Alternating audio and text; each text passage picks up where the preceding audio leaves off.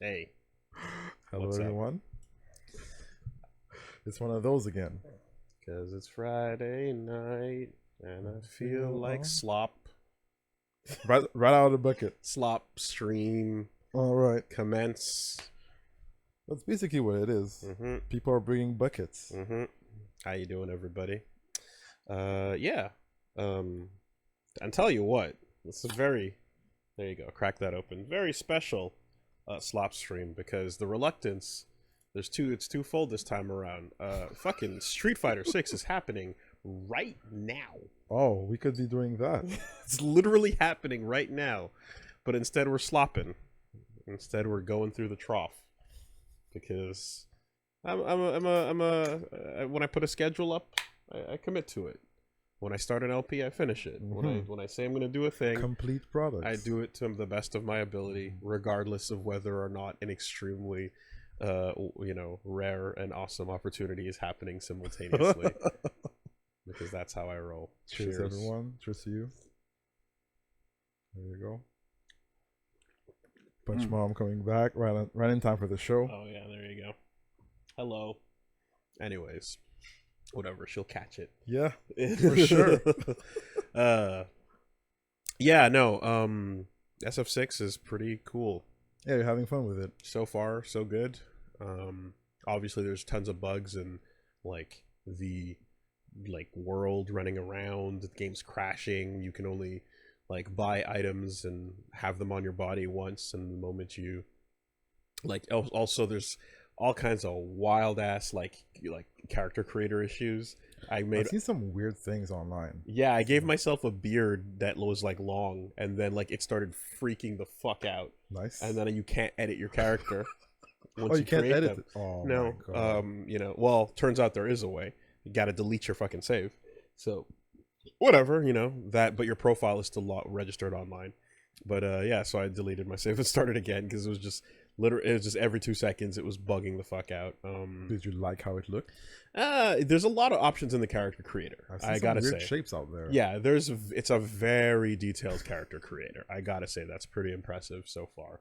But anyways, we'll get into that more, as we when we get a chance to touch it a little bit. But so far, I'm having fun. Yeah. That's all it counts. That's all it counts. Yes. So, this has gotten a little wilder, for sure. So yeah, I suppose off the top, we're not going with Dignity or Woolie versus Dignity. We're gonna be calling it. I'm going with Woolie versus whatever for the time being. I'm Tentative name. Yeah, I'm calling it that. Well, and I'm calling it the Slop Stream, and then I'll that'll kind of be that's what it is. But yes, WVW looks great. That's why I ended up going with it, because after thinking about versus this versus that versus whatever, I liked the sound, the rhythm, the rolling off the tongue of WVW. I thought that was pretty cool. It's like a wrestling fucking company name. Almost. Yes, it's almost like ooh, but no. Okay, here we are. Yeah, but it's just a whole lot of these, right? So, that's. Do we have ooers in the chat? Are there people that unironically use uwu in the chat? In real life, or just like no, typing just it typing out? it. It's kind of that's the young crowd, right? I mean, I kind of feel like they're like things are post ironic. Like when you SMH, like you're doing it ironically, but it's not ironic anymore. You know? Yeah, okay. Yeah. So it's like we're in a post irony world where it doesn't really matter. Oh, so jaded. But it's true. So jaded. Like that's how you it's the it's the same language I described of like typing in all lowercase. Yeah.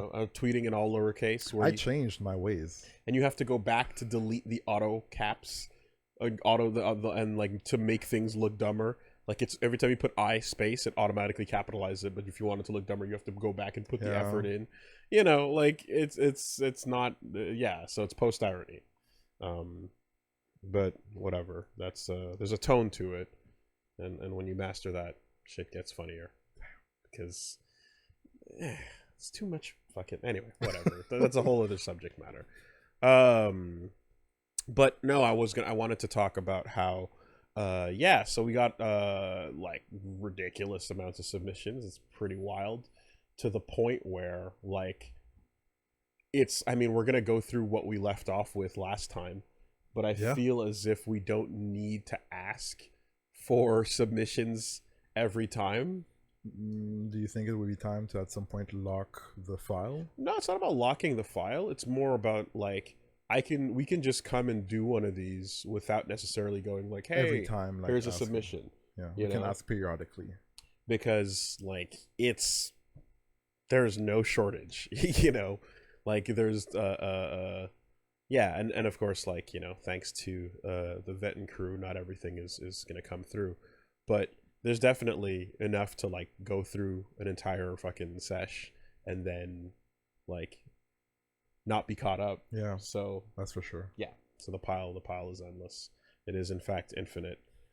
Who was in the lead again? It was the Reddit crew, right? In the list. Yeah, let's take a look. Well, I mean, I was gonna address some messages before we pulled the Yeah, file of up. course, So of course. do give me a moment. Reddit gang, rise up! What's going on? Oh my god. Okay, yeah. stuff is happening. Yeah. There's some stuff, and the thing is too is like I'm also gathering data with this one because I'm gonna figure out like how I feel about the frequency of doing this. You know, I don't know. Yeah. It's gotta want to make some good decisions. Want to think about everything. So you know, we'll see. But I'm gonna take note of the data on this one in terms of just like how many we go through and like You need some metrics. yeah. You know, and then also like how we feel by the end of tomorrow. You know, because it's a 6 day week, right? So well, for me. So, General, how you doing? Recently got the Steam Deck. Gotta say, I'm shocked with how good the performance is for newer games, especially emulators. Can do Wind Waker HD on Wii U and Metroid Dread Switch, running almost flawlessly with no dips. Would recommend. That's cool. That's cool. I'm glad to hear that thing's getting better. I know a lot of people are grabbing it. I don't. I realize that like I have very little need, like the least amount of need ever for a portable console. Like as a kid, I had tons of need for it. Game Boys with you in the back of the car going around when your parents are driving you wherever. As you get older, I got my DS and then my 3DS and the GBA era, of course, was that was with me for a while during school. But like nowadays, I very rarely like every time I bring my Switch with me, I never end up playing it portably because like I'm just on my phone doing you have stuff. the option, but you're well, busy doing other because things. yeah, I can like work on my phone and do stuff. I mean, I just don't end up doing it. So I feel like I wouldn't necessarily grab a Steam Deck unless it was for like, again, like if they got the fighting game part of it working good, and then you could do it like as a stable traveling setup type of thing. But unfortunately, I think the utility has passed me by, at least for now. Heva, how you doing? Thank you for the bits. Appreciate that. Woolie said on the podcast, you heard through the grapevine that there are possible email bots mining the SF6 beta codes. That gave me an idea. I didn't get a code myself, so I thought, why not just buy one? I googled buy SF6 beta code, and I found a site. I bought a code. The code was sent to my email within seconds of buying it. So yes, we all lost to bots, not just randomness. I got back what was taken from me. Lol. Okay, so the scalpers got them. That's gonna be a real problem going forward. I feel as if the like video cards and the PS5s were really just like the tip of the iceberg because they had been a problem for releases before that. Yeah. If you want some fancy shoes or anything like. Well, I mean, previous console releases also had this problem. It's just that a couple of years go by and we kind of forget about it until the next launch happens. But every time a major launch happens, bots get worse and worse. And as they get easier to set up and easier to buy and easier to automate, this is going to become a humongous problem with like online raffle type systems and things like that, So this is on the companies to figure out a solution to it because random selection can't be trusted anymore. You know, like that's just the bottom line. Is like, you know, with the Nvidia thing in particular, like it was like absolute clown shoes because it was just like there were none. Literally, like the official website, the second it went live, completely got cleaned out. You know, so yeah. This is on them to figure it out. They don't care. Well, yeah, that's unfortunately the problem. That sucks. I just, yes, they have, if they sell, they sell, so why would they care, I suppose. So it's all shit. And boo. Like, I hope it gets better. I hope someone gives a shit at putting the tech out there so that people can get it.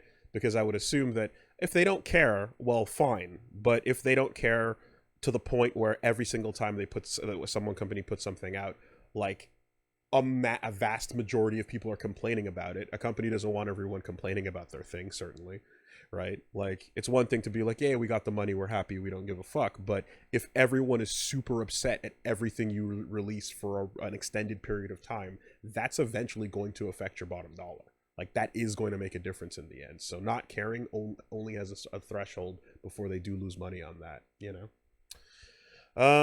Yeah, that's a bummer to confirm there, Heva.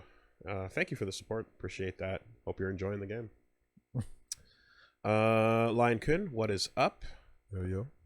Oh shit. Okay, hold on. We've got a diatribe. Oh, not a diatribe. We've got a soliloquy here. Oh, okay. Here it comes. How many parts? A lot. Oh man, a lot. Okay. The support is there. Okay. Lion Kun says, with emphasis, Woolie, I wanted to apologize to you when I first watched your tirade on the old podcast way back when. I was laughing at you, looking at the funny internet man go off about some dumb anime. I can no longer laugh because I now feel your pain. 2 of 10. It's hell, it's worse for me. I think 1 of 10 is missing. Let me see here. Yeah, it's 1 of 10. 1 of 10 is missing. Is it at the top? Is it a troll? What's going on? No. 1 of 10 is missing. But I know what this is about. This is about Gundam Seed. Okay. Hell, it's worse for me. I actually liked Seed, and Seed Destiny systematically ruined every single thing I liked about it while doubling down on its worst aspects. Now, if you remember, we started last time with me doing the... Okay. Absolutely. Yeah, I've caught up with that. Right. Lion went through all of them, and then I had a couple of words. Right. And then we moved on. And here we are, the sequel. All right, so you got through Seed Destiny. They turned Kigali into an ineffectual doormat. They reset Atherin's character arc. Kira's just talk no jutsu Jesus. Shin Asuka might be the worst protagonist I've ever seen in not just Gundam, but in fiction, period. 4. Constantly acting like a little shit to anybody because he lost his family, like he's the only guy who lost a loved one in war. Supposed to be this amazing pilot, but twice failed to kill major characters because he couldn't even hit the cockpit.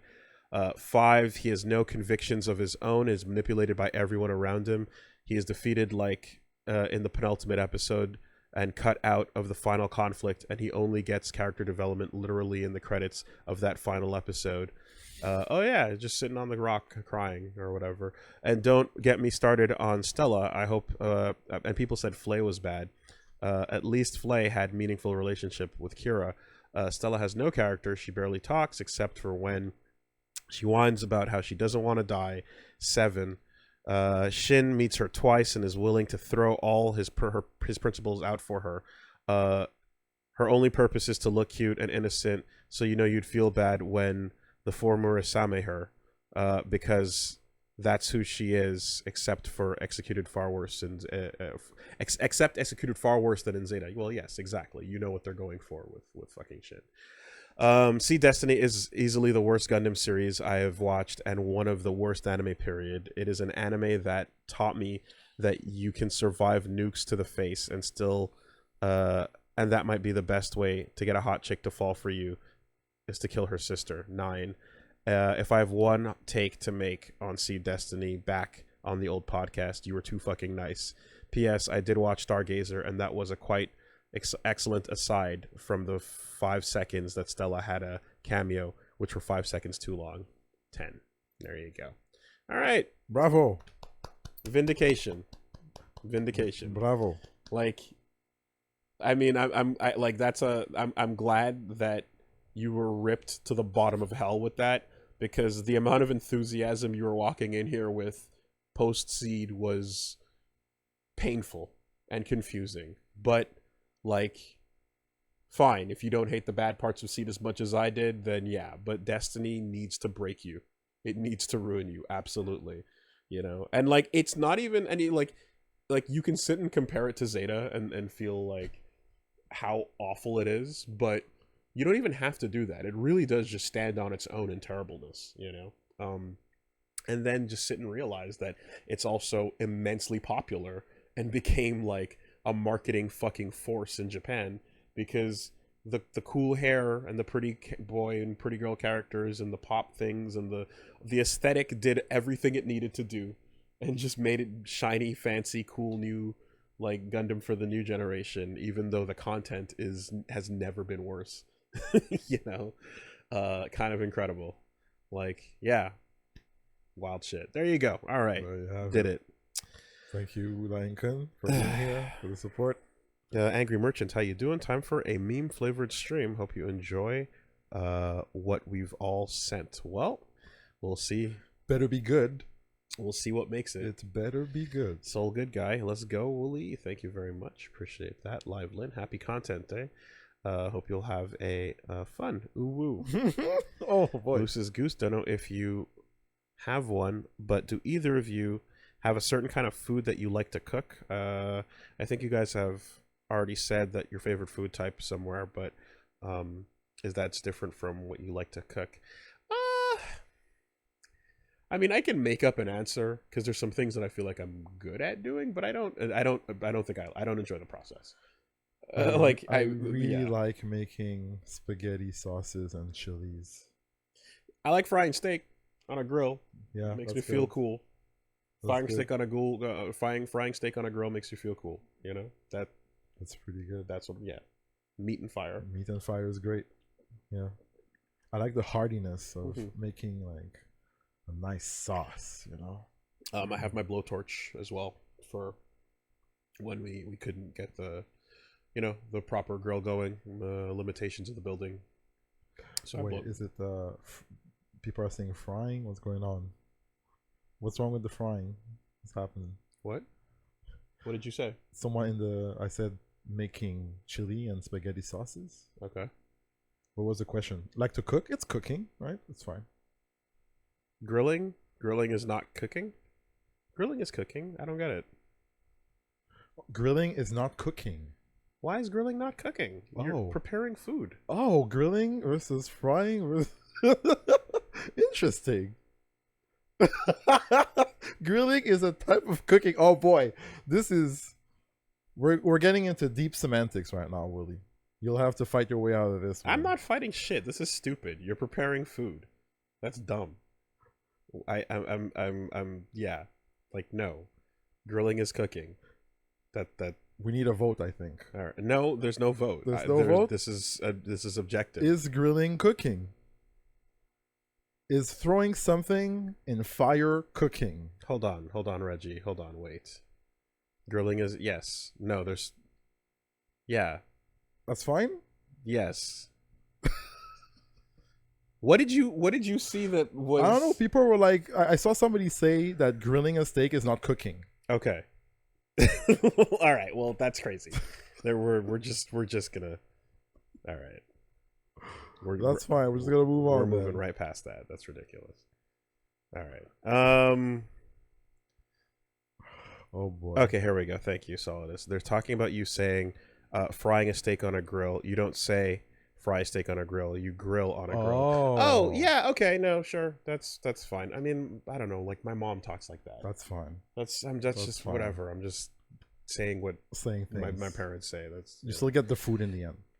Yes. All right. Anyways, Keegan of Astoria, how you doing? Good day to you. One oink, please, sir. Oh, I have to do it? I'm not oinking. You're not oinking? You want to rock, paper, scissors? Well, first of all, actually, wait. Hold on. Stop. Hold the phone. Keegan, you don't just get to ask for an oink. Right? What the fuck is that? That's right. I don't see any fucking, where's the...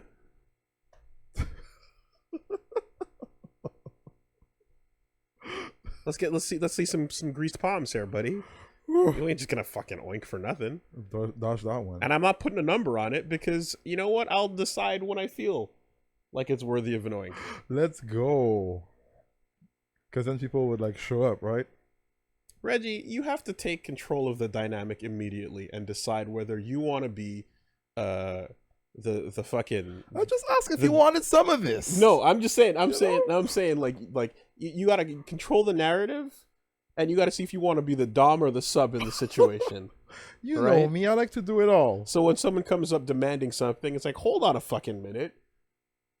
Who determines? Who sets the terms here? Which Reggie woke up this morning? Yeah, so there you go. No, I like variety. You know, right. Sometimes I play a bit of Ryu. Sometimes I play a bit of Cammy. Well, I'm not fucking giving up nothing for nothing. I see. That's fair. Right. That's a good way to go about life, actually. Yeah. Yeah. You earn it when I feel like it.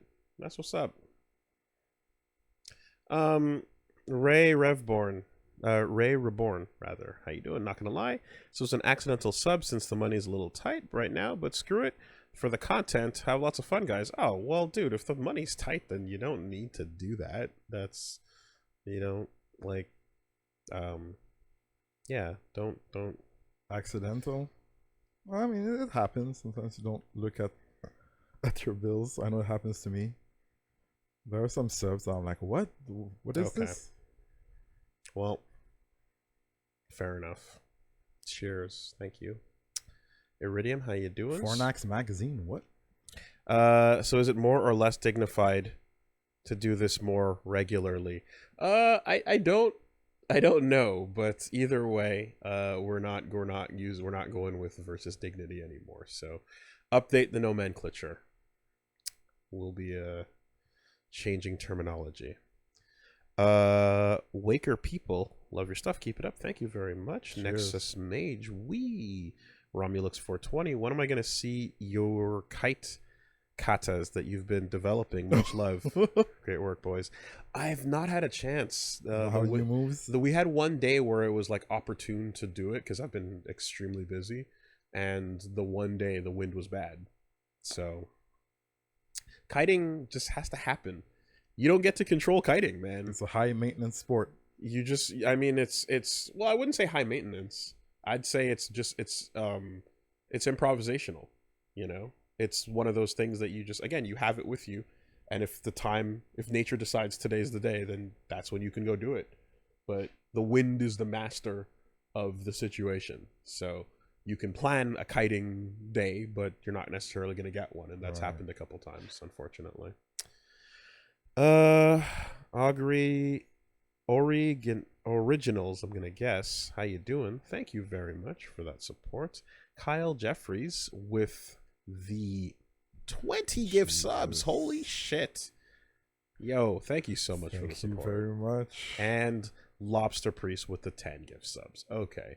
So that's getting closer to the threshold of an O. Okay. I guess they can get one, right? Right. Well, that's an O and that's an I. So that's almost there. I see. You can do what you want. I'm just drip. Yeah, that's an O and an I right there. Right, if you're trying to spell horse. Right. Fred Bet 96. What's up? How you doing? Lost, angry. Woolie, you've changed. Fuck you. I don't want to do this type of shit. This entire stream concept is nonsense. You've changed. Fuck you. Hearty. 2022. From the heart, from the chest. Loud. Fuck you. Look at us. Absolutely not. Look how far we've come. If I'm breaking the rules to do one of these types of things, the rules are all out then. No, it's all from scratch. Anything goes. It's the Far West. Anything goes. Star. Who knows what the fuck is about to happen? Woolie versus whatever. Yeah. You've changed. Damn straight I've changed. This type of stream is a change. So you're going to get a different Woolie if you're going to get this kind of stream. That's what the fuck is up. Based. Lord Angry. I am Trash Man. Skibidi bop bop bop bop bop do. Thank you. FT first to 3 me. How you doing? Appreciate that. It's Trailar. Hey, what's up? Yep. Last stream I'll probably get to watch before I'm married next Friday. Hey, let's see if Congratulations. you can win or lose against Dignity. Against whatever. Against the Slop. Thank you, Trey. Appreciate that. Okay, well, and based on that, I guess, yeah, no. Okay. I asked you about a thumbnail, but like, yo, dude, like, obviously that's the least priority thing in the world. So, congratulations, good luck on that, and yeah, you know, we'll figure out the rest. So it's whenever. Congratulations. Oz Rabbit, how you doing? Welcome you too. Time for slop, wonderful schlop with a cherry on top. I missed that old Dr. Seuss book. Thank you. Robotic Relax. Excuse me, Rex Keck. Money Stream. Damn, big streak. 45, thank you. Appreciate that. Manita, Sup Woolie, and Reggie. Quick question. Playing Sleeping Dogs for the first time. Fun as hell. I know Woolie tested it. Could you give me some insight on what testing was like? I mean, it was a lot of fun, but like it was also still compliant, so I never got to go super deep into the game. It was basically like the first hour for months, but I thought it was super dope within that context. And yeah, I mean, it was more like most projects that I did compliance for. It's like, you know, you kind of just like at some point you're just breaking down zeros and ones and filling out checklists and stuff. So you know, it's not like a, ooh, yo, we're having so much fun playing it while we test it. It was just another job, but it just happened to be a game that was pretty cool. So like, you know, whenever you got time to like dick around or you got time to do some more like loose-ended checks and things like that, you could enjoy the process a bit more. But yeah, unfortunately, if you ask me that question with most games, with a few exceptions, you know, where like I did some major setup on something or whatever, testing is testing, compliance is compliance. So, you know, you're not going to get a particularly like unique thing to that. Skelly V, how you doing? What's up? Can we please let C die? I actively tried, girl, but like these people are bringing it up, plumbing it up from the fucking, you know, the toilet. So now we gotta all look at it. We can't let go? We gotta look at it before we flush it again. You see it? I told you. Oh my god, look at it. I told them the stories about how bad it was, and they're like, nah, though. I don't believe you. And I'm like, fucking can we just move on? And like, nope. Like, all right. So then they get a fucking plunger, and then they plunge it up, and now it's there again. And I was like, see? And they're like, ooh. You were right. Damn. And I'm like, yeah. It's a dookie. So let's fucking flush that shit again. I hate, we don't have to keep talking about this, for sure. J.I.O. Gio Remy, how you doing? Hey guys, great job on the ComboCon content. Good luck on the fight through the garbage tonight. Thank you very much. Cheers. Hexus 358, thank you for the 2 months. Welcome. Appreciate that. Welcome aboard. Mr. Peeps, thank you for the 5 gift subs. Very kind of you. Cheers. Queg Reggie, do you want to be a back alley hooker or a high class escort?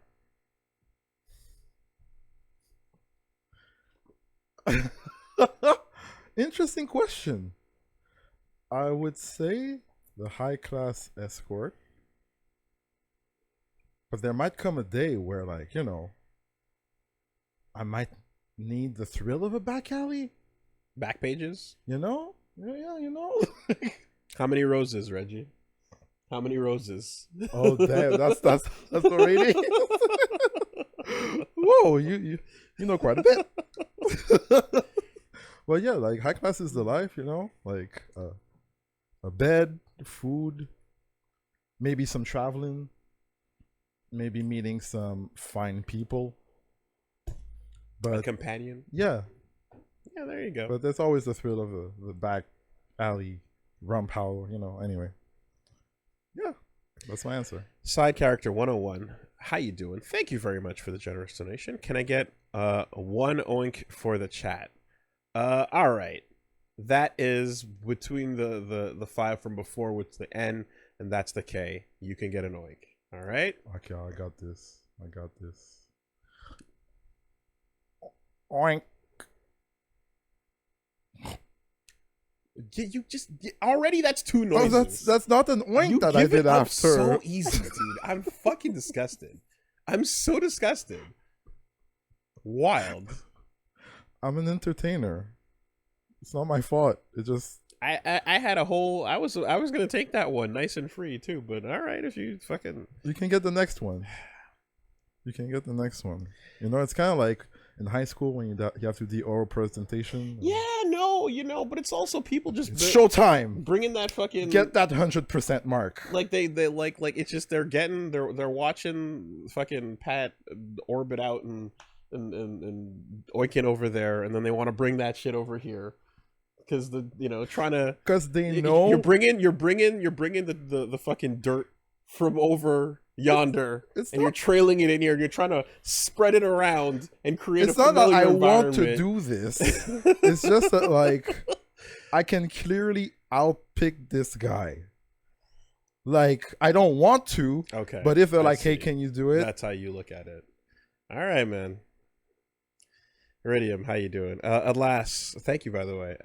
If you haven't already, I'd recommend checking out Robert Kurvitz's outro in the Disco Elysium art book. It goes into how the world of disco was made, and it's a nice extra punch with all the recent news, of course. Of course, yeah, no. The track down for that art book and stuff is now extremely high premium. Lemon Age KK. Jesus fucking Christ.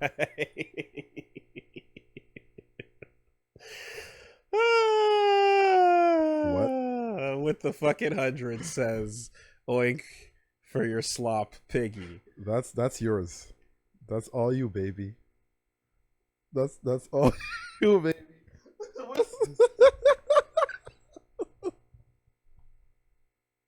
Oink, oink.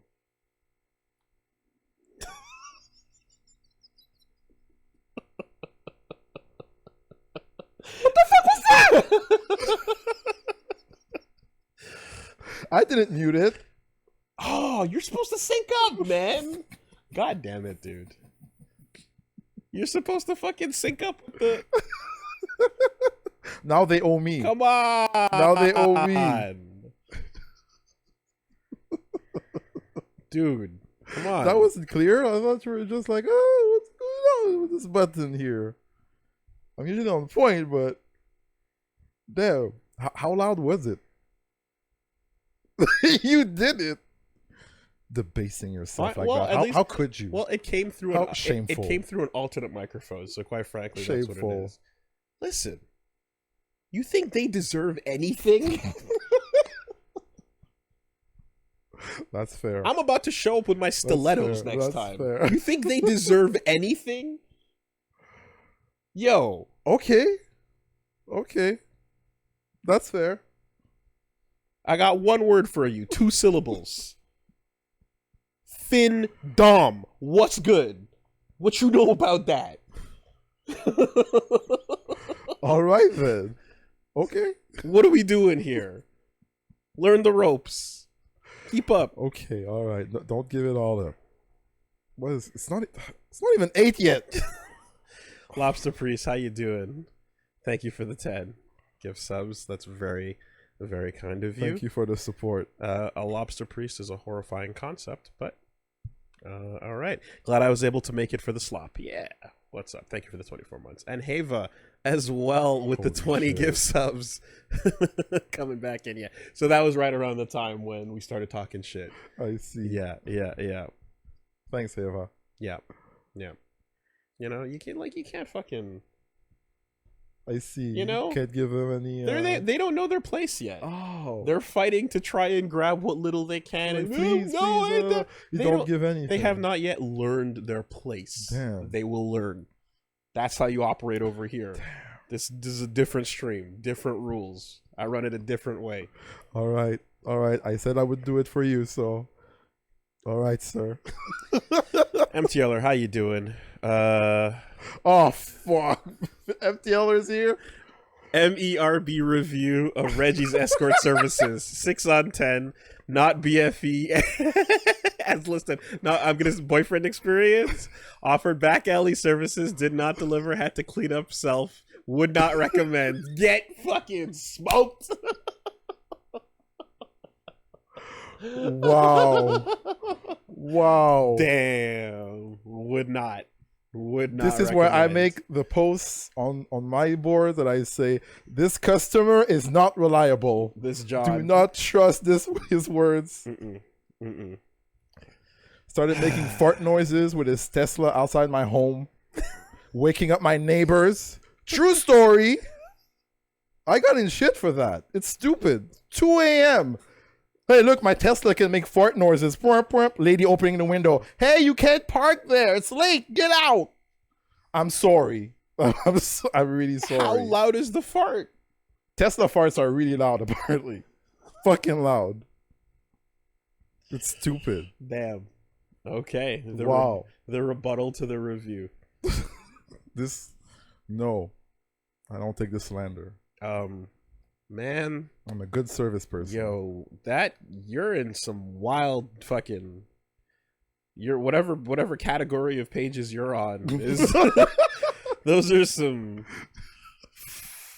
Yeah, nothing to do with that, man. You can take that back to fucking Craigslist or Kijiji or wherever. Yeah, I don't know. Wherever the fuck you put that shit. No more on Craigslist. Jesus, no. Tubeman 642, how you doing?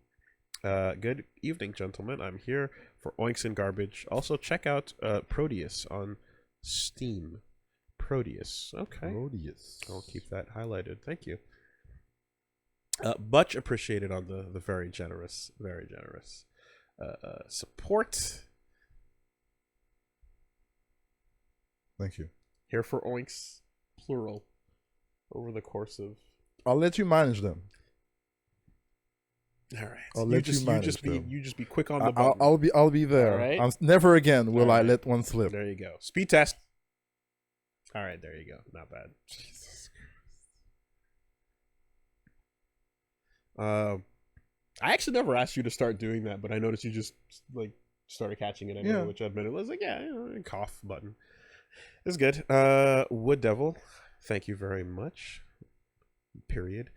Kamen Jojo, any interest in the new Gundam series? Which for Mercury? Love your streams, Reggie. You rule.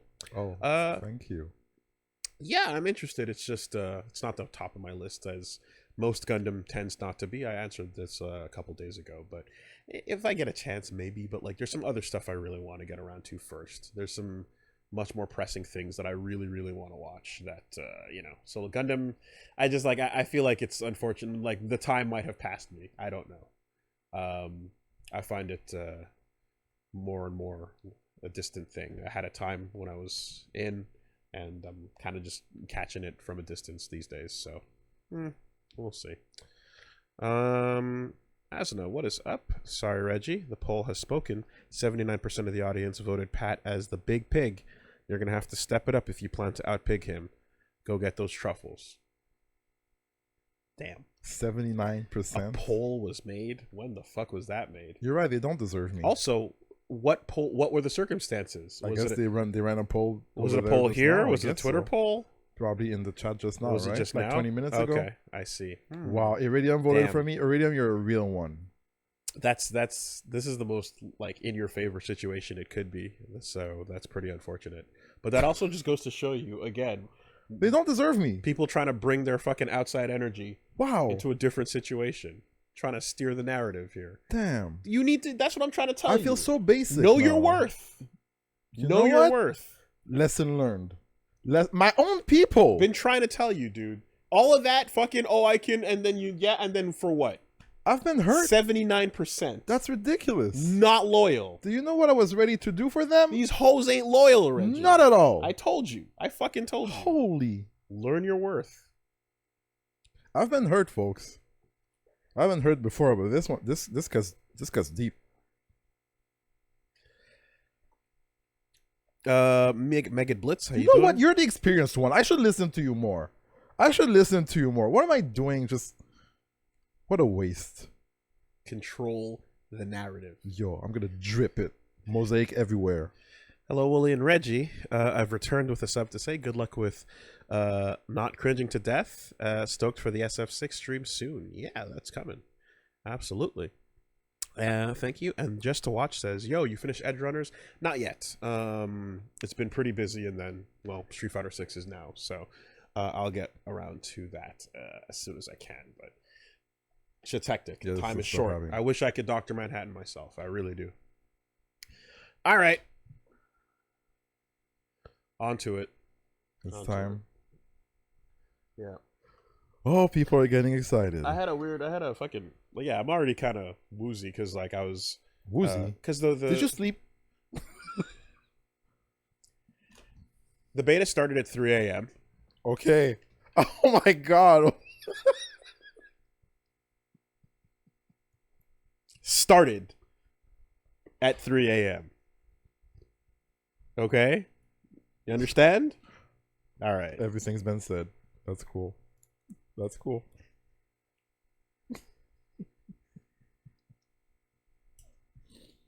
Jesus Christ, Woolie, why? It's Street Fighter 6! Woo! Yes. Are you kidding me? Do I have to say this? Let's just go. All right. Let's have a good time, folks. Despite my asks, Reggie has neglected to bring any content this week. Neglected. He's neglected. Oh. So what we're gonna do is, en lieu of that, which was like the YTV segment later, last stream, we're gonna put the how to get started with fighting games and have a nice time video at the end of tonight's. So that was open from before. We will come back to it. And yeah, that's because it's about 23 minutes, it says, so I think that should be fine. All right, where are we going? What are we doing? Where do we resume? We are gonna resume. Hold on. I want to say Reddit was winning last time. Yes, I think they might have the consistency of the Reddit. Reddit was winning, right? So I did see that. There was, I know Asuna suggested going back to the Twitter list to give them a fighting chance to catch up, to which quite frankly I say fuck that, call it in the air like a goddamn ref, you know. But do you believe, should we give them a chance to catch up? Should we give out participation trophies, or should we let Reddit continue to dominate in the lead? Because you know how I feel. I just delivered it in that cadence. There you go. All right. Nah. Yeah. Nah. All right. Press turn system. You fuck up, and you get destroyed over and over again. Exactly. Press turn system is in effect. I like that. We're doing it. How to explain being chaotic neutral in D&D.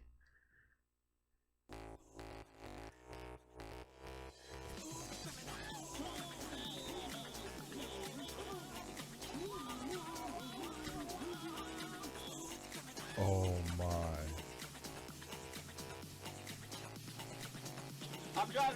Oh shit. This is ridiculous. Well, now what? Oh, this is the Always I've Sunny seen episode. This is not, no, this is not real. This is not real. Yeah. Yeah. Heroes. Yeah, okay. This is stage, you say? Yes. I've seen this. It was a promotional thing for a show, and it was originally released in a context where everyone thought it was real because of, obviously it seemed to be. Yeah. But it was a stage thing for a TV show. I see. With the skateboard to distract, and then they give him the gun and say, yeah. That's really good. It's also like that Always Sunny episode. Might not have seen it. Yeah, there's like a robbery in a shop, and we all see each character's version of what they would do in their head. Okay, it's pretty entertaining. Yeah, that probably would have been. I think that was better without the fucking layers on it too. You know, but anyway, Man, and with the wombo combo clip in the background. Yeah, with going the a two bit of them going a bit going ham at- with it. Anyway, that's fine. It's not a fumble. You know, press turn, light damage. That's all. You wasted your press turn a little bit, but you're still in there. All right. Let's see. What does this say? Long video, skippable. Oh yeah, that's like 12 minutes. Dragon Ball. Oh, did we have a system for skipped videos? It's just if it's not a Startus, then it's gonna have, you know, yeah. Legend, the Dragon Ball tale. So it's like, is it like a fan thing? Yeah, I get it's really good. It's good. It's like, okay, do we really you want me to commit to? All right. You want to blow 10 minutes? Okay. We could be doing other things. All right. If you say so, that's fine. Just like when we watched the Warhammer thing. I'm sure it's super sick. It's going to be super rad. But if you prefer that to variety, all right. Let's have some fan fun. animations are the shit. I believe Legend, the Dragon Ball tale, full film, 2022 studio Stray Dog. 2022, damn.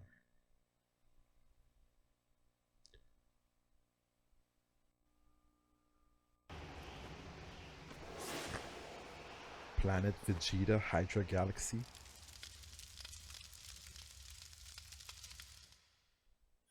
My son, stay strong. Your crown is here, and your kingdom awaits your return.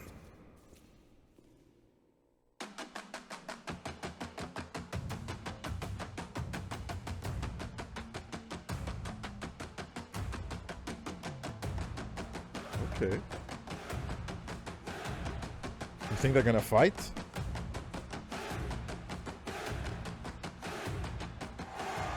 Just how stupid can you be? Have we ever met? Have we ever met?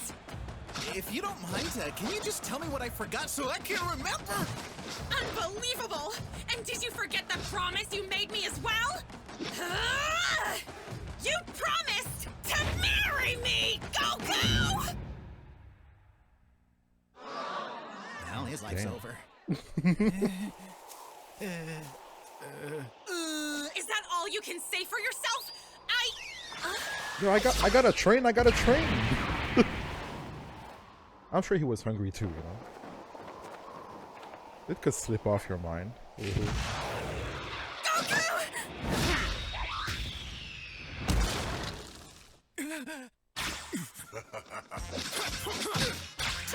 Oh, he got touched. With the music too, nice. What?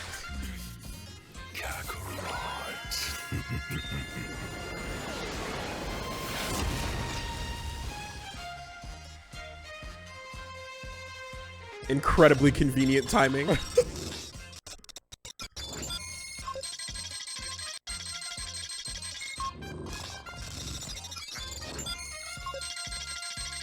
Oh, his power level is... Oh! And one. Ninth that nope. Oh, What? maybe? Oh, it's over. It's over. Yeah, all right.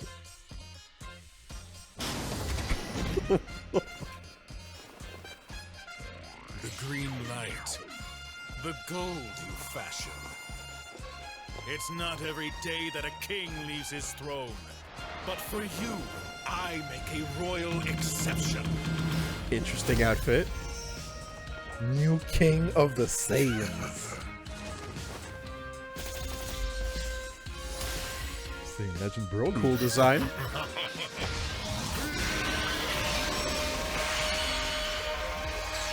Oh, he's ripped.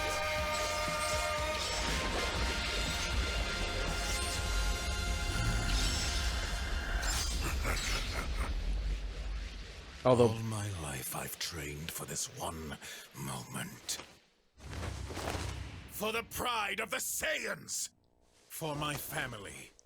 And yes, alternate reality, but even timeline-wise, you, Broly should wipe the Kakarot. floor with the entire Saiyan fucking legend, planet. hear Yeah. me. at this point. Today a god falls. Unless... Bones to dust. Oh shit! Ashes He figured to it out on his own. Let's go. With the tail.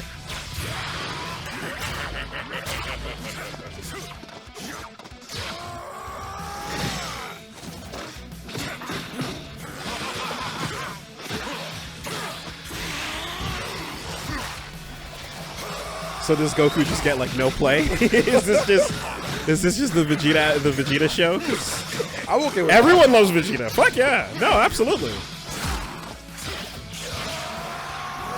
the guy who struggles.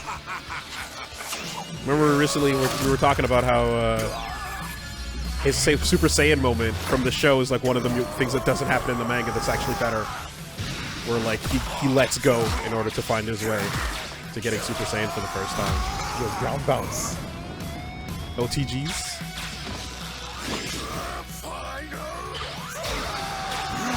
Nope. Do you think humans would be better with a tail? Do you think humans would be better with a tail? Would humans be better with a tail? Yeah. Couldn't hurt if we could use it to like balance and crawl and But in modern society, like it. Oh, word? Oh, he got cut. Is that like Destructo Disc blade tech? If we were in the wild, yes, but like in a modern day, it probably wouldn't help us that much. Yeah, no, you were out of the ring. You don't. That's disqualified. You hit the ground out of the ring. Like, Oh, Goku. You okay, dude? You got a speech for us? Yo. it's because she wasn't wearing her like horns and armor.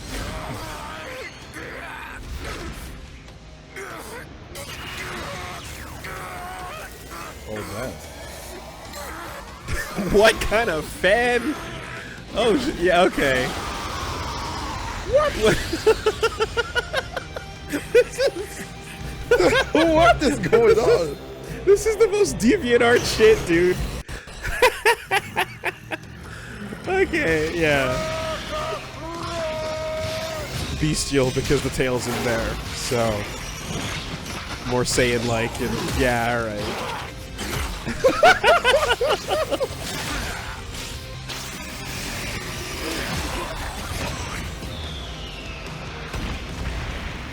And like you get that feral power aspect from Let's go, team.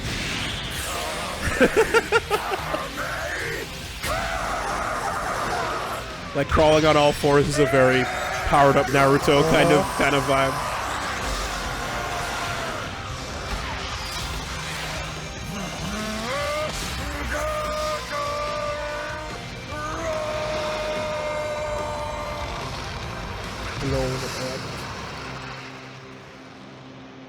Any casualties?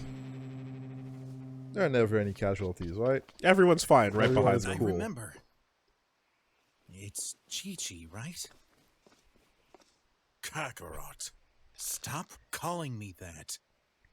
That name is your birthright. For you, just like I, are the legacy of a proud race of golden warriors.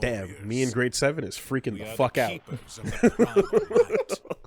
I'm jumping on the Mugen boards right now, trying to find the Goku sprite to edit Your into days that under the form sun are numbered, with the Kakarot. tail and the So dark marry that devil woman while you Saiyan still have the energy. chance. I'm editing a sprite right now We have and posting it on the Mugen boards. For what? war. Bubble bomb against Frieza. Yo. Okay, that was Cool. That was, Yeah, oh, there's more. nice.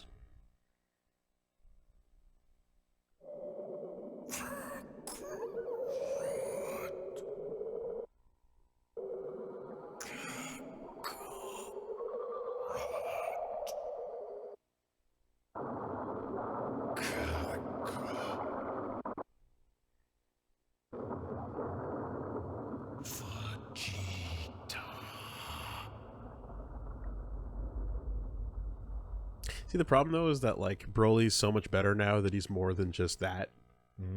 Like that, the big dumb bio Broly, rah, big beef, rare rage. He got so much cooler in Super.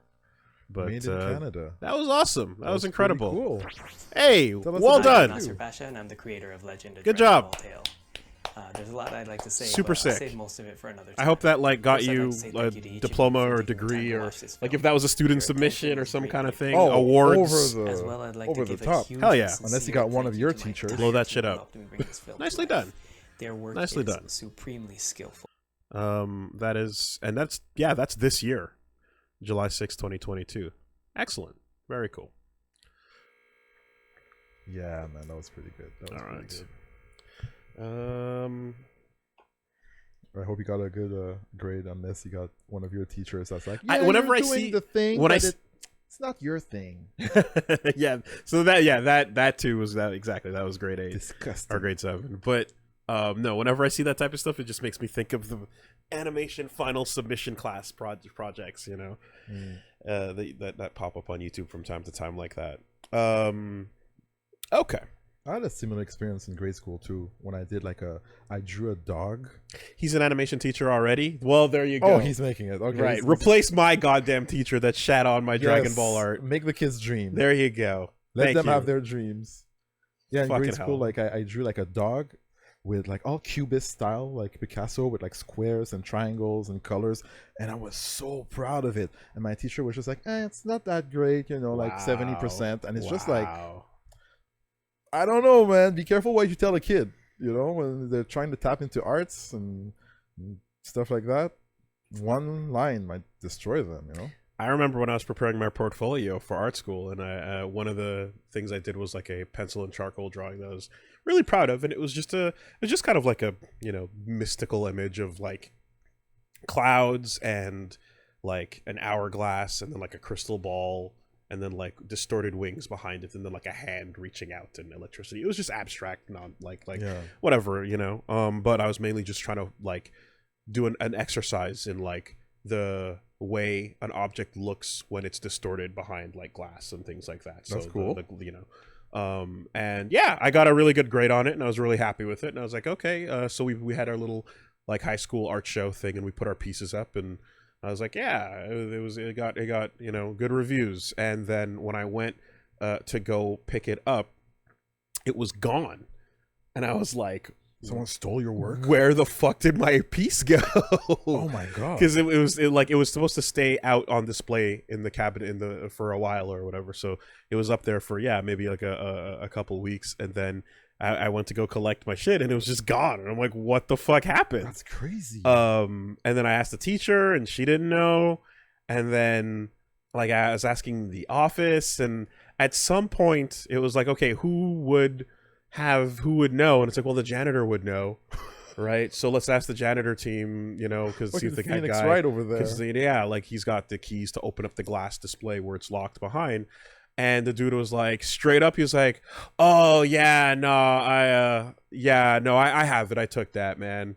And I was like, "You took it? Like you just took my thing?" What do you mean? And he's took like, it? "Oh yeah, no, sorry, no, it was really cool. I just saw it and I was like, this is like the hand of God, just like super mystic and stuff." And I wanted to show my kid, like, man, that's real art. That's real art, man. I just wanted to show my kid that, And I was like, oh, well, Cool, but thank you, Yeah. but I need my piece because Yeah. that's going in my submission for my portfolio. And and sure enough, we went back down to the janitor's room, which no other student really got to see in there. I remember I was like, oh, this is where that is and what it's it's like. got a whole lot of weird things in there. Yeah, and he had it up there, and it was like, yeah, and I was like, okay, well, again, thank you so much. I'm flattered that you feel that way, but I need my fucking art. Please don't steal it. Yeah. So when I say OC, do not steal, I mean physically, do not take Do not take do it not away. take my thing. But vote of confidence, I suppose. Did you? Well, it's pretty cool that he wanted to inspire his kids with it. in one way. But, Yeah. did you come to an agreement with this person? Did you like give him like a No. printed copy? You were No. just like, no, screw you. No. Get out of here. And this was before smartphones were a thing. I see. So it wasn't like, oh yeah, take a photo of it or whatever. I was like, give me my fucking art. I need this to get into art school. And it helped, and I did get in, you know? So yeah, that was wild. That's cool. Yeah. Right. Yeah, exactly. Make it an NFT. You got good taste. You got an eye. Okay. So we're still over on the Reddit side here. Okay. Yeah, I guess So back to the shorter stuff. well no, I guess my inclination, which is often not the same as that, The general is like, regardless of quality, length might be a flow killer, right? If there's something super cool that's like particularly long, that's why I put the fighting game thing at the end, because it's 20 minutes. I figure the whole point of this is variety, That's right? Good. That's good. So if you guys are super down with things that are long, that are more like we're locked in for it, then you're going to get fewer things. We're definitely going to make it 2 inches into the list at this rate. Oh, that's fine. As long as you're okay with that. I guess most people are okay, and it's not everything that's 10 minutes, right? Yeah. So As long as you're okay with that, that's fine. that was actually good. Reggie, I've My talked man. for a long time about Parking Lot Kingdom Hearts, but do you know anything about Parking Lot Kingdom Hearts? Do you know anything about Kingdom Hearts? Disney stuff. Yeah. What do you know about Kingdom Hearts? Sora's in there, right? Yeah. And there's Mickey Mouse. Okay. And Goofy. All right. And they go together and they do stuff. Do you know anything about the kids with the zippers and the keyblades and like, if I were to say, I know what a Keyblade is. okay, if I were to say like never mind the Disney characters and the crossover. Cool. Do you know anything about like the characters original to Kingdom Hearts and the energy of all that? None whatsoever. Okay. My slate is clean. In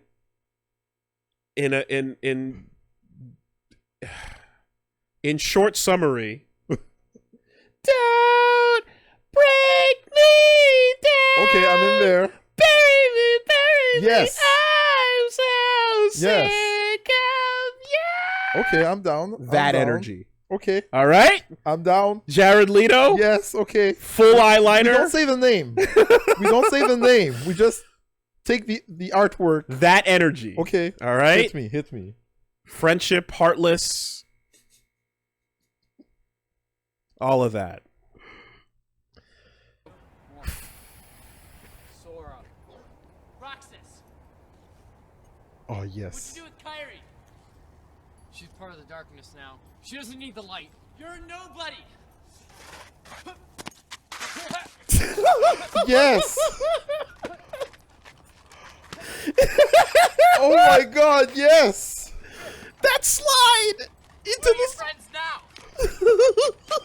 I don't need any friends. I'm part of the I love this energy, man. You're a nobody. Here. Fight for her. And the outfit is that's the energy. Right? That era of like spinning swords around makes you the coolest ever. No.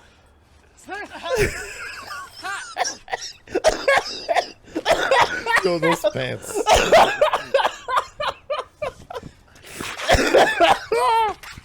Yeah. The cameraman. Do over. Camera. Oh, this is trash. I Yo, can't I could kill see you. it. You're part of me. You're a fool, Sora.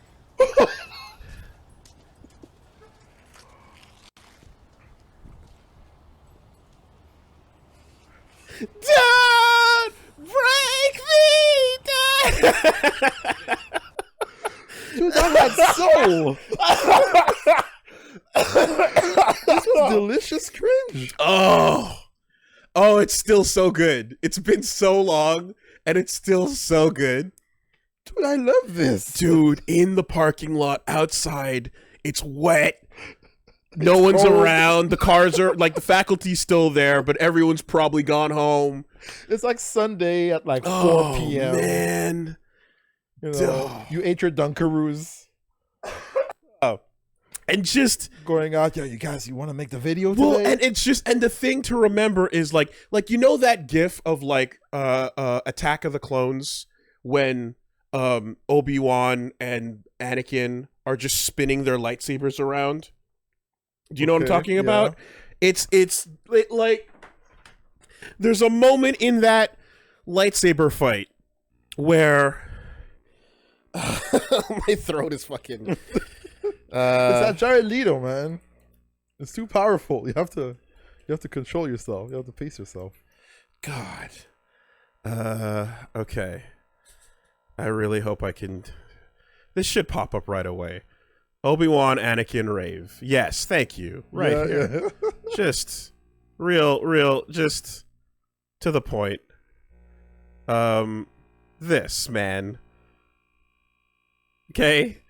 Like, this being a moment in the actual fight that they have, where they're doing the cool lightsaber battle, and then they have a moment where they go like, they fade. What? Ah! It's and beautiful. To them, it's like the coolest, most stylish thing ever. Even though practically, from a I'm trying to kill the guy in front of me point of view, There's this nothing is happening. the dumbest shit in the world. There's nothing happening. Right? And then, you know, and if you go far in and you find out about how, like, if someone's when you're trying to kill somebody, it's gonna go down in like 2 swings, and it's gonna be ugly and blunt and messed up. It's not gonna last 5 minutes. But this era, right? This vibe right here of the more twirls we do, the more real the sword fighting is. That's what those guys are about. That's what Kingdom Hearts Parking Lot is about. You know, it's encapsulating the twirling lightsaber energy. Add more spins. It looks cooler that way. That's real sword fighting. And he spared him at the end. Sora was a fool. It left me wanting more. I mean, you have a choice at some point if, you know, you're that group of friends where you can either let history be what it was, or you can get the band back together and then just commit to making the full Kingdom Hearts Parking Lot experience, which, I don't know, maybe I'm too fucking business oriented, but I in my mind, you film the entire thing. It could work. Right? And I'm saying this as somebody who made a fucking Metal Gear fan film in high school. I'm right there with you. You made a Metal Gear fan film? Absolutely. For fun? Yes. And for class. For class. But still. It was for class at first, and then it got more and more elaborate. And the teacher was restricting your creative prowess? No. The teacher was like, yo, go nuts with it.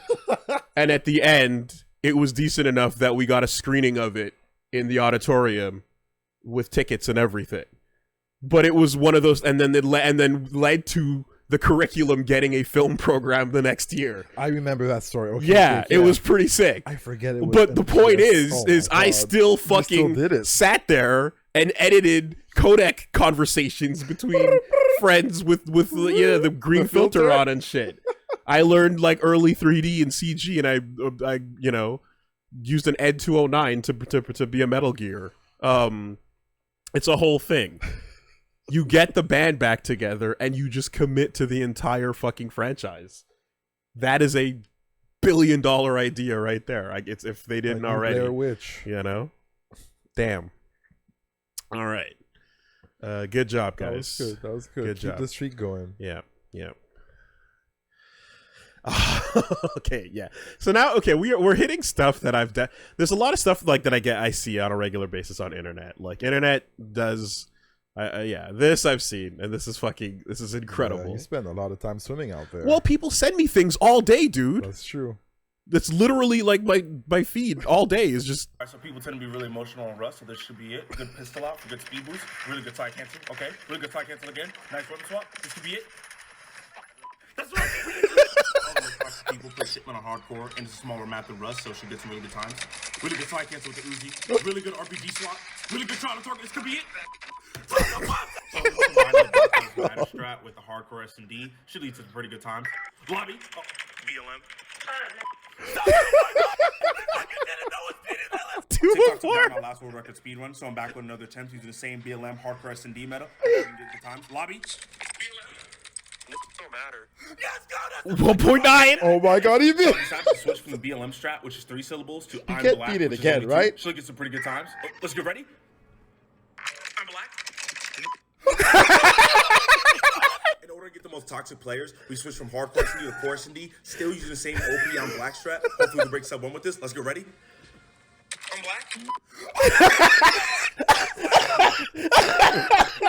This is not okay. This is not right. Like, the brain doesn't even have time to register the sentence.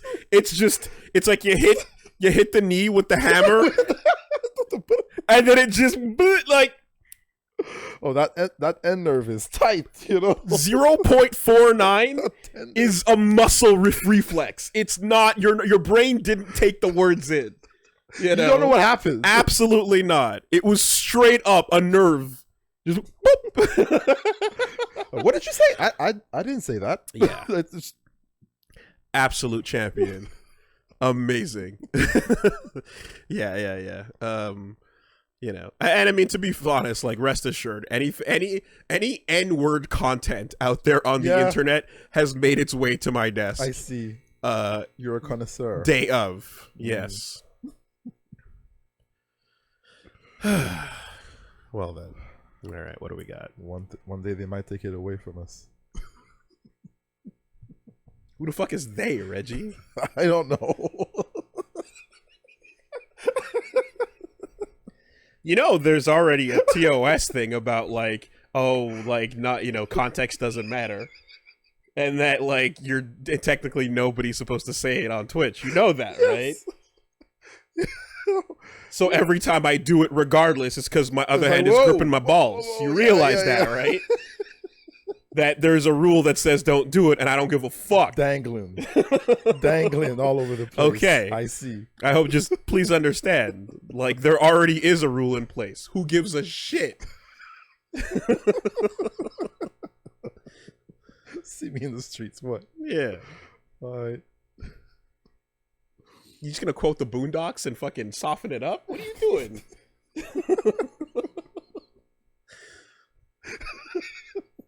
Come on now. Okay. All right.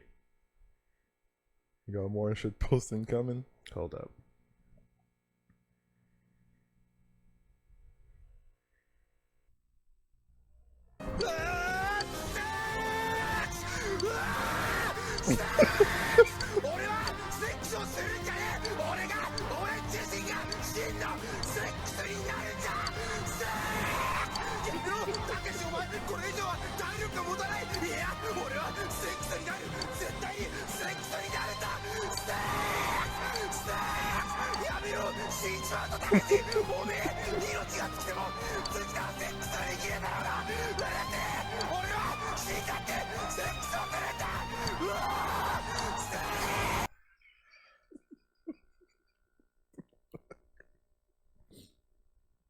I just feel profound sadness.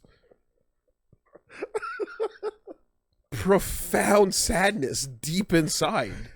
This is peak content. For the island nation of Nihon. Oh, dear God. Yeah. I guess that's where we're at, There's man. some back and forth, right? You know? We gotta step it up. Step it up. Oh, no. Oh, boy. All right. That was kind of crazy. You're just a colossus. Sure is. Let's go. And you've got some kind of Now, shot. Oh, I've never here's seen my that. advice. You come up to the big platform. Here's my advice to you. Yes. Leva, just hang back. Laying in the cut.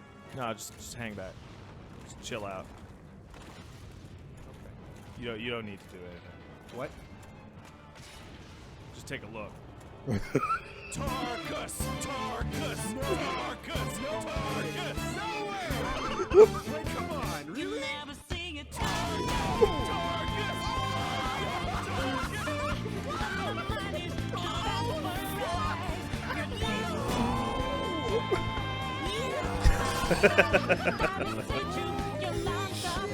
I'm so glad I know. Now the context. I'm so glad I know. Yes. The moment has been shared. Googly. There you go. Man. Tarkus. Tarkus. Yeah. Shout out to Googly. That is yeah, we've passed that one down through time. Thank you so much. Yeah. There you go. All right. No explanation needed. Just pure fun.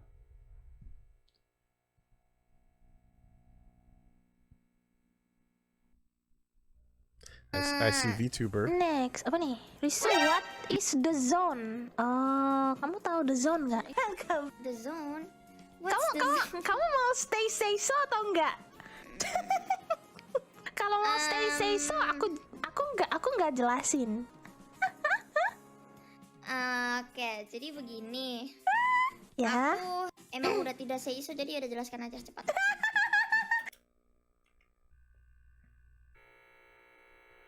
And that's a switch. I mean, you have to think at certain points that, like, the people who are submitting them must be, like, thinking that, like, they're spiking the punch, right? At a certain point, they have to just be fully aware of the fact that, like, you know, like, even if it brings you joy, you know exactly what you're doing. Mm-hmm. You know how that's gonna go down. And you're like, nah, fuck it. Right? It's easier to believe that they know exactly what they're doing than it is to think that they think that's actually going to get over. Yeah. You know? I think this is a case of don't talk about Digimon. Just... Oh, you think they thought it would get over? You think they were just missing... They were missing that friend to put the hand on the shoulder and be like, not yet. Not yet. Yo, Twitter, what you got? Warhammer, the Horse Heresy cinematic trailer.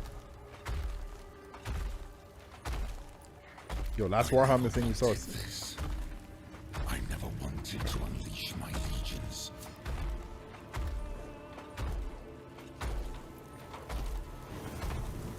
Together we banished the ignorance of old night. Weird face hole. But you betrayed me. You betrayed us all. You stole power from the gods and lied to your sons. Mankind has only one chance to prosper. If you will not seize it, then I will.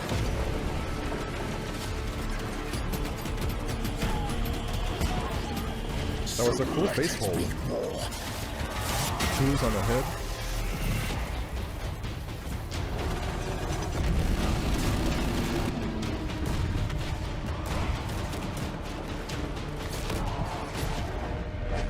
I mean, yeah. I guess it's just like it's a trailer for game and or series. With the start, it was long enough to get some context, I suppose. Without context, it's kind of just pretty visuals. Though it takes the last drop of my blood. Oh man. I will see the galaxy freed once more. And if I cannot save it from your failure, Father, then let the galaxy burn.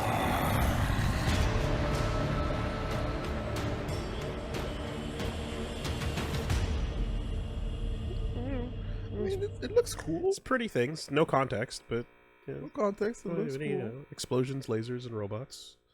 That's what you're getting. Tekken Cross, Dragon Ball Cross.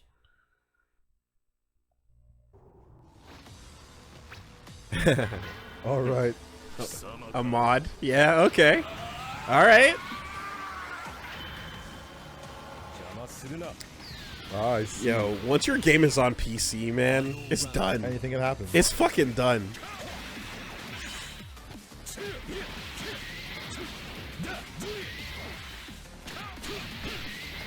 Anything besides just the skins, though? Because sometimes you can do, like, other customizations, but... Devil Jin, yeah, comes out of the mountain, or the volcano. Even when we, like, Arxis does it all, when we played, like, Goku inside Strive. Remember that? Hmm? When we played Goku inside Strive. Yeah, precisely. You can do more than just mod the skins. You can actually, like, fucking mod an original character in.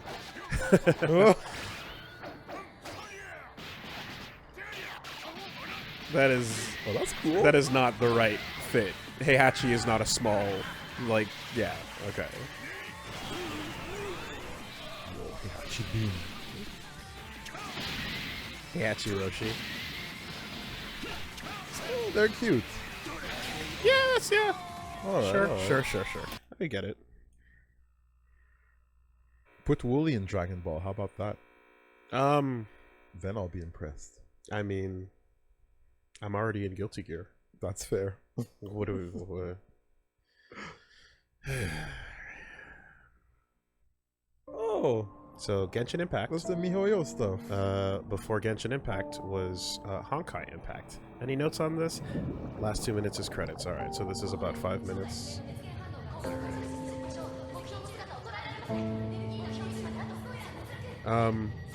Yeah, all I know is they've got money. And a lot of money. Like this is the most expensive gacha ad you've ever seen. That's all I can really say. Is damn, they want you to fucking buy those cards and SSRs and do your micro daily. Get those primo gems. Dude, yeah. Build your constellation for Chi-Chi and Mona. Like you would cool never characters. Like if you were to tell me like back in the day, like, oh yeah, watch this, by the way, this is for like a phone app game that's not really a game as much as it is like a slot machine type thing. The game part is secondary. I would not understand.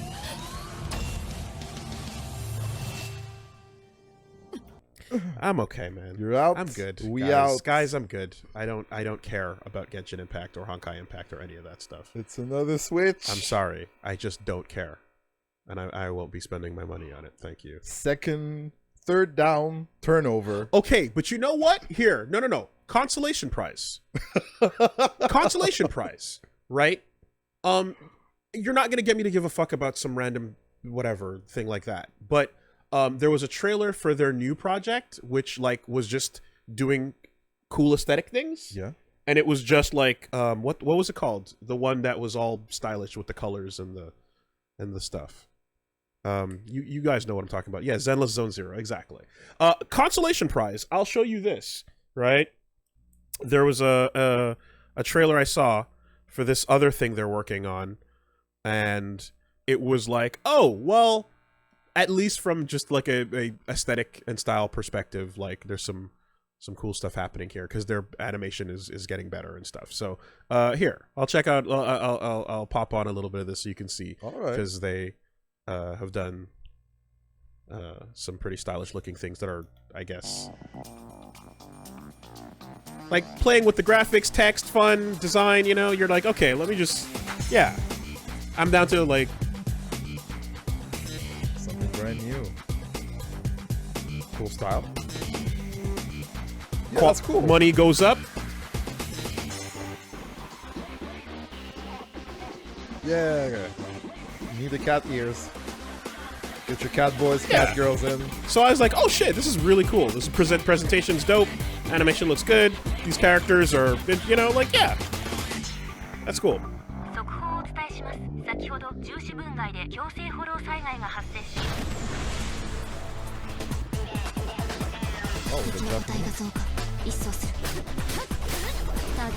And it appears to be more of a game than just a gacha thing, right? But then again, so is Genshin. So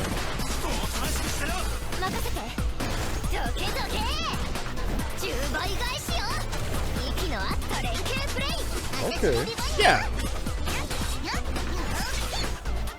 So you go around town and you beat some mobs and do missions. I don't know.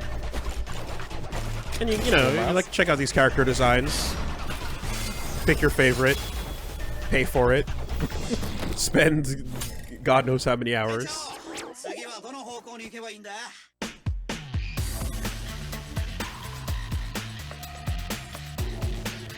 Alright, okay. Yeah. I see the gist of it. You want a big bear with a gi on? You know? Yeah. So that's it. It's cool. It's cool. And if you've And got is that thing out or what is it like I don't fucking but if you can't tell the difference between why that's interesting in a cold, contextless environment versus what we watched before that, I don't know. But you should be able to tell the difference. Alright. ZZZ is in closed beta right now. Yeah. Yeah. Get in there.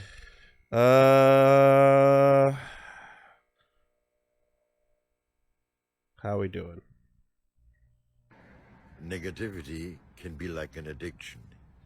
Heal it by being positive and feed your mind good and optimistic thoughts only.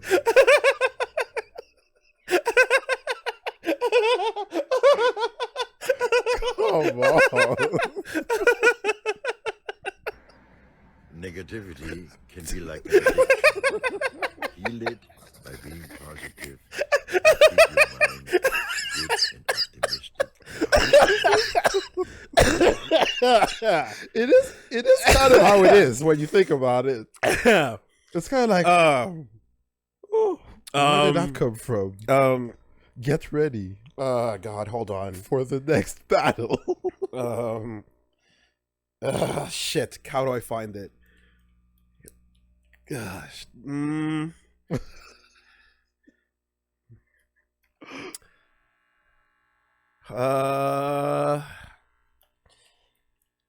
What are the words to use to find the thing? This might be that one. Oh no, maybe not.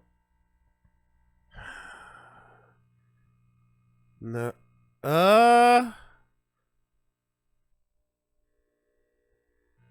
Oh, hard to find. Ah, this one's rough. Shit. Hold on. There's some good searching going on. Yeah. I'm trying really hard. Oh, if you could see the screen right now. Okay. Wait, I know another way. I think I sent it to Pat. Let's see what you sent to Pat. It might be easier in to private just, channels. It might be easier to just find it this way. Come on. Just slide it on his table, like. It might legitimately be easier to find it this way. Take a look at that whenever you have time. Radio. Come on. Classic. I know it's got to be in there. It wasn't that long ago. I think it's gone. No good. Oh, man. Yeah. No. Just extremely similar energy. Whoa. A bit up above that one? This one? No. Extremely similar energy, but it was just fuck. Okay, 3, 2, 1, and 0.5. 0.25. Point. Hey! 125. Got it. See? Right on time. Got it. All right, hold up. Hold up. Got it. It legitimately was easier to find it this way. Okay. How are we doing this? Here. Grab you. Do this. Let's go. Full screen. So just while we're on the topic. Listen to me now.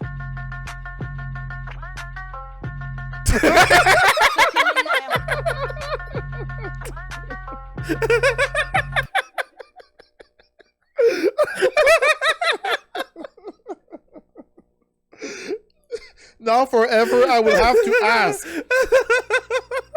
are you done? Maybe you were in the middle of something here. Was there a process that needed completion? Were you interrupted? Take your time. Take your time. It's just the lead in, just the. Alright, you good. So stupid. Yeah. Love it. It's good. No, false alarm. False alarm TikTok. It's a solid bit. Okay. What do we got going on here?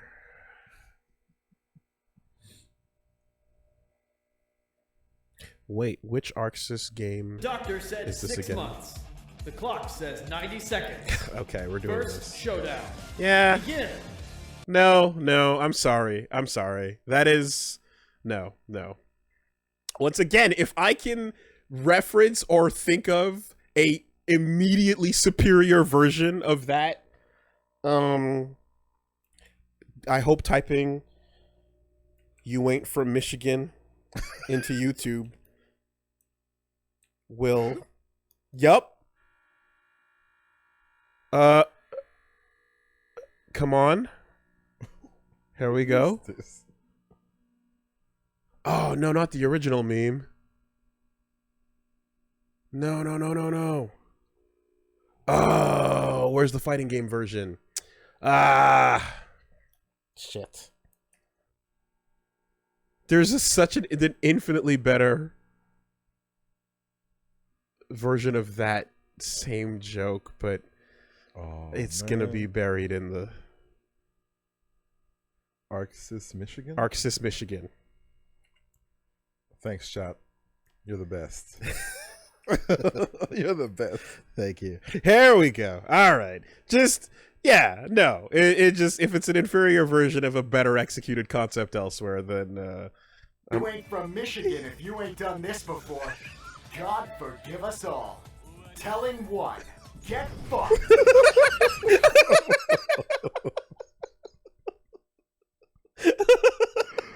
Oh my god, Michigan is wild all the time. It's so much better. All the time. Same joke, just so much funnier. Yeah. All right. I told somebody recently that I went to Michigan and they apologized. So like, I'm sorry you had to go through that. I'm like, oh damn. Michigan has a rep. I had fun. Though, you know what? I'm remembering I think it's this tweet actually, because I saw the thing was there's a tweet that popped up and I'm like, oh, this is what I actually recall. Yes, normal fighting games, round 1 start. ArcSys fighting games. You ain't from Michigan if you ain't done this before. First showdown. Let's get this money. That's what it was. I was remembering a tweet. That's what it was. Yes. All right. Shout outs to Groove Paragon. There we go. You really like that one. First showdown, let's get this money. That's what it was. Yeah, it's the flavor. The flavor is important. And I'm not gonna lie, like when I played the second one, and I was like, wasn't it a black guy saying it? I don't remember it being. And I was like, oh no, wait, that was in my head. Oh, when I read the tweet. Because how else are you gonna say let's get this money? That's fine. That's fine. Let's get this bread, that's son. Fine. So I was like, that's not what I watched. It's like you didn't watch anything. It was your voice in your own head. You made it better. You made it so good. All right. That's fine. I not bad. I salvaged it. Yes. That's gonna be the real thing. Is like, am I gonna have to go find you the better version of everything? You mean the parking lot to the rear of the building in a white Passing Get up. playing loud music and drinking? Get up.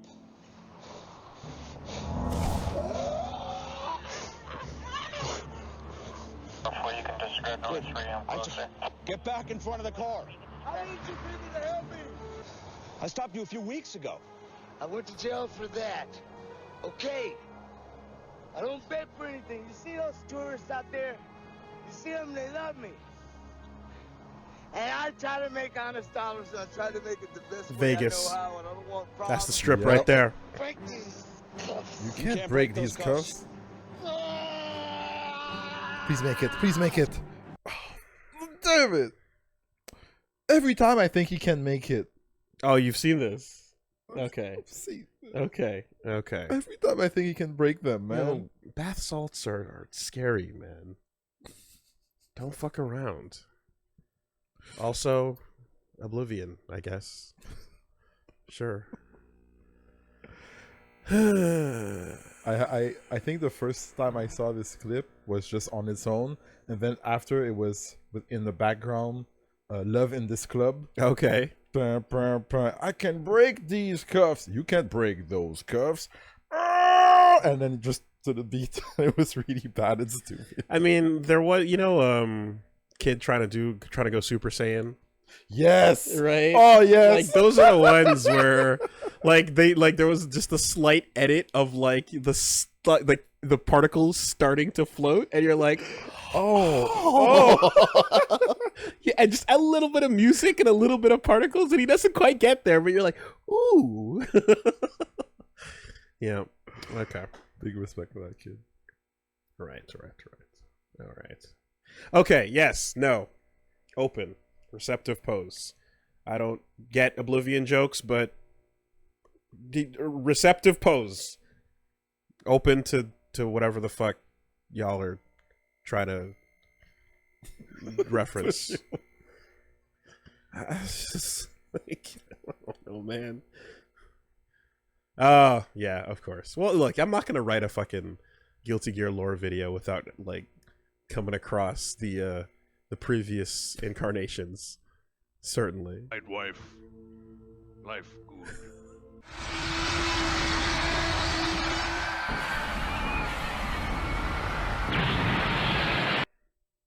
Kill wife. Wife gone. Think about wife. Wife fight back. Kill wife. Wife gone. Think about wife. Wife fight back. Kill wife. Wife gone. Think about wife.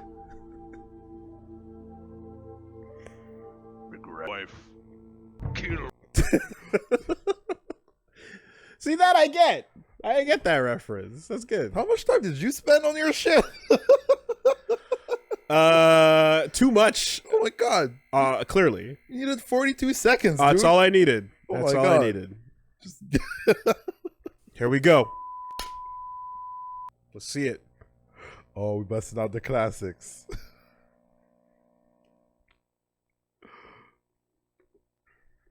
Let's see it. Will you catch a beat? I wrote this song for the Christian youth. I want to teach kids the Christian truth. If you want to reach those kids on the street, then you gotta do a rap to a hip-hop beat. Actually on flow. An urban kick. My rhymes are fly, my beats are... TOS? Why? What was TOS? He says it. He's...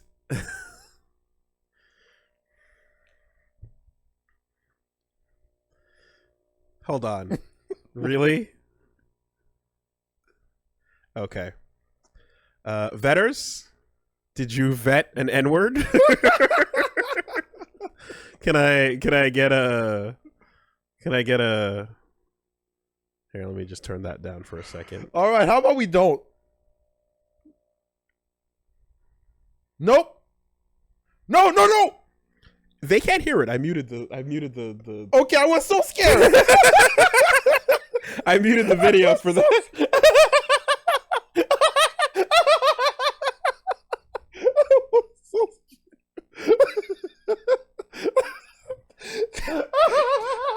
It rhymed. The rhyme was coming. He said the word. It had the wrong ending. I muted it. Okay. I muted it. All right. All right.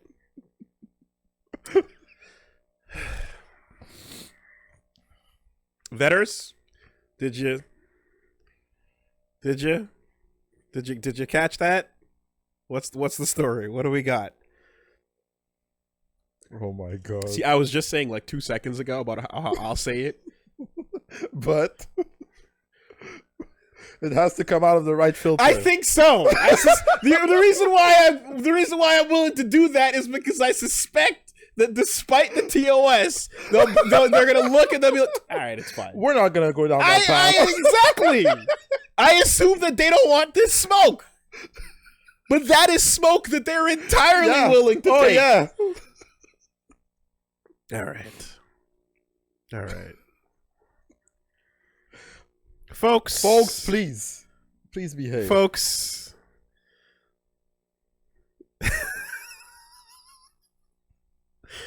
Okay. All right.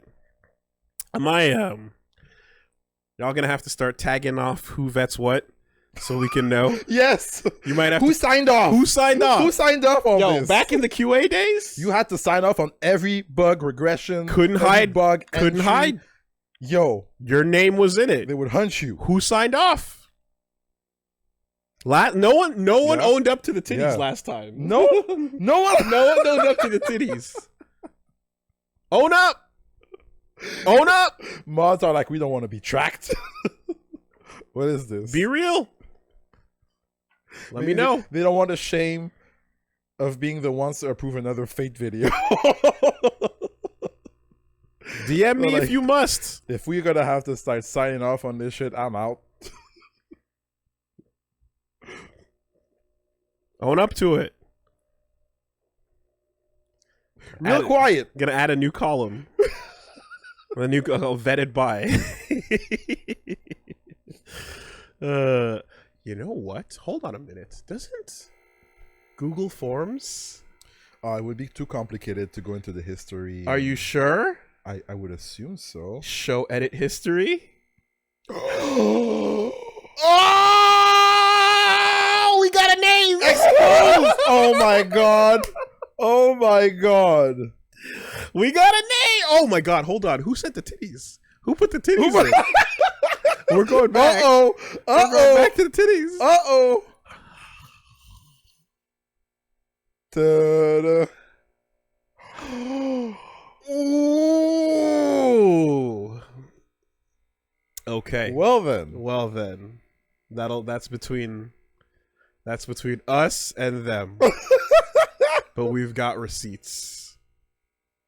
We've got receipts on that both. Is wild. Damn. Yo, guys, Google Sheets ain't gonna hide you. The work is tracked. Google Sheets is not gonna hide you. We have it right there. Okay. Well, let me just mark it. No. We're not gonna pull that up on stream. We know. We have that. We see it. Oh my god. All right. Where was it? There we go. Right over here. That's gonna be a flag on the play. Yeah, that's a flag on the play. Yep. Failing on the 20-yard line. Another turnover. First down. All right, we're changing columns. Yep. All right. Man, I started talking to someone and I said, oh yeah, like I might be streaming tonight. And I'm like, oh, can I watch? I'm like, yeah, that's cool. I regret, maybe I should have waited for a more regular stream than tonight. Well, I mean, this is the wildest version of it. To be perfectly honest, because I saw people going, TOS! Like, you know, here it comes! No, like, I suspect perhaps, like, this might be the most accessible version. Oh, yes. You know, of anything. So. All right. back to Twitter. I'll say thank you, chat, for the warning.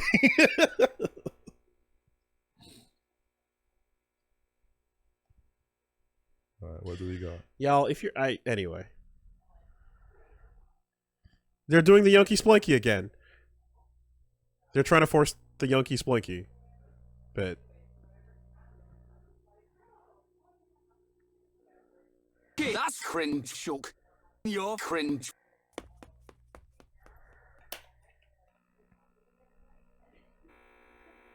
Oh, it's muted too.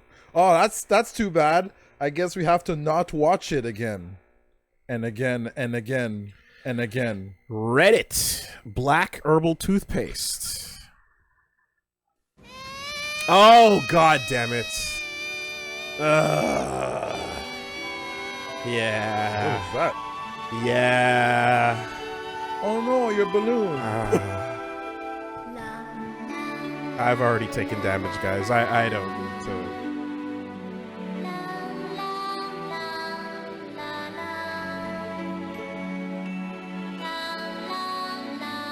Everyone sends me their racial shit. Of course. Of course I've seen it.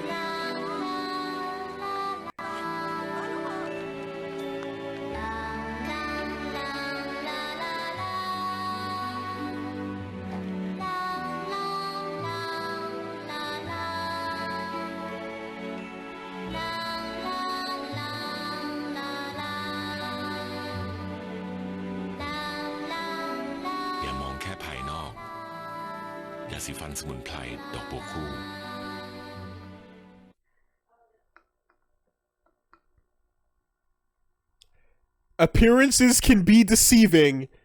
Try black herbal toothpaste. Huh.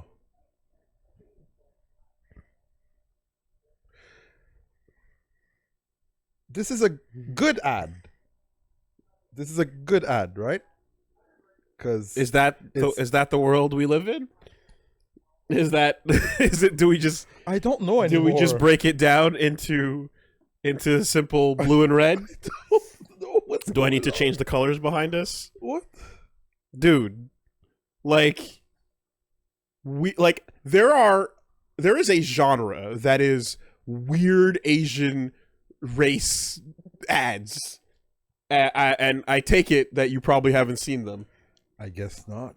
Because there's a whole collection of these that have been around for a while now. That's one of them, certainly. I bet you the others are probably on the list, if I had to guess.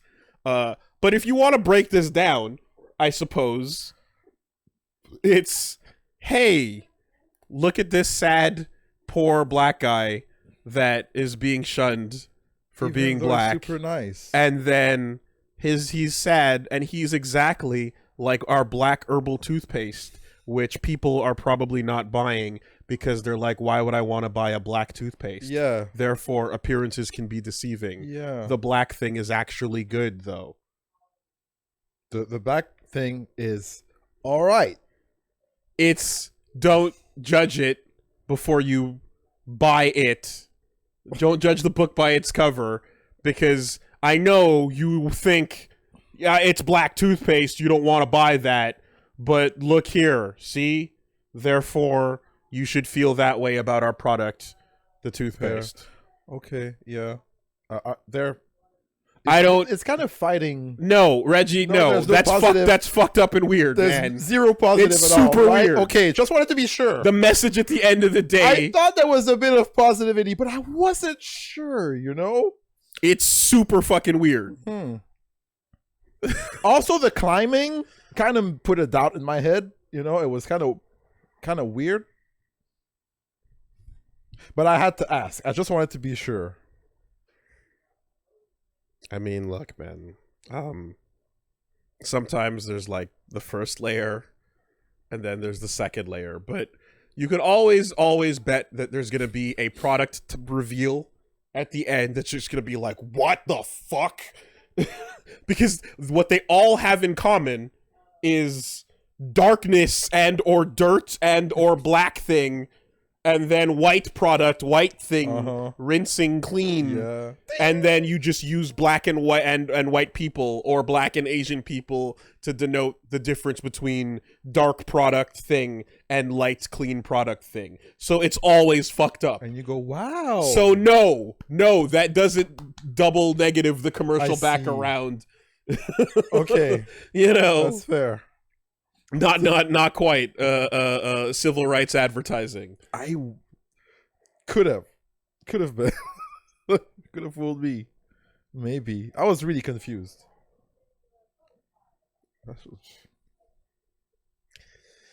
Yomi Layer 3, man. Yomi Layer 3. All right? I don't see it. There's just step 1, which is just straight up racism, and then step 2, which is veiled, and then step 3, which is I don't know, we're on your side. See? For the product. We're going to sell it, but hey. And I'm like, yeah.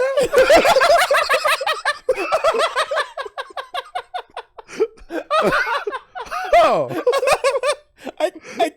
I get. Should I buy this toothpaste? This is killing me, man. This is the worst thing I've seen yet, personally. But damn. okay. Wow.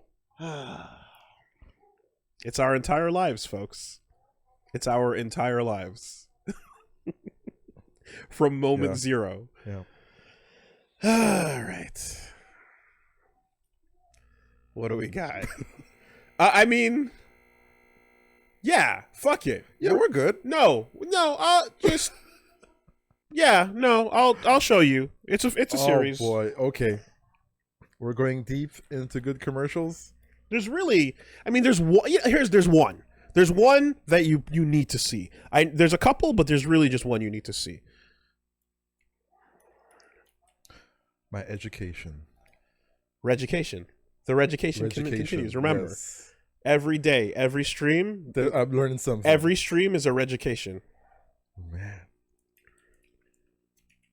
I'm the quiet guy. I mean, also, I'm just, like, terminally online. So, like, you know, it's not abnormal. Here we go. Here we go. All right, here we go.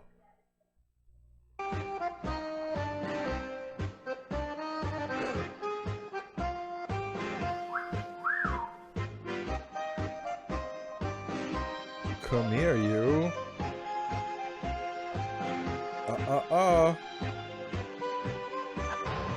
Did you just put a Tide Pod inside his mouth?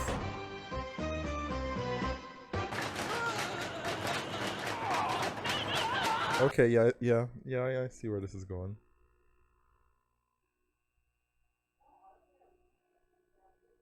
It's not the real version. It's some stupid version of it. I see.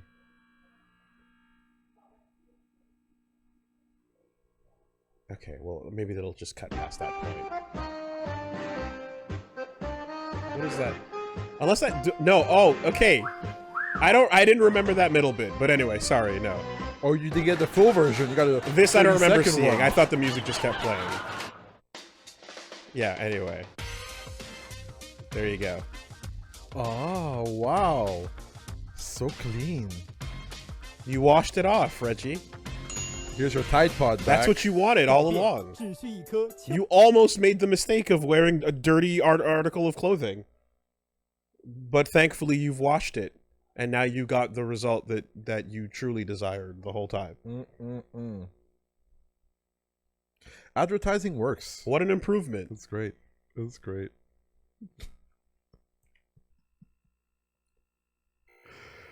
Oh, man. Yeah. It was a different time, right? It wasn't yesterday that came out, so we're good, right? I mean, like, yeah, but, like, no. It very well could have been. Very much no. There's constantly stories always coming out about weird shit happening because, you know, like, obviously, like, there's a bunch of other countries that don't have North American racial context, so shit just gets weird, and then it you know, there's a whole like live TV performance with blackface, with these performers dancing on and putting on like basically a minstrel show for New Year's. That was like a thing a couple years ago. There was this wild one. It was like a New Year's show in China where like it's like an airline put it on, and then like it's a whole play involving like them, like this dude flies to like a country in Africa and then like is gonna marry someone there, and then like a whole bunch of people have to grab him and be like, no, don't do that, and like he almost makes the mistake of like marrying a black woman, and then like there's a whole like, oh no, the good ending here, we have a traditional wife waiting back for you here at home, and then then they all sing and cheer, and then the people, the African family, and then the Chinese family, and everyone is just happy that a crisis was averted on New Year's Day. Like there's wild, crazy shit, man. So yeah, maybe that wasn't yesterday, but yeah. Anyway, you can go read. There's a whole article you can read about like how and why Black Panther performed weirdly as a Marvel movie over in overseas in Asian markets compared to other Marvel movies, and it's insanely depressing. It's super duper it's not good. It amounts to pretty much what you kind of think, which is just like, that's not what we want to see. Was Chadwick Boseman on the poster? In costume. I see. That's that's the move. Yeah. No, it was weird because I remember the takeaway actually was the takeaway was reviews, and I think these were specifically for Chinese release market ones too, where they said that like there are some reviewers that kind of had a sentiment that was like, this movie's very boring, and like I'm kind of falling asleep watching the movie. Okay. Because one person was trying to be clever and they're like, oh, it's so dark, it was very dark, I almost fell asleep watching the movie because of how dark it was. I see. And then someone else, and then there was a whole thing about like how like inherently, like when a character shows up in like in an action movie, in like a Hollywood movie that's black, it's understood that that's not a main character, so you kind of just, your brain automatically starts waiting for the main character to show up. Man, you've been programmed. And so what happened was, oh my god, the whole movie was them waiting for the main main character to show up, and they never did, so they just ended up being really confused by it, and then they reviewed it poorly because they didn't understand what the point of it was. That's like, I see. That's how fucking crazy it got. Yeah. So toothpaste. Buy the toothpaste, man. Anyway, whatever. That's China's version of that versus Korea's version of that versus Japan's version of that versus Thailand's version of that versus Cambodia's version of that. There are all completely different things, but at the end of the day, you kind of get a similar level of like, God,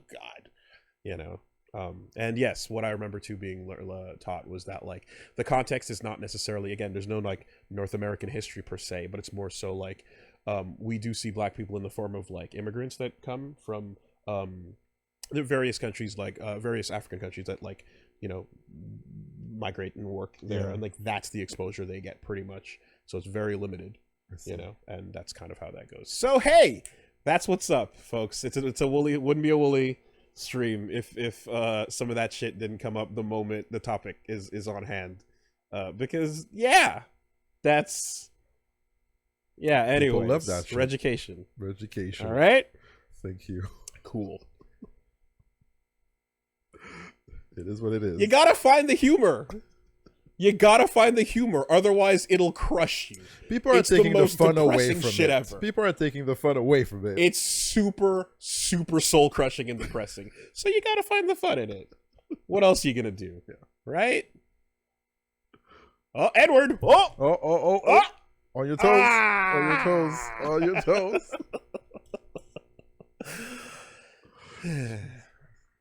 Just watch the anime sparkles fade from my eye. You know, the reflection goes away. What do we have here? Oh, yes. This. I did see this too. All right. After this one, I will go get a refill. Well, okay, let me just give myself a little more space, right? And then you got like this whole shape down here, which is all like foot, right? And it kind of just does this thing, and it's just like, yeah, look, you throw a little cute eye right in the middle of Quebec, right? And it's almost like an iguana shape. Right? What the fuck is that? Sure. Yeah, you could even Yoshi it. You could even put a little fucking seat. Is that supposed to be Quebec? You know. But it's not. It's. Did you? Where that come from? Dude, we talked about this.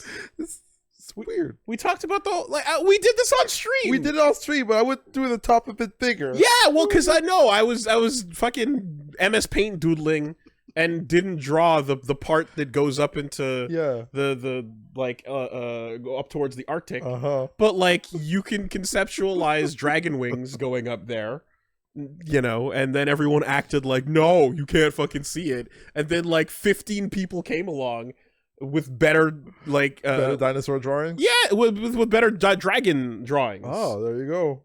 And put the whole thing together, and it's like there's like 15 different ways to see that shit, you know. Imagination. Yeah. Pulling up MS Paint live on a fucking laptop stream and mousing it.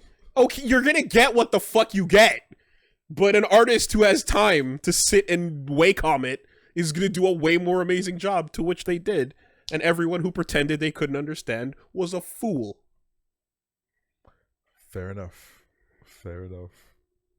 That was Jurassic Park. It was like I showed you the other versions. Yeah, you saw them, right? People were like, dude, it makes no sense. I don't get it. Here, you're looking at like 5 versions and you're like, I don't see it. I don't get it. The thing in front of my eyes, I'm not perceiving it. All right. Cool. It's not a thing then. Conceptualization. 0. Check failed.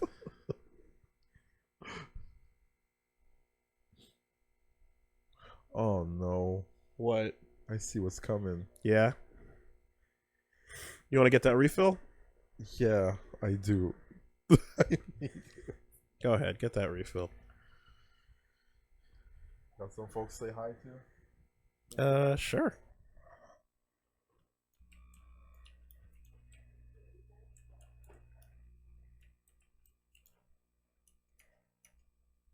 But before that, let's see if we can't. Damn, where was it? There was all my dumb there's my dumb dinosaur, and then there was the like the other dragons people did, and then someone sent me like a really detailed one. Did you guys see that one? I think I retweeted it at some point a while ago. Someone made a super detailed North America dragon that was like really detailed.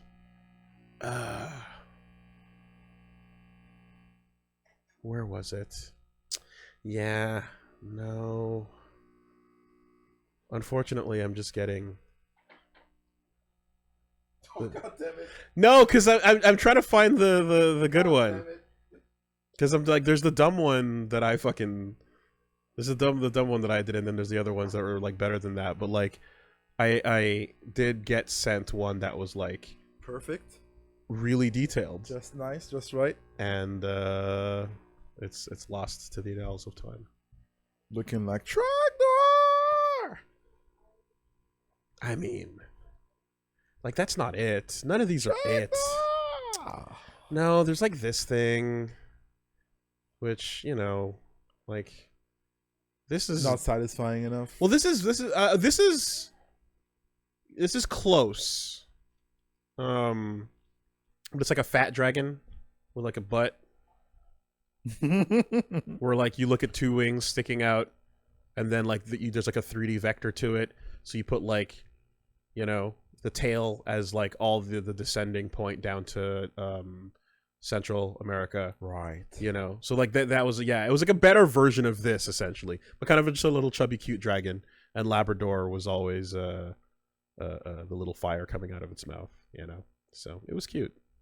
But no, it was better than that, but it was not that, and then Thank it was not you, Slushy Chicks, for your little the, dragon. then the big dumb 3 ones that are like just like our fucking Anyways, whatever. What's going on?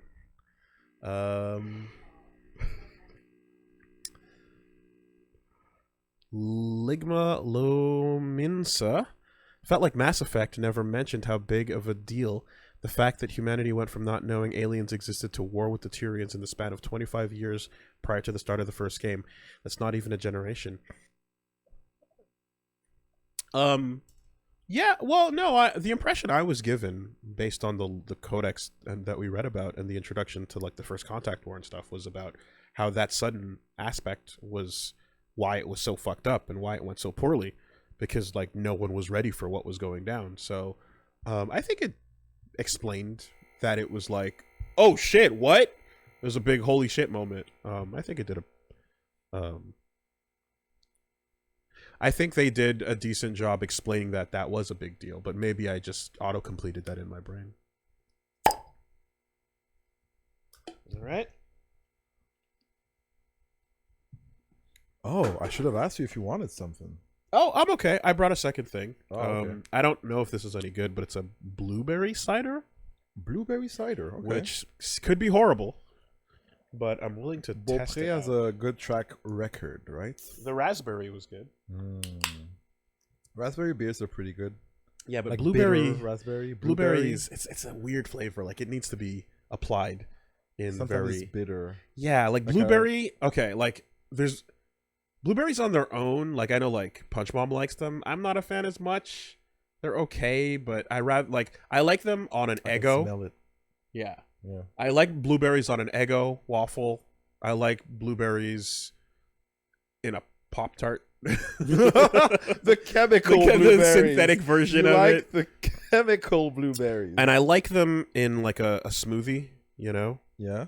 But yeah, I find they're better as a garnish than they are on their own. On their own, sometimes they're like too mushy and weird.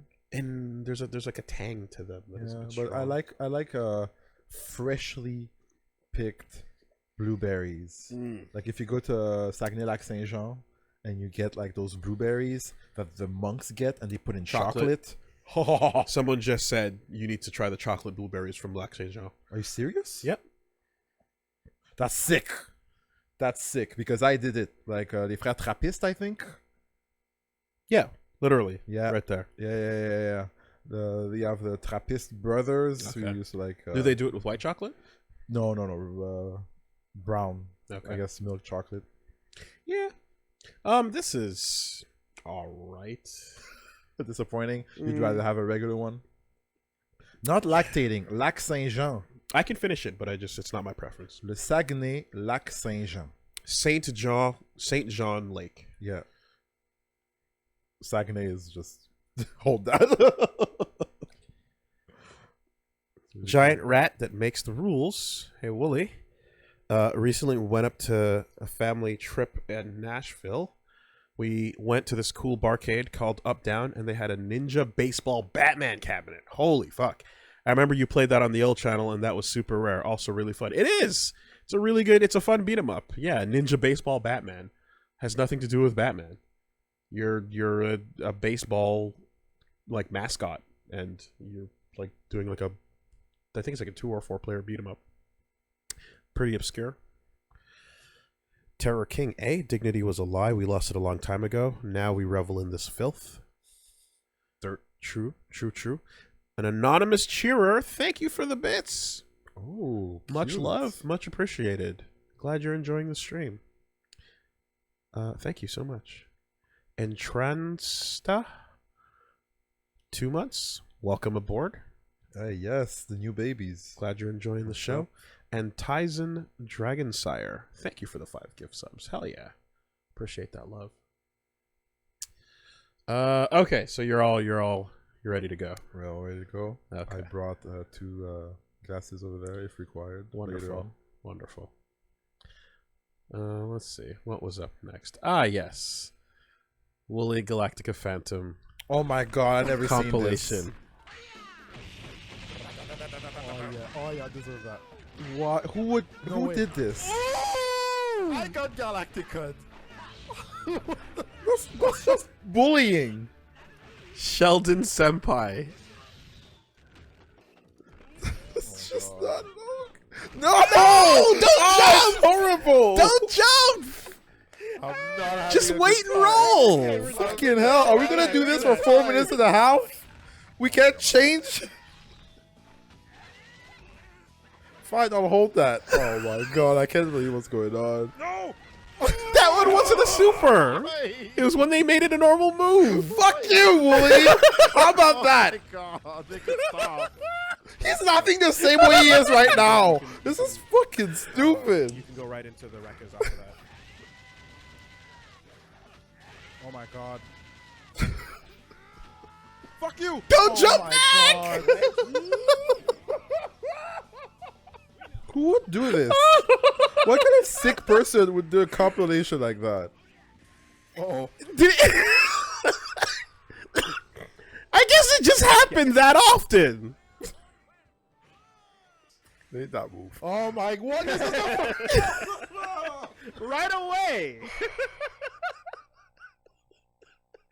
And then you're watching more mofos okay? Galactica Phantoming. I mean, I'm not okay. Trauma. That's wild. it happened that much. Block a Galactica Phantom? Is this chronological? Is this chronological? I don't think it is. It's chronological in game. Cannot block In game. Galactica Phantom. You're right, because not that it can't be because Okay. the fact that you like, why would you do that? That makes no sense. You're right, and the layout. This video is a whole setup. It's making me look as bad as possible. Because here, look at this.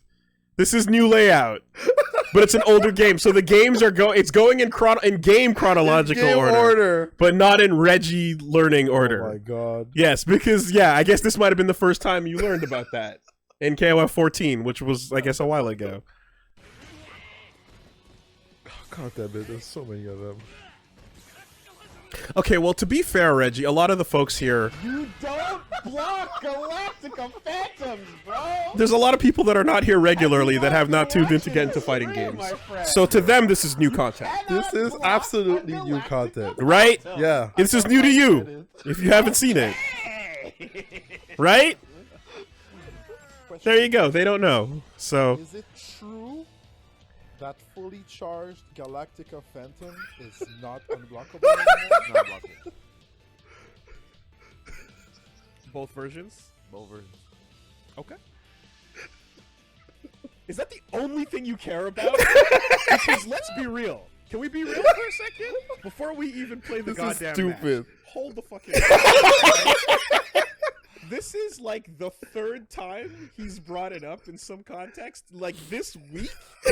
And I saw you tweeting about it in Alioun threads on Twitter. It had nothing to do with me. Dude, This I man was like, yeah, this is a good game, man. So I was like, oh, look at this. I'm like, yeah, I gotta play because I gotta deal with his bullshit. And This his dude, stupid Galactica Phantom. like, is it that red? This is the worst running gag. Is it? This is the worst running gag on the channel. Ah, there we go. Oh my god. Got the, He just did it. through a fireball! So sad. Through a power wave! What do you mean I just did it? In reaction to some other shit! Galactica Phantom. Now it's just a real move. Oh, how long is the... Is this... Oh my god, it's still like... It appears to be seconds. the chronicle of the entire channel. I mean, you gotta learn the scenarios, bro. I know, I just gave it. They will find anything. Clark, you son of a bitch. I mean, to be fair, all you had to do was type in Just to make it KOF better, and but- scroll through about 4 or 5 videos. But... Oh!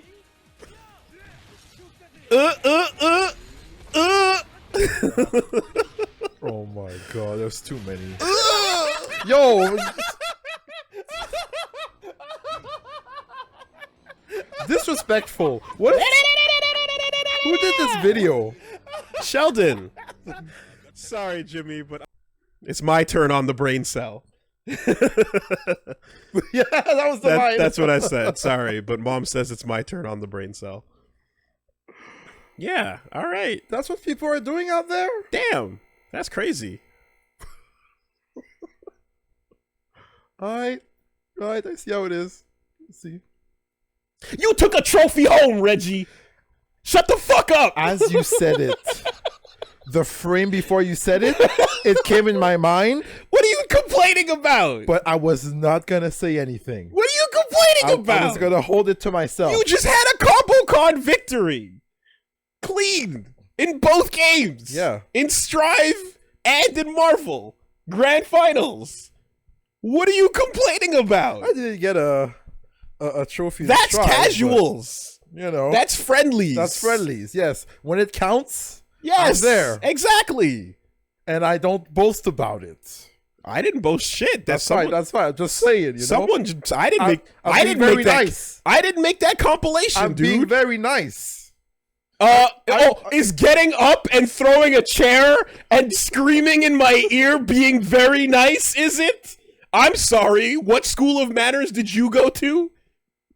What are we talking about I believe here? our handshake was very, very nice. It was a cordial handshake. Very cordial. Yes. The pop-off is inside the game. After the crowd had to dodge the chair you threw into the crowd, and after you grabbed the announcers and shook them, no one got hurt. Then you walked back over, and we had a cordial handshake. Yes, we had the reflection on what just happened. So what the fuck are you talking about? You're right. You're right. What world are you living in, man? Yes. You took it pretty well too. Yeah. You played well. Especially when you kicked my trophy back at the bar when we went out afterwards. I didn't kick your trophy. What happened? I put it down and it fell It was over. already down! And you punched that shit. I didn't touch it. It fell over. It was an accident. I was carrying a lot of things. There were witnesses. The bag knocked the trophy over. I was holding a lot in my hand. You missed the trophy and you reached again for it, making sure that it went down. Okay? And then you said we would never play Marvel ever again on the channel. Ever. Because you knew I would bring that damn trophy over. Don't fuck with me.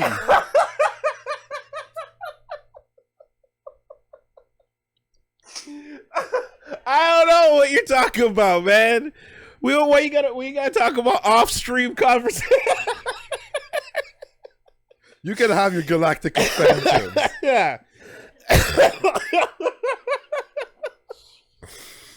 Anyway, we had a very tight game. I brought it back.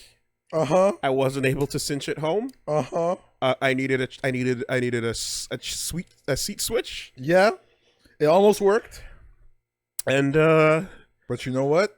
Yeah, I fucking own you. You did it. I fucking own you. You got it. I got your soul. You in that one game, in that one context. You did in fact get right. it. Yes, That's right. And that trophy is still on my coffee table. So is this the part you were talking about earlier about being super nice? I'm done. I'm so done. This video is no. Why? Yo, I see how it is. So what we need is for me to click on my Google profile and for you to secretly see that, like, I'm logged in as Sheldon Senpai. Damn you. Oh, fuck. Oh, that's great. Oh, shit. I'm hot. Can't believe you would set me up like that. Now that's a strong bit. Now that's what I call content. That's what I call content. There we go. You can have all the content you want. It's good content. Now pour me some Malort. It's time. It's time. Michigan boys. Oh, what's happening? Is Dapper Cactuar in the chat right now? You there, buddy? Who told us the story of how Malort came to be? Is HD Mexicutioner still there? It's time.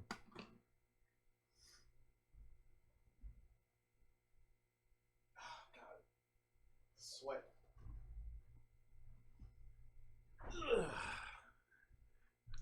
You hold this. I when we were at the bar after Yo, we were at the bar, I was like, I know that you are ready to bring that shit the moment we announce we're playing Marvel again. We are never playing Marvel again. Never again. Never again. And I was like, please just let me put it right here. Right here. So we never talk about it ever again. He said no. Oh, fuck. What if there are new mods? He said no, we're not playing Marvel. Yeah, what if they put all of your favorite characters in Marvel 3? No. Fuck Marvel. I hate that game. Fuck you, fuck the modders, fuck everybody. But Woolie, they put Nago Ryuki in Marvel. I don't give a fuck. Yeah. Damn. All right, so what do we need to know here? All right, what does this bottle say? Jack shit. Absolutely nothing. Jepson's Malort has the aroma and full-bodied flavor of an unusual botanical. 1st to 10 for the trophy? That is the most scummy shit. What? That is the scummiest shit ever. Dude. Oh my god. If I'm having a moment because I'm just like, if I were like such a piece of shit, I could like bully trash talk you into being like, put the trophy on the line. Could you imagine to being like, no, let's go then, put the trophy on the line. like I feel like I could bully shit fucking talk that into existence. Wow, that is criminally evil. Okay, but dear God, if I put the trophy down, what would you put down? Because that trophy, I know, that's your trophy. It's Reggie. worth a lot to you, Reggie. That's your trophy. You are the Combo Con. It's my trophy, but you are the Combo Con 2022 Marvel champion. Woolie, you have to understand. Crazy. You have to understand. That is crazy. I would never. I would literally. That's the most insane shit ever. I want my Giuna shorts so I can do the bit. I see. That's all it comes down to. I want my shorts bit. But I saw someone say 1st to 10 for the fucking. I'm like, that is the most evil thing in the world. That is criminal. That's fair. Let's recap the story of Malort for people who don't know what it is. So we have Mr. Jepson, who came to Michigan during the time of Prohibition, right? And the people must be there in the chat, right? And he was from Scandinavia. I think he was Swedish, right? And he came to Michigan, and he said, "I'm gonna make my own." Okay. It's Chicago. Oh, it's Chicago, and then yes, that's true. And he said, "I'm gonna make my own alcohol during the time of Prohibition." So he started like asking people to make a mix of herbs, and he would taste it, and it's like, no, it's not good enough. It's not good enough. It's not good enough. It's not the right mix. And you have to understand that this guy was a huge smoker, a lifelong cigar smoker in his 90s, wanted to make his own flavored drink. His taste buds were wrecked. So he would taste it and it'd be like, oh, no, it's not good enough. And everybody would be like, you're crazy. You're out of your mind. You can't put this out. And at some point he was fed up and he was like, you know what? I'll just freaking do it myself. So he started making his own mix of herbs until it got real nasty. And people were like, yo, this does not look good. No, don't do it. Don't do it. Tasted it. I think this is just right. And people tried it and they were like, nope, this is not okay, dude. I don't think you should put this out on the street. Ship it So they money. started, When you have the money to do it, man. just do it. And they bottled that stuff, and prohibition came around, so people were going around in random bars and locations shutting down rum factories and booze factories here and there, beer, whatever. And they got to this thing and they were like, what the fuck is this? What the hell is that? Is that alcohol? I don't know, but nobody wants it anyway. Who the hell would drink that? Just Next. leave it alone. Next. And Malort survived prohibition. Because it was so nasty, It nobody was wanted so it. horrible. And that's how it became a Chicago rite of passage. Jepson's Malort Crazy. liqueur. I believe Carl Dapper Jepson Cactuar was Company. telling us about how, like, yeah, he hired all these people that were like specialists in working with herbs and botanical spices, and like going through every layer of like juicing it up. He fired every single one of them until, yeah, he just like, I'll do it myself because he has no fucking taste buds. So people drink this shit apparently, and I'm gonna find out because we did a trivia contest in at ComboCon, which I won, but you know that's neither here nor there. You guys didn't even know that information up until right now. But either way, the loser had to take a shot of Malort. So I did not taste the Malort because I believe you did. Yes, I did take the shot, and I believe that I think Eye Patch Wolf took a shot with me in solidarity, and it was weird. It was very weird. So now we'll put some weird stuff in your mouth, Woolie. That's what's happening. I'm gonna put not too much. I say you brought 2 glasses. So. Yeah, because I'm there with you, baby. All right. Solidaire. Yeah. If you know, you know. If you know, you know. All right. All right. I gave you a little bit more. Do you want to give it a smell first? Just like description. It smells like turpentine. Fair, yeah. I think I could actually redo your floors with that. It smells like turpentine. It smells like it's gonna strip the paint off of the walls, and it smells like it's gonna like de-chemical cleanse an old car and get the rust off. All right, it's a small one. Cheers. And we're gonna need a taste description after.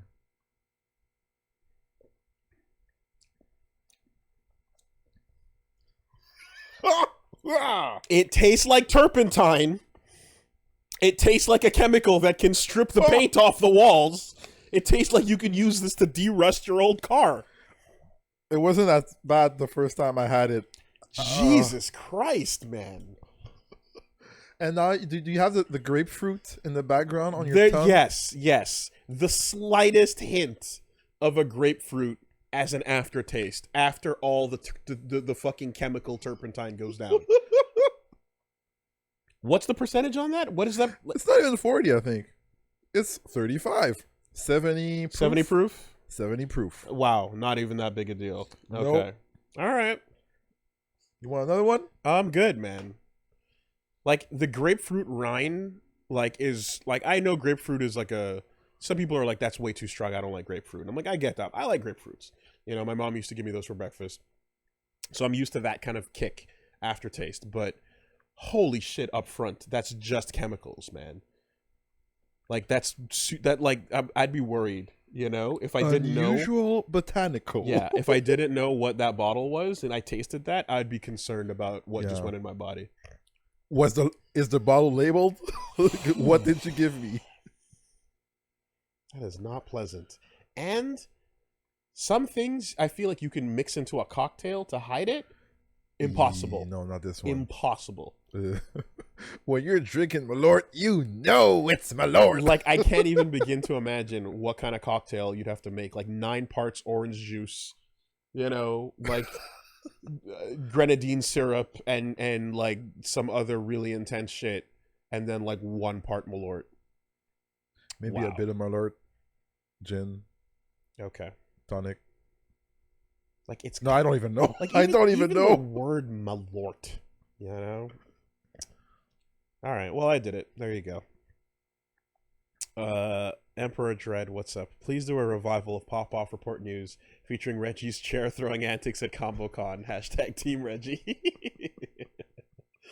Damn, did I really throw a chair? You really threw a chair. Oh my god! Like we did a wrestling bit where you were talking to some fans, and then like I came up and I hit you with the chair. Right. And then on stream, you came back and you took me out with the Yes. chair as well. Yeah. But like those were just like kayfabe bits. We Right. were playing around. When you won, that was not kayfabe. You literally threw a chair.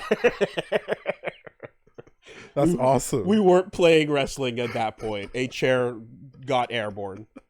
I wanted to do a bat flip like baseball. It was it was not kayfabe. It was kind of wild. I was like, "Whoa, he's selling the bit really hard right now.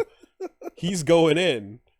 When he comes back, we'll do the little like, hey, good games, man, good games, Right, good stuff." yeah. And then like that worked out. But I was like, Jesus Christ.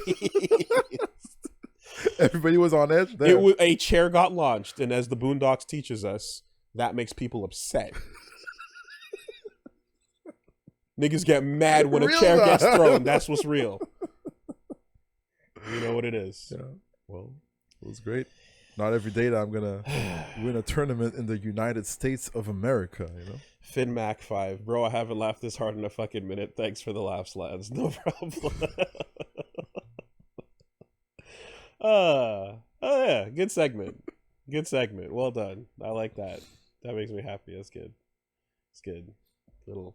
Yeah, a little bit. Yeah, it's fun though. Martin of Loxley, how you doing? Hey Woolie, Malort is the most disgusting thing I ever drank. I don't get why my fellow Chicagoans hold it with pride.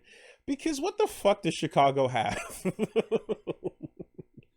They got Chicago mixed popcorn. That's about it. You got fucking Chicago pizza. Bulls? You got the what do you got? That's not you. It's the just wind. The Bulls is not the people. Chicago wind. Bean. Drill music. Yeah, y'all. You do got that. Drill music? Oh no! Don't tell me you don't know about drill. Chirac. Ooh. All right, you're in the shelter, man. You're being tucked in. You're being tucked in at night. You're being safely. You're sleeping nice and warm. Yeah, with a and big, you're warm like blanket. this behind me, taking all the arrows in your back.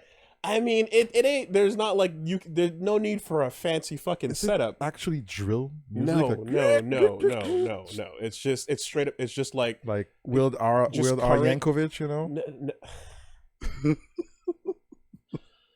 Rap has evolved. All right. I see. Yeah, it's always evolving. That's a wild beast. Always evolving. Hip hop has evolved, Mhm. and in the streets of Chirac, as it's known, you've heard that term before. No. Okay. Well, Chirac. that's self-explanatory. You know what that's about. Okay. Right. And basically, it's straight up. It's just like people dropping bars where it's just like, here's who I killed. Here's where the bodies are. Come get me if you want me. Oh. I'm in the streets. I'm at your address. Look outside. We got the switchy. We're strapped up. This is where you can find the bodies. This is what's about to happen to you. This is what will happen to this person. Play it in court for the jury as evidence music. Like the Boondocks bit, play it for the jury. Yeah. Play it for the jury. Actually. Okay. Actually. And it's just like people getting fucking lit up left and I right. see. It's crazy. And like there's like the No Jumper podcast where they have like a lot of, people from, the different sets that Yeah. come on and talk about that aspect of it, and DJ Academics talks about that shit as well and goes on about, but it's a whole thing. But yeah, drill is just like the self-described music that makes you want to get outside. Okay. Makes you want to be outside. I see. In the streets. Wink, wink. Okay. Yeah. Okay. So. Drill music. Yeah. Not bad. No, it's fucking nuts. There's been like threads on different forums. If you ever dive into like another world of Chiracology, you're just gonna have interfaced with like from a glass pane. It's a whole other world. It's wild out there. It's fucking crazy. That's a thing. So yeah, they got that in Malort. Damn, Chicago. Gonna wash the taste out of my mouth with blueberry. Yeah.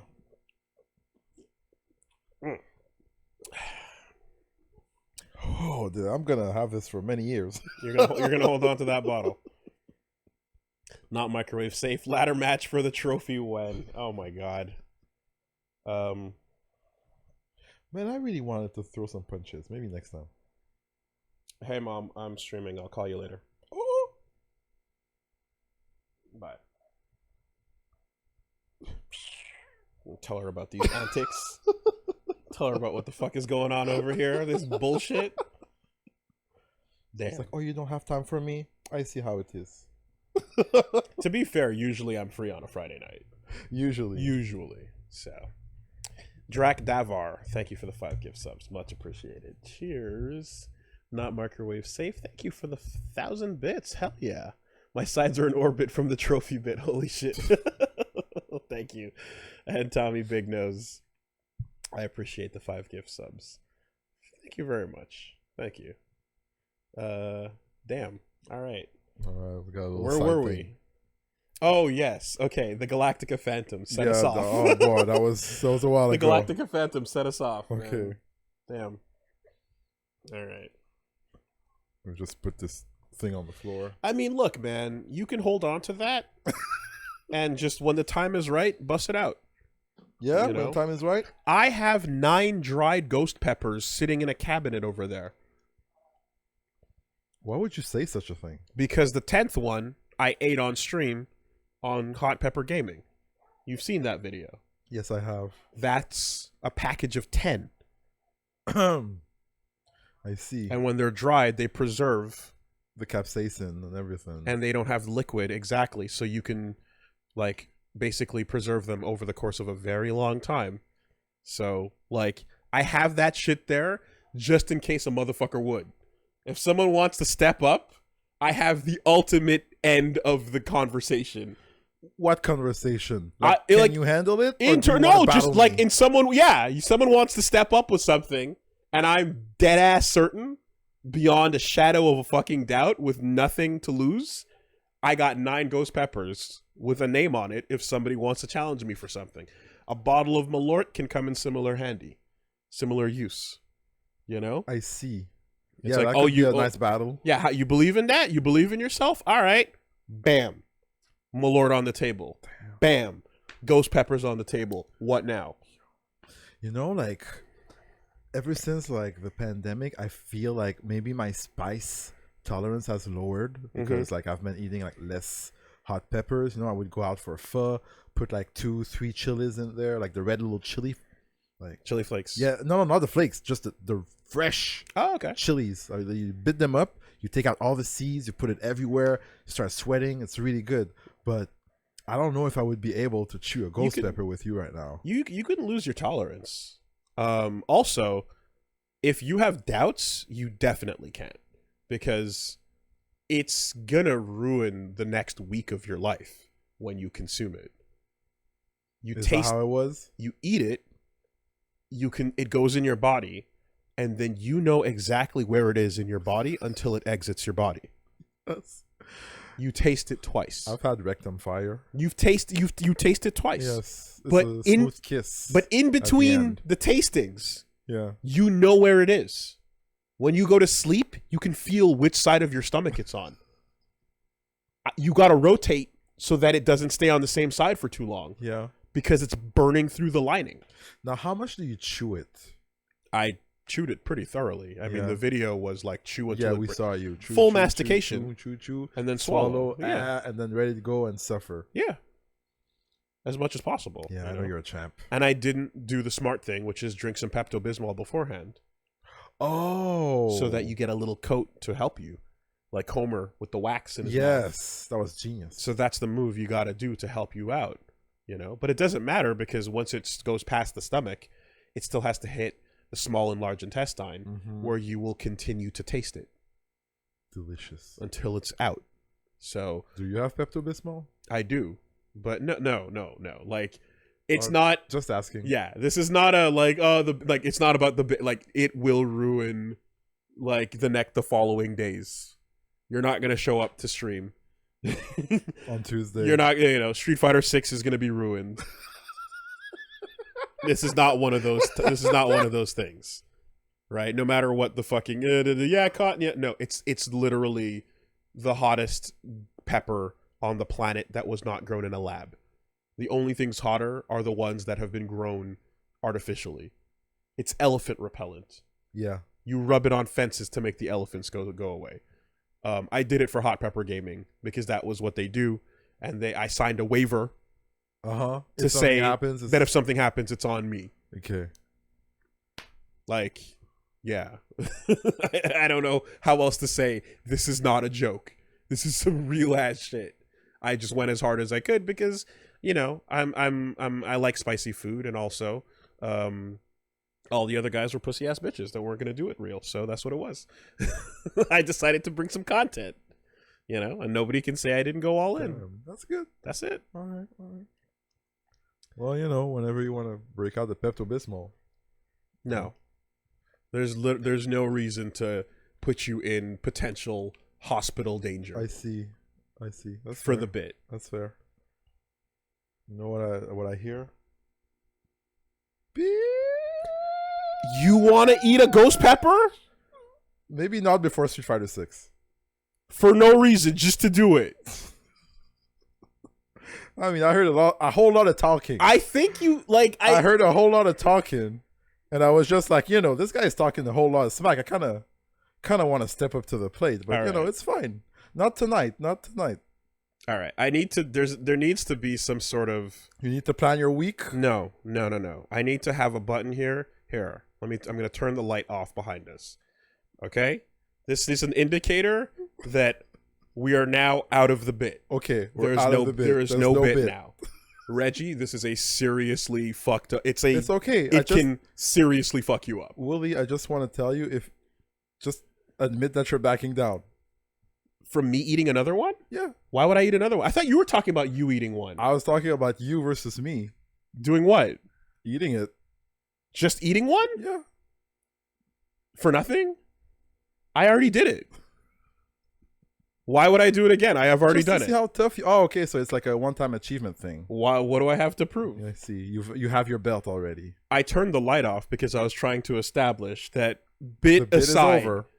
It will fuck me up. It can seriously fuck if you're not ready for what that's gonna do. That's fair. Like when the stream goes down and the lights are off, and when we finish recording, and when I got the ice cream and whatever, and we finished recording, and I Ubered home. You were dying. The next couple of days were fucked.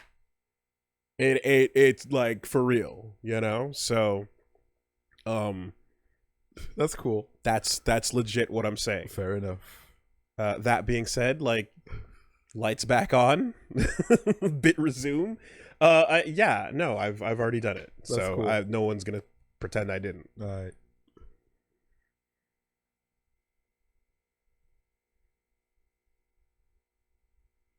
Got to work on that trash talk game, Reggie. I mean, I thought it was a duel. Hi, sweetie. Uncle Carl, this is Little G. He's new to the hood. Well, hello, Little G. Okay, you win. He does look like the father on Fresh Prince. I couldn't take it, couldn't stand another minute. Yo! Couldn't bear another day without you in it. All of the joy that I knew from my life was stripped away from me the minute that you died. I saw that on Twitter. Yeah. That was well. Man, like, that shit is hilarious and amazing, and God bless Uncle Phil. Rest in peace. But just, like, the standing there with the eyebrow up, like, and all you can hear in the background is Mr. Peanut Butter on BoJack Horseman going, "Is this a crossover episode?" You know, standing and waiting for the applause, like, what? It's so funny. Like, you can't. It kind of ruins it forever. But back in the day, that was the hypest shit. That was Marvel versus Capcom. Yeah.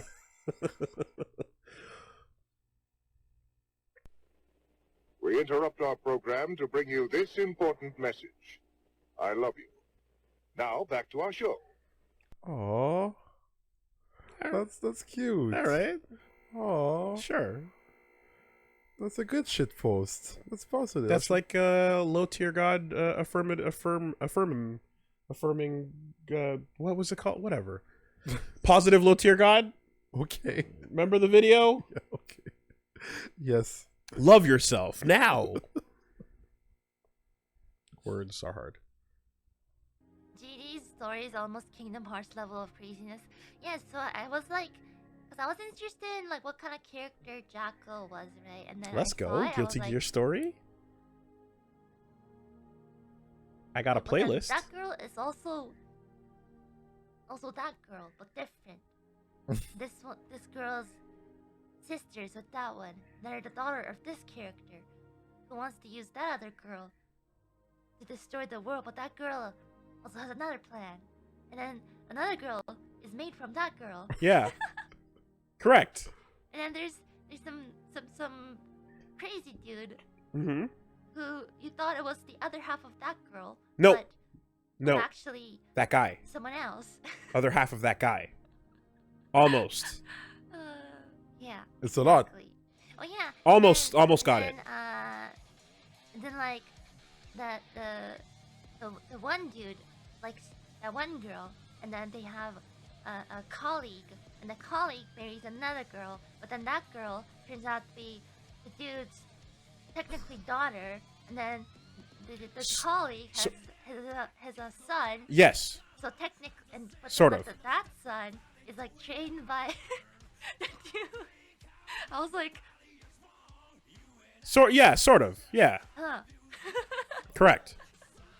Anyways, it was fun watching the series of videos on the story though. Yeah. Hey, nice. I'm glad you enjoyed it. Got it. Got it going. Heaven or hell. Duel 1. Let's rock. Perfect. I believe Ina? Yeah, thank you, Ina. I appreciate that. I believe Steve over at Yo Video Games asked me for help on explaining the story, and I did my best to summarize it in one tweet. In one tweet? Yeah, I'm gonna see if I can find it. How many characters is a tweet nowadays? Well, nowadays it used to be 144, but it's like two times that, or 140, so 280. 280? Right? Okay. Yeah, or is it 240? I forget. But anyway, I needed no words really. It was images, and I think here we go. I think I was able to accurately summarize exactly what we needed. All right. So Steve Infinite SGE was like, Woolie, help. Why does anime keep doing this? How do you explain the story of Guilty Gear? And I was like, got you, fam. Bam. Take it in. Uh-huh. Got it? Uh-huh. Okay. All right. We got a nice robot going on here. Okay. Next. All right. Uh-huh. The gear cells, the skills of Juno, And then? merge, okay, into Jersey. Okay. And then? Okay? Okay. Got yeah. it? Yeah. All right, now. Right? Yeah, okay. Therefore. This is nuts. Right? Okay. So then ultimately. Aya's willingness to forgive herself for the sins she committed as justice. And then. Jacko as her own powerful individual self. Done. Got it all together. Done. Perfect analogy. Perfectly explained. That's good. If you know your Power Rangers, sorted.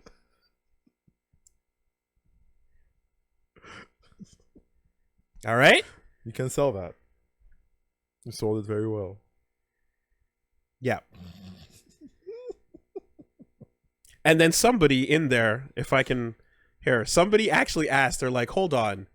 Like, where is the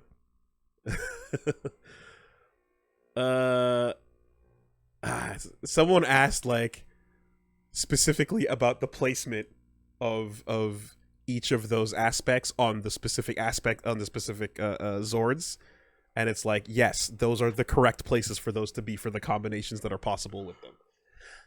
1-to-1. Perfect. All right. So everything is accounted for. Absolutely accounted for. All right. Here we go. Oni difficulty.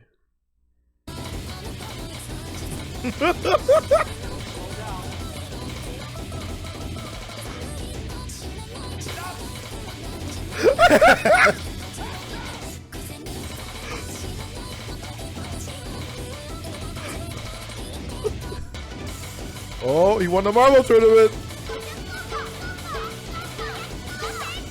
This is great. What movie is that? Whiplash. Okay. You haven't seen it? It's no. great. I see James so Franco, good. but no. It's that wasn't James Miles Franco. Teller. Oh. Miles Teller and J.K. Simmons. Oh wow. It's a ride. Okay. It's very intense, and if you're a top player and you've ever had to grind at anything competitively or like reach a higher level in any discipline, you might feel something watching this. Okay. Yeah. Nice. It's really, really good. Disgusting black creatures, get out of my sight.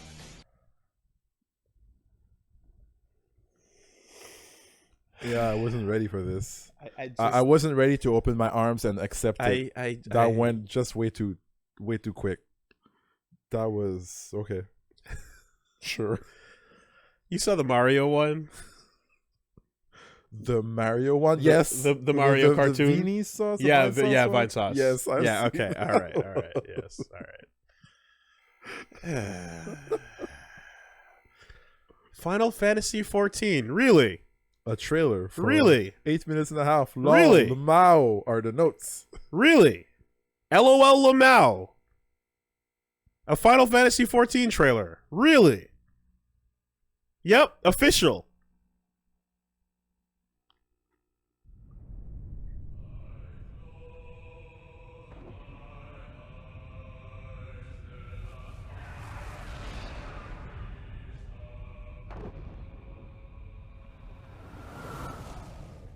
I'm not doing this. Damn. Out of the park. I'm not doing it.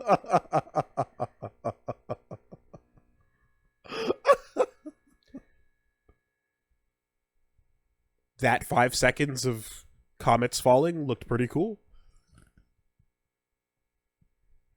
Did it now? I'm sure at some point when I join the retirement home, I see. There will be things to enjoy. But I'm not doing this right now. I'm just not. Okay, let's see. Xenosepsis stuck to hear it in a washing machine. The Earth technology is interesting. What is it? Well, I'm not sure what it's Oh. called, but I believe it's a machine Oh, is this, primarily used to trap stepsisters. Ball Buddy. I was checking I know these Shepard's comics. extranet history without his permission yesterday. Sounds dangerous. Stand back. I'll investigate the... Oh no, Shepard, help! What the Rex is hell? stuck and he can't get out! So yeah, I've seen Ball Buddy comics on Twitter. They're super good, and they're always super like Coomer, just maximum lewd energy. This clip is 35 seconds. It took me 33 to see where this was going. You didn't see the title? Stepsis stuck in a washing machine. Yeah, didn't give you the information you needed. And I was what like, more? what's going on? What else could those words mean, Reggie? What else could the word stepsis stuck in a washing machine I feel equal? so bad. What is like? How we doing? We okay?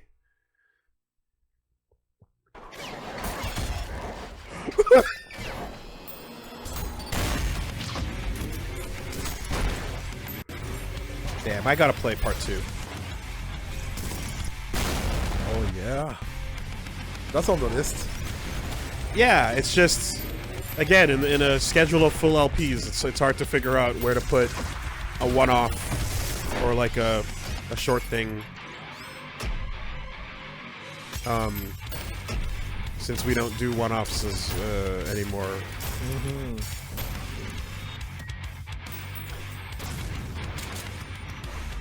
Crazy visuals. Fucking. What happened? Yeah, man. And just like, you can never set the FOV high enough. Yo, Hakiba's still working hard. Look. So yeah, gun duplication. You can get more than one gun of the same type, and you can go guns akimbo. But 2 is not the limit. Faith in the blood. Whoa. It doesn't have to make sense. Shut up. We don't want it to make sense.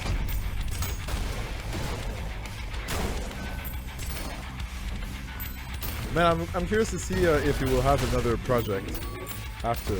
Well, this is this is act 2. Yeah. There's other acts to go. Like, the game ain't done. I don't think we gotta talk about what's next until we're finished with this one. Why are you gonna next bit when the current bit is fucking sick?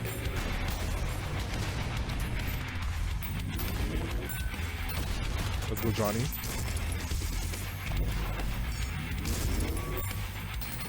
Coin flick. So sick, man. Perfect. Oh! Yeah. I'm still kind of amazed I was able to, like, keep up with it and, like, just not barf uncontrollably. Yeah. Like, I made it. I managed to do it. With a controller, no less. Jesus Christ. This is crazy.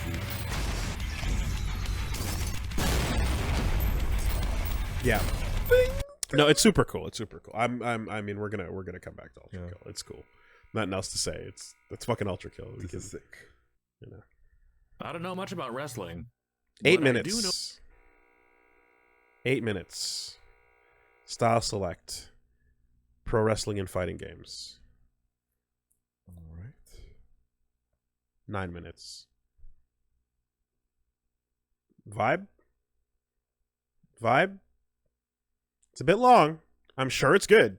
This is a subject that's probably really interesting. A lot of skip. Yeah, it's you gotta lock in 9 minutes, no matter how good it is. All right, it seems like a skip. All right.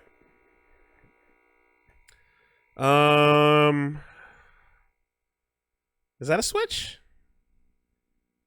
I mean, it is a skip. I saw a lot of skips when I looked. Yeah, that's a switch. That's a switch. That's a save for later. No, yeah, it's a save for later. That's true. I'll keep the tab open. The tab is still open. Yeah. All right. All these videos that we can watch for get into fighting games. Yeah, I did say on the forum, like, well, this is from pre-second season, but I did say, like, keep it under 5 minutes if possible. Geets, yes, I hear that this is, yeah, the latest Kamen Rider, super sick, a mixture between, like, Gantz and,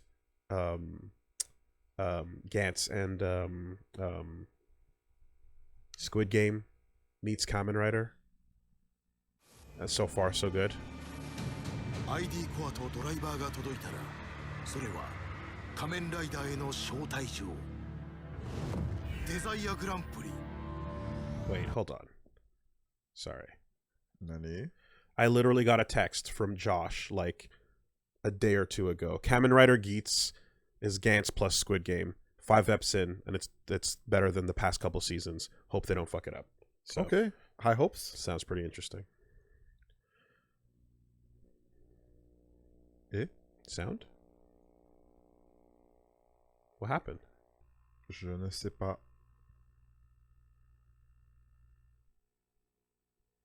Weird. Just full screen. That's all that happened, right? Very weird. Huh. I hear nothing. Did we plug out? I don't know. Are we still connected? It's not coming through the speaker either. I don't know if something pulled or should I check? 1 second. Let me just.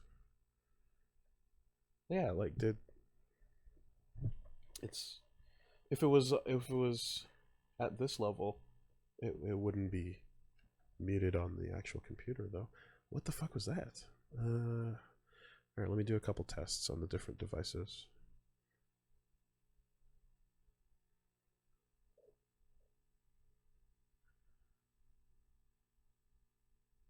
We hear it? No, that's normal.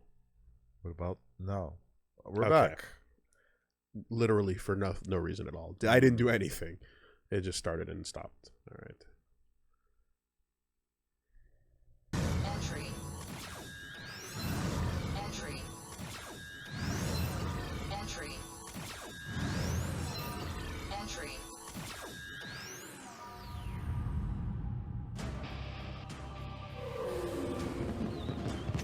Yeah. Fox design. Pretty slick.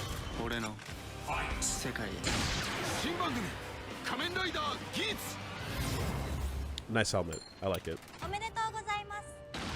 今日からあなたは仮面ライダーです。桜井慶和さん。終わったー。 You're done. 何これ？どういうこと？ Oh no! 助けて。 I've seen some like scenes from recent seasons that have been like exceptionally high budget moments. Like they always have like little CG moments that they drop, but like it seems like they're like either getting better or spending more on it because there's some shit that looked like really fucking cool.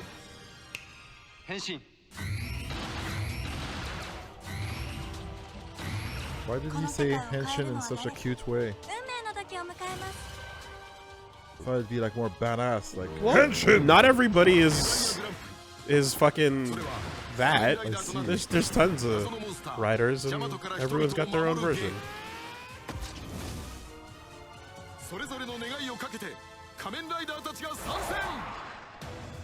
I mean, Ichigo is gonna say it like that, but 世界の命運は彼らに託された。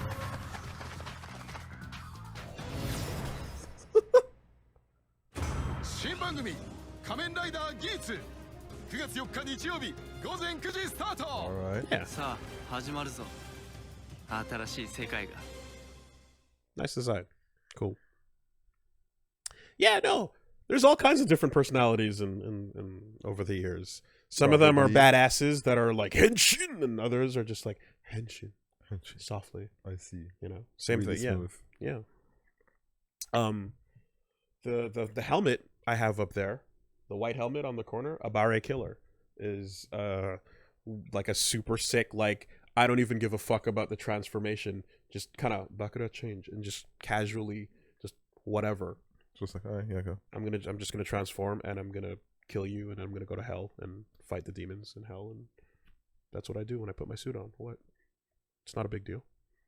Cool. Yeah, exactly. It's super Cool. sick. It's mad sick. Like it doesn't have to be high energy.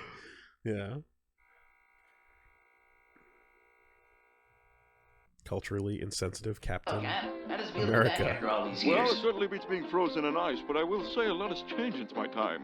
So much so that it's a bit confusing to catch Well, up. I thought you would say that, so why don't we have a little talk? I'll connect the dots and get you up to speed. Well, that would be swell. Well, right off the bat, I'm sure you're confused at how what once was an ordinary household item is now everywhere you go. And they're much more important in today's society, much more than you've ever Yes, expected. exactly. The television. Well, What? let's be fair. You're the generation that gave them the right to vote. After that, it's just been a downward spiral. Now they have all kinds of rights. Rights to the workspace, rights at home. You can't even tell them to make a sandwich without saying please I and believe thank you're you. confused. I know how things used to be, but now they're just kind of like regular people, like you and me. Jesus Christ. Tony, Tony, please. Tony, no. I'm sure you've noticed, but there's been a lot of minorities. Oh, God. I'm sorry to declare a bad news, Steve, but segregation is over. Racism is no more. The title lied. It said culturally insensitive Captain America. Yeah. Where it's very much alive. You know, if you want to go there, you're more than What? welcome. Also, probably should have said it sooner, but there are certain words that are just not socially acceptable anymore. Let me just list them for you. Stop me. Your favorite one, right? No. No. Is this a series of like a meme thread, and then they just kind of like I'm not racist. voiced it and I'm put not them racist. together? What do you mean? You come from the 40s. All right, but that doesn't mean everyone's an asshole. Oh, well, I guess I misread you. I mean, you're not just a little bit racist. No. Why are you disappointed? What? No. Were you hoping I was racist? Why would I hope? I mean, the whole bit about women kind of came from the heart. I kind of get a vibe from you. Are you? I'm just kind I have a black friend. not Got racist. it. You know what, Kat? Considering where you're coming from, you really are the best of all of us. It's not like that, Iron Man. Equality is a part of the American dream. The A on my head stands for an America better than the one we have today. One we should strive to be. Simply amazing. Oh my gosh, it's Captain America. I'm such a big fan. Can I get an Sure autograph? thing, champ. Now, who am I writing this out to? Max Schneider. Max Schneider? Wait, that's German?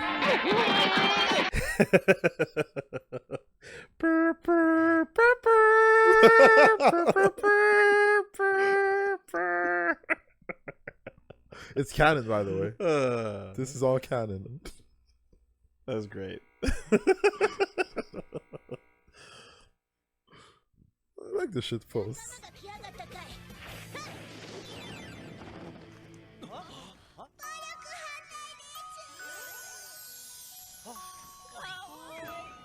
Kawaiso.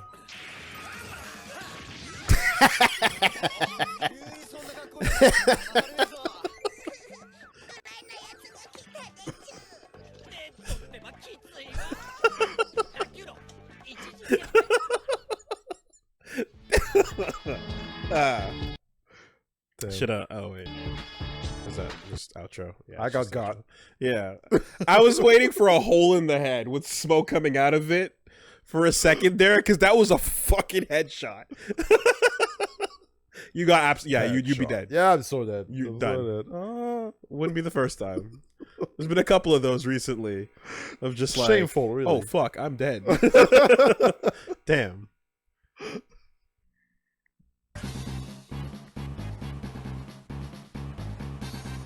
Kirby is a game that requires skill.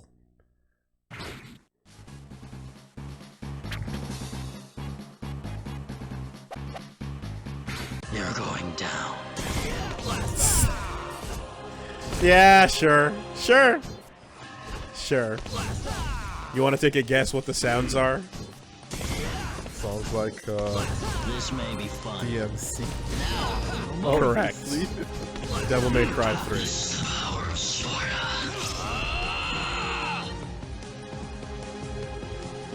Come on. All right. Come on. Yeah, you having fun with this?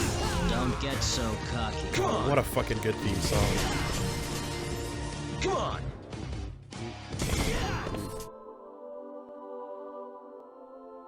Dante. Dante.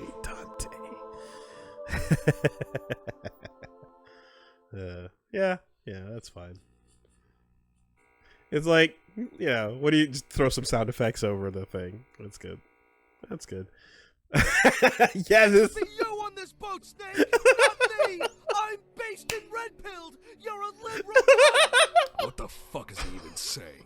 It doesn't matter. He's gonna fall into a pool and die after his son has sex with his new wife. It's okay to laugh, cuz we're all thinking it.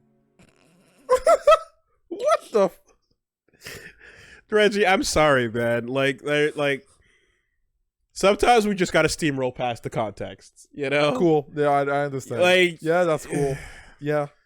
It's Metal Gear Solid. I feel like I'm not missing much. No, you're like, no, you're missing out on a really excellent video game franchise that you'd probably really love if you got a chance. But the effort it would take is crazy. Yeah. You know, similarly to Devil May Cry and Kirby, like we're just, you know, you're again, you're okay with that. Cool. We gotta, yeah, so we can't stop and explain. But the Phantom Pain is a whole thing, and yeah. Neko Arc. Oh yeah, new character. That game. Yep, but there's a difference this time.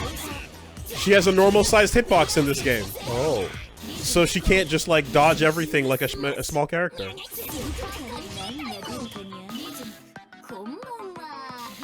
So her special pulls up a stream that blocks all information and makes it hard to see what's going on purpose. This is a real thing. This is a real move in Melty Blood. She pulls up a VTube stream.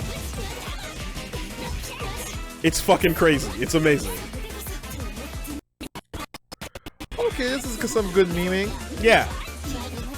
You know, like you gotta do a joke character. You gotta do it 2022 style. She pulls up a stream. Which, to be fair, that's also what JC became, right? In Tekken.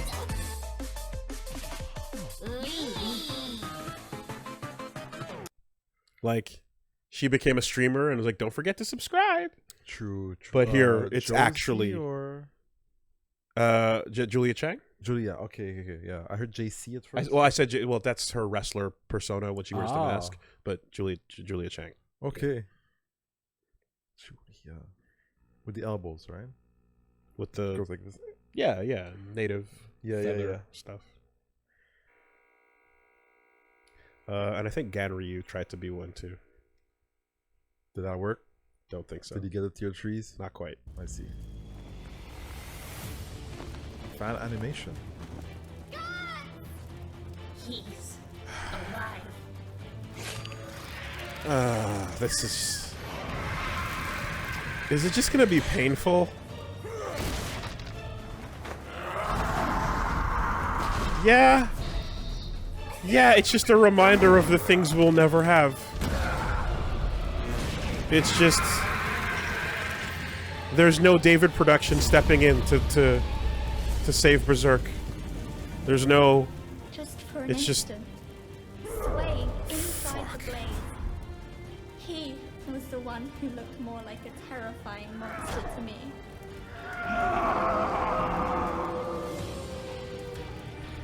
Not bad for a human.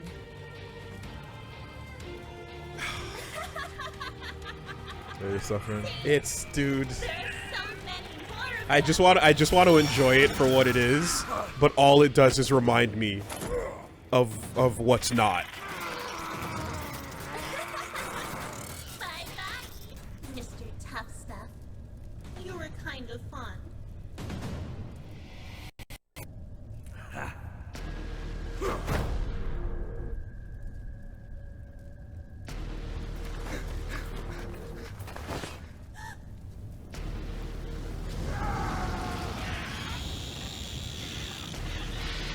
All through the flames.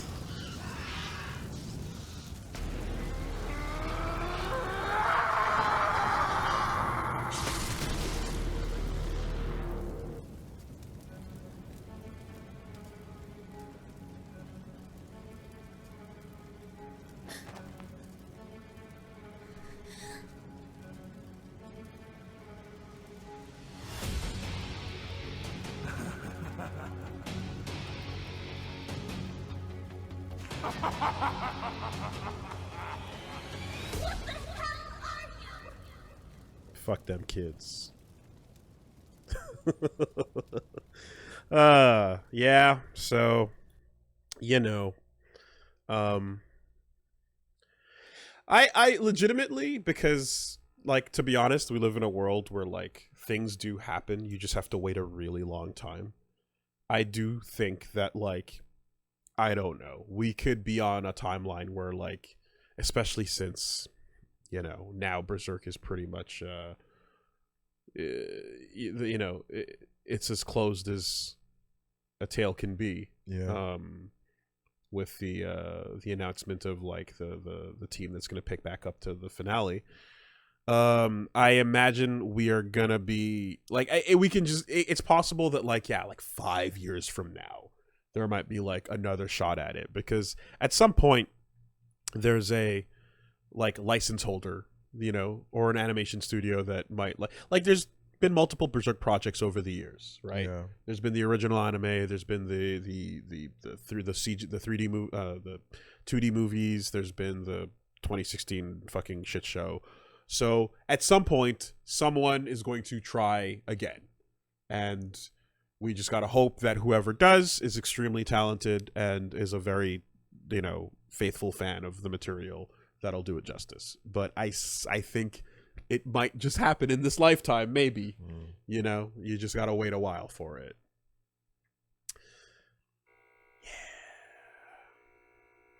Sorry for your loss. Yeah, well, I mean, if you read it, it'll be your loss too. Although, I'm curious. So you know how they're making, I don't know if you guys, they're making more Saturday morning X-Men. Okay. Yeah. Right? They're doing more of that. Okay. Picking back up literally where they left off, right? It's a really interesting, wild way to go about it. But, like, they're going exactly for the nostalgia vibe. What would you think if they were to make more Berserk and do it in the style of the old anime, 97? of the 90s anime, and just pretend you were picking back up where you left off? That would be sick. I would be super down for that. I'd be down for that. It'd be really like, instead of embracing the modern style of, because like you could do a really gorgeous, as we just saw, a really gorgeous, detailed, nice lighting, nice animation, good tweening, like just firing on all cylinders, right? Or Animation you could keep that grit. Animation has come a long way. Talented animators can do a lot, but I also believe that, like, yeah, if talented animators wanted to make something feel like you're picking right back up where you left off with that old series, that could be interesting too, and I think people would enjoy it. I think it would be kind of cool. There's a quality to that I would be super down for, It would probably confuse a lot of people who are like, why does this new thing look like shit by modern day standards? But then it would take one sentence to be like, oh, it's because they're continuing something from the 90s. And it'd be like, oh, okay. And then it's just stylistically like that. Yeah. So that'd be interesting.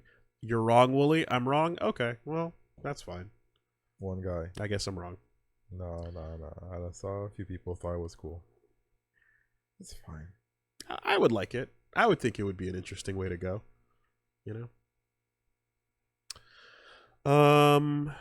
Yeah. What else we got? More kitties? Another Neko arc. Oh, no. Well, it's what we just watched. Is it? It's not the same video, but it's another video introducing the streaming mechanic on Neko arc. So, I don't know. I don't think we need to bother with that.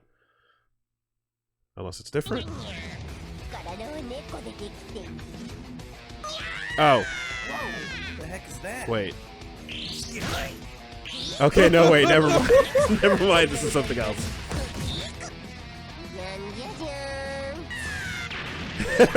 An early leak.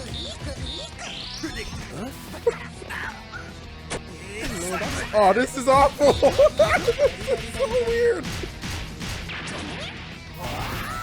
Dude, I want to play this game. I want to play this game so badly. Popsicle stick fighter? I'm so on board for this.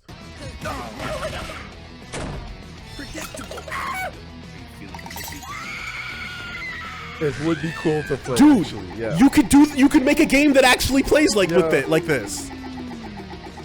Show me the hitbox viewer.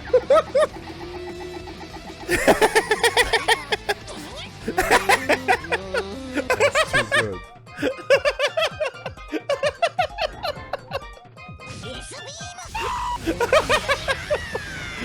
Oh, that hit's done.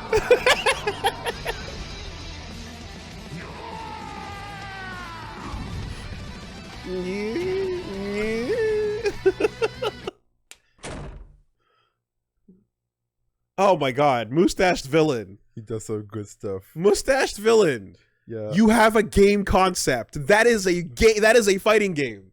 popsicle stick fighter with you where you like you hold forward and it just moves the hand forward, and you hold back and it moves it back. That's great. And jump just makes it lift the popsicle stick up. That's a game. That's a super fucking viable game. You could make it happen. Oh man. Can you look up I think he has a Gold Lewis video that was also a preview that was really funny. You're familiar. I know that name. Yeah. What are we looking for? Oh fudge. Here. It's just Gold Lewis. It might have been on the far left. Oh, yeah, this one. No. Which one? Actually, the first one or the the second? DLC first? Yeah, DLC Gold first. Lewis or Mighty Girth? The DLC one. Okay. Actually, I think I did see this on the tour. Mighty Girth is the full song. Yeah. I think I saw this. Mighty Girth.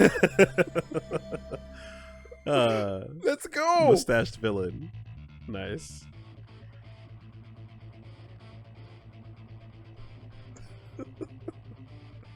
Before we saw yeah, because he's in the story mode. Yeah.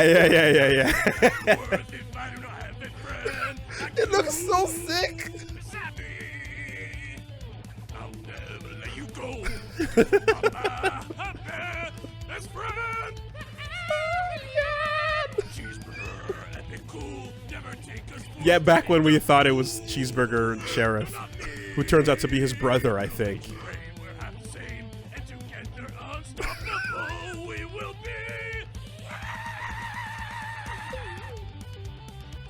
Let's rock! Guilty Gear Strive. I did loop that video because I thought it was so good. That's great. Find him, Arxis. He's leaking all your shit. There you go.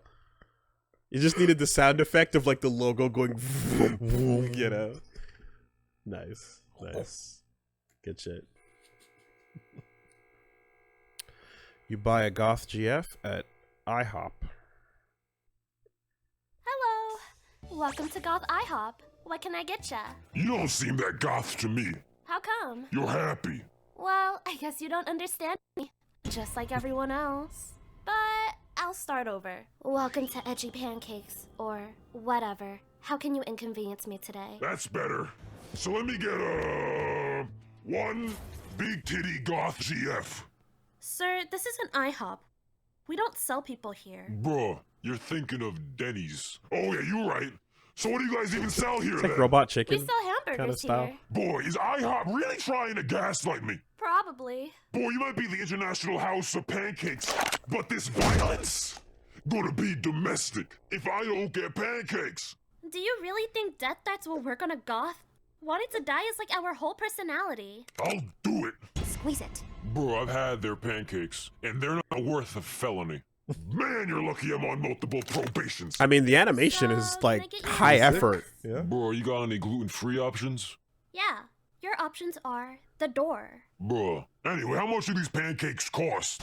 All right, well, you know. You good? Yeah, I'm good, but that high effort Robot Chicken style animation is that takes effort. I respect it.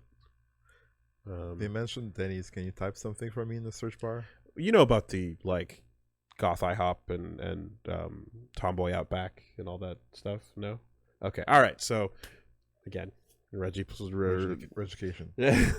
Just Goth IHOP led to a series of other meme brands where like take thinly veiled fetish and put it on top of brand of family American restaurant. I see. And then you get what you get. So exactly. Tomboy Outback, Femboy Hooters, and then what else was there? There was a couple of them. There's a couple of them. Okay. So yes, no, not thinly veiled. Just that's the thing. That's the meme in your brain going. But yeah. What do you They mentioned Denny's. Yeah. When we were in Michigan, I said that I wanted to show you a video. Can you type "What the fuck's up, Denny's"? The second link is good enough.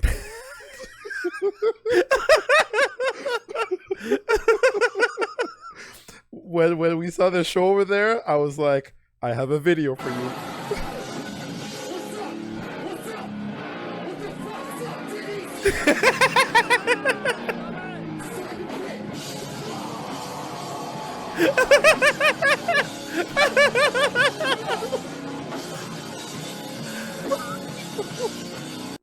How? I have so many questions.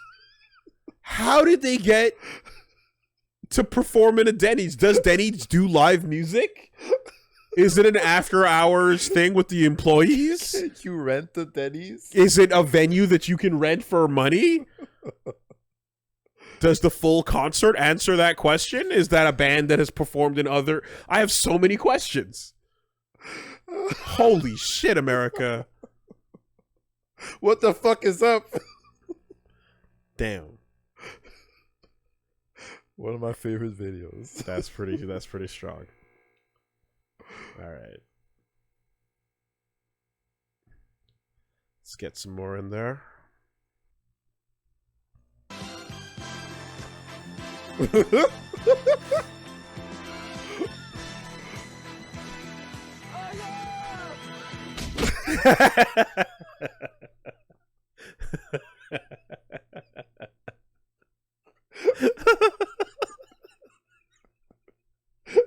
That was good. That was good. As a Rocky fan, that was really Simple. good. Very simple. Just the, some basic, simple editing to the point and not a second too soon or too late. Those sounds. It ended right on time. You know what you... Because the rest is auto-completed in your brain. Perfect. That was great.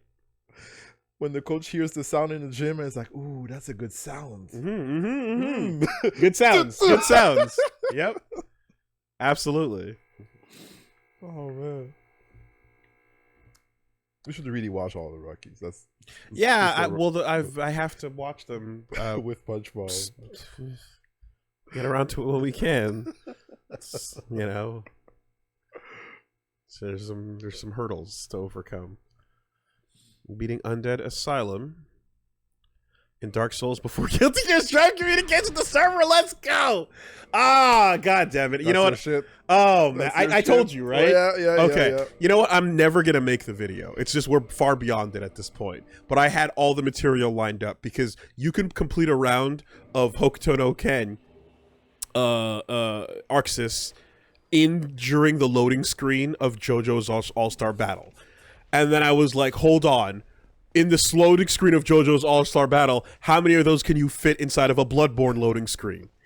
And then I was like, how many Bloodborne loading screens can you fit inside of the credits for, God, what was it? Like, not Raven, whatever the fucking Ubisoft shooter game was with like a ridiculous, like an insanely long credits. And I just wanted to do loadingception.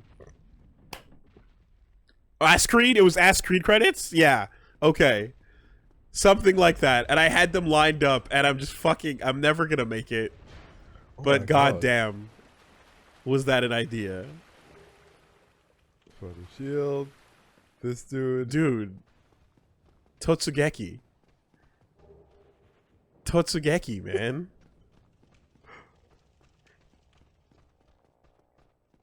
Let's go. He's gonna make it. Shit. It's just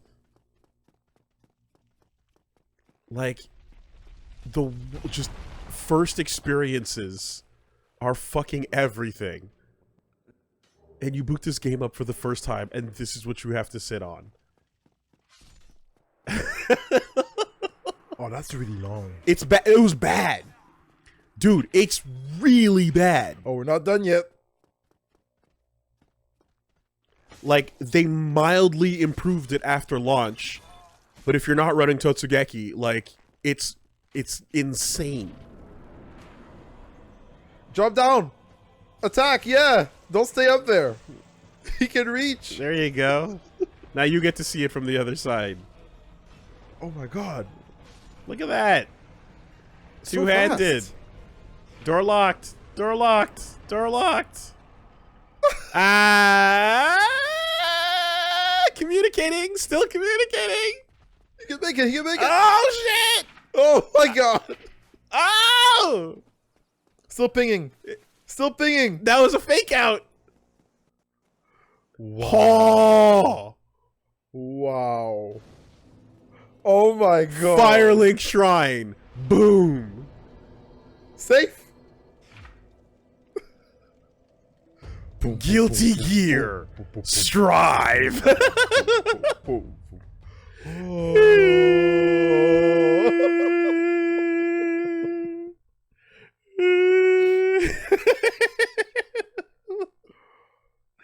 God damn it, dude.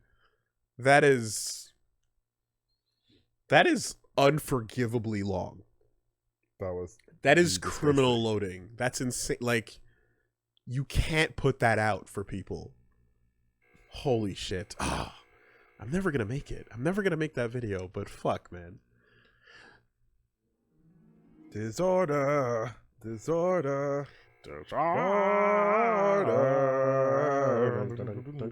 6-minute Star Wars trailer. Malgus Disorder. Did we watch this as a part of the SWTOR stuff? Unless, was this slipped in? Was not this one? Okay.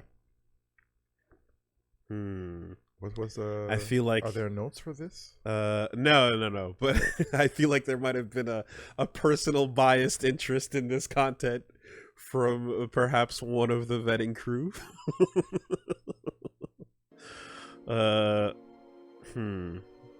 Notes said skip intro, that's why I was asking. Oh. Sorry.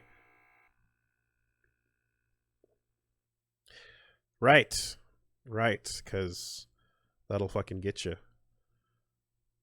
Is the music going to be okay? The music feels like it's going to be a problem. When I see that logo, I get concerned about how this is going to, you know. So is this the intro? Skip. Skip to be safe. Focus, Sahar. All right. Yeah. Yo, it's 6 minutes of Star Wars. I don't want to fuck with that. I don't want to fuck with that. But, you know, maybe on my own time. I need a color for maybe on my own time. Green.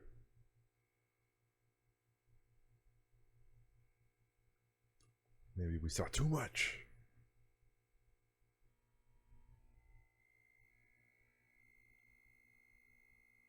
Oh, baby.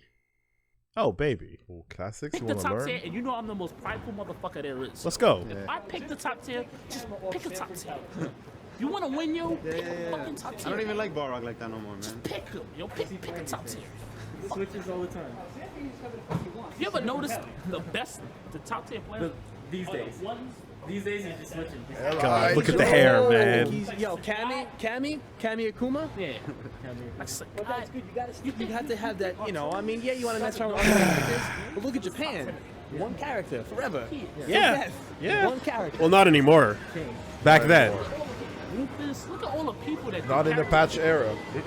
You need a main and you need a side exit for the patch. Side piece? Side piece. Yo, I went to Japan, yo. No, hold on. Real I'm talk. gonna keep it real. I'm gonna keep that shit so real right now. You and Arturo are the two only people that I thoroughly respect. That just pick your character. This era does not exist anymore, man. Like you always stay with Sagat. Yeah. I respect that. I respect Arturo always stay with Dolphin. That's good shit, back at the beginning when I started playing, like, even Smash, had people saying, like, you can't play multiple characters, man. Just stick to one. How are you going to master that character, dude? I keep it real. Playing Street Fighter. You can't play two characters? I'm tired of, like, outplaying somebody and then they just, ooh, a miraculous. See, but that's the thing, though, right? That's a mood walking out of the venue after that match. Yeah. After you're like, okay, we can go eat now. You out? Are you out? Is everybody out? We can go eat? Fuck it. That's a mood. It sucks. Yeah. It feels bad. I want the money to work for me. I'm tired of working for the money. Yo, Barnes. He's so right. He's so right. But yet. Do you want to cross that line? I've said it many times, and this is why I'm never going to be anything. Like, I love my character more than I love the game. I fall in love with the character. It's not the right way to do it. It's not the most efficient way to do it. I don't even like go exploring into the rest of the cast as much as I should. I know you jump around and stuff. I don't even do that. I'm just like, I want to get really good at this one character that I really enjoy. You know? And I felt it. Like I said, whenever I've jumped around, I've always like no, like even in like, It again, expands your mind. Well, in like Teppen, in a game like that where I'm just like, I don't care, man, whatever, let's just pick it, just jump around. Like, yeah, playing meta and all that. Like, I'm always consistently ranking really high in a game like that because I'm playing what's good as the season calls for it, But I'm here to have fun, and to me, having fun means winning and losing with Steve Fox. You know? It's going to feel like shit. Stick with him. But I like that feeling. I enjoy that character. Like, I just, and that's something that it's not like to say, I'm not even stubborn because, like, I've never tried it. Because I have. You've been around. You've seen my moments. I had a moment of, like, supreme, like, God, AE 2012. Just what they did to Blanca. Like, it was... Anyways, it was crazy. Like, his up ball stopped being a hard knockdown. It was crazy. And I was like, I'm not having fun. Yeah. This is bad. This sucks. And you had to like touch Bison and Honda and weird things. What can I do? Looking for something. Anything. Those were dark times. I remember. But in the end, I was like, a patch later, they fixed that. and I'm kind of like, yeah, I just, but Blanca is a bit of a weird one because I never picked him because he was my favorite character. Blanca, I was good at in Street Fighter 2 before I was even like on fighting games that way. So that's a weird, like, Blanca's a weird one for me because like I have history with him that is earlier than like, oh, I really love this character. It was about like with Blanca, when I was playing my cousins and shit back in the day, I was just winning with him, and I was like, yeah, okay, this works. I know how to play. I know how to do this, like, I don't have the like, oh yeah, fuck yeah, let's go, like I do with like Makoto, who's like, that's a sick character. Yeah. I enjoy her as a design, and then what she does as her moves, her set and everything. So yeah, I'm just gonna fucking live and die by the pick, unless I know someone's coming, in which case, like with Exerd, before Biken existed, I was playing Sin. Yeah. Because I'm waiting for something, that's kind of how it was. So I'll play a temporary while I'm waiting for something to arrive. He's not wrong. I'm just too stubborn to listen. Man, yeah, no, I want to win. I want to win. I might not pick a top tier, but I'm gonna take someone who can hang out with the other characters. I'm not gonna take the struggle. But that's what I'm saying, right? Like, you would never pick like. I've never seen you be like, yo, I super love this character, but fuck this like matchup, and I'm not playing this character as a result of that. Like, I've never seen you kind of like, you are more of a game fan than a character fan. Yeah, yeah. So like, you're never gonna commit. You're never gonna put a ring on any one character like excessively because never. Yeah, never. I'm always gonna try to like see what can be done better. What are my options? I'm always ready to switch. When the game starts, I'll take the character that looks cool and I feel like I like their tools, but as I keep playing the game, if I feel like they don't match with the environment, then I'm gonna switch out. See, and it's interesting because it's like Magneto, like in Marvel, for example. Yeah, it's like if Virgil and Spencer sucked, I would still be playing them. I see. Bionic Commando and Virgil are like some of my favorite shit ever. Yeah. I would absolutely still be suffering with those characters if they happen to be bad. It turns out they're good, but that's me. I would be that guy. Like, oh, Kotal Khan in fucking MK. Is he good? In this game, now he's ass. Okay. Now he's way more ass. He's terrible. Oh God. Oh, now he's a beast. Oh God, now he's scary. Oh, that's cool. The whole time, you know, regardless of what's happening around. So, yeah. I played him when they ruined it, and then they brought him back, and it was still just like, yeah, that's cool, man. He's a fucking cool ass tech fighter. I'm on board with it, you know, and I feel like that's gonna kind of, when I tell people about, you know, like, well, I mean, literally getting into fighting games, emphasizing, enjoying, and having fun with that is so much more important than I feel like being like, yo, find something technical that you like, because winning feels good. And it's not everybody that's like that, you know? No, that's a spike. That's a spike. Right? If you want to talk to a Timmy, you gotta find something that Timmy finds real cool. Yeah. Hey, look at that special. Johnny, Super you gotta cool. find something that's interesting, unique. You wanna create your own flow? All right. Some people see Manat or Carl Clover and they go, ooh, you know, those people. That's how you have fun. Right. Let's do a couple more. It's getting a little late. Oh yeah, and we still have to do that video.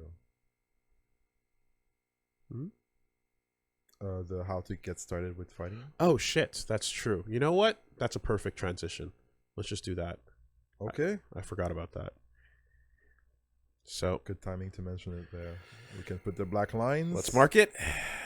Pick a top tier. Reddit's still crushing it. Shout outs to Sanford Kelly. Twitter, you guys, you got to rally, man. I don't know. Twitter's in trouble. But sabotage. Twitter is the Wild West. It's rough. It's rough. It's they were doing okay, but I don't see them catching up with this lead. Where's the thickness? Am I crazy? Is it a different box? Box. Cells. Bottom border. Border color. Border style. Thick. There. All right. And Twitter. Oh, whoa, way back. Twitter's trailing. Twitter's in the dust. Yeah, Twitter is like, I mean, I guess really it was the Star Wars thing, right? So yeah, that was the Switch, right? Yep. All right. I'm surprised. Oh, hey, thank you. Cool. Thank you, Azana. Yep. Right on the Star Wars. Last edit made seconds ago by Azana. It is gonna take a minute before y'all gotta catch up, man. You got a whole screen of head start. That ain't good. That ain't good. All right. So, Polygon, how to get started with fighting games and have a nice time. Finally, let's check this out. Cool, but I don't think it's for me. I had done some casual button mashing, but I never dove into the deeper mechanics. When I saw the gulf between what I was able to do and what others were doing, I told myself there was no way I'd ever be able to get there. Then, a few years ago, I decided to try for real. Was it worth it? Yes. I can tell you without exaggeration that fighting games have brought me more joy than anything else I've put my gaming hours into. Cool. It's a distinct category of enjoyment unto itself. Let's go. Constructed from the greatest pleasures of gaming. The childlike joy of hitting buttons and seeing cool shit happen. The slow burn tension of outmaneuvering an opponent in a strategy game. The Dark Souls satisfaction of studying a boss's patterns and exploiting their weaknesses. It's meditative, it's rhythmic, it's sports. It's therapeutic, it's communal. It's the closest you're ever going to come to feeling like Rocky or your favorite shonen protagonist. It's made me happier, and it's made my brain feel better. It is absolutely worth it. But it takes a lot of work, and looking at that from the outside can be overwhelming and intimidating. This guide is for people who have been studying that water and thinking about jumping in. Hopefully, you can use this video as a gentle, supportive push into the pool. That's a Here's really my 10-step good guide way for to getting put into it. fighting games without losing your mind.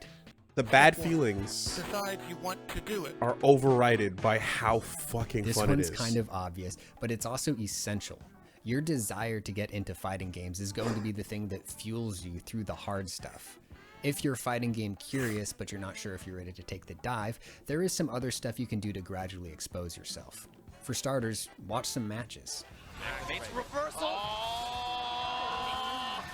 wasn't looking. It's really exciting to see the top players just going nuts. Oh, it's the banned game. Here are some of my favorites. Goichi versus Sonic Fox at EVO 2018 Here? rules. It's like an unstoppable force versus an immovable object. Playing them right now, thank you. Goichi's defense is like an iron It's not actually bad, Reggie. Oh, okay, that's fair. I'll just... Jesus Christ.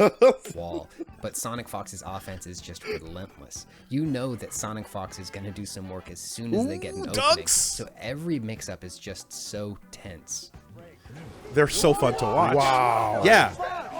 That's okay. So Lil Majin's whole Evo. What do you call the phenomenon of like games we don't give a fuck about, but we're watching them at grand finals at Evo and we're super in? Yeah. Right? Street Fighter V, which I was yawning at for the entire year, but you're super hype in that setting to watch the thing because it's an amplifier. Yep. And watching the highest level play as well is also an amplifier. Displaying what can be done and how it is at the highest level. It's beautiful. Yeah. Yeah. It's I can like yeah, it's that Super Bowl, thing. Like I've heard I've heard like UFC events live, for example, are like holy fucking shit, crazy. And it's like, yeah, the live event spectacle just adds to it on top of everything, We have been like we watch top 8 for games again that we don't give a fuck about. But when you're watching it live at the arena, it's so cool. Run was also great. Majin was an American player in a game that was historically dominated by Korean and Japanese players. So it's a combination of an underdog with the home field advantage. Plus he's playing a super fun character with big splashy moves. Have you ever seen... But it's not just about what the players are doing.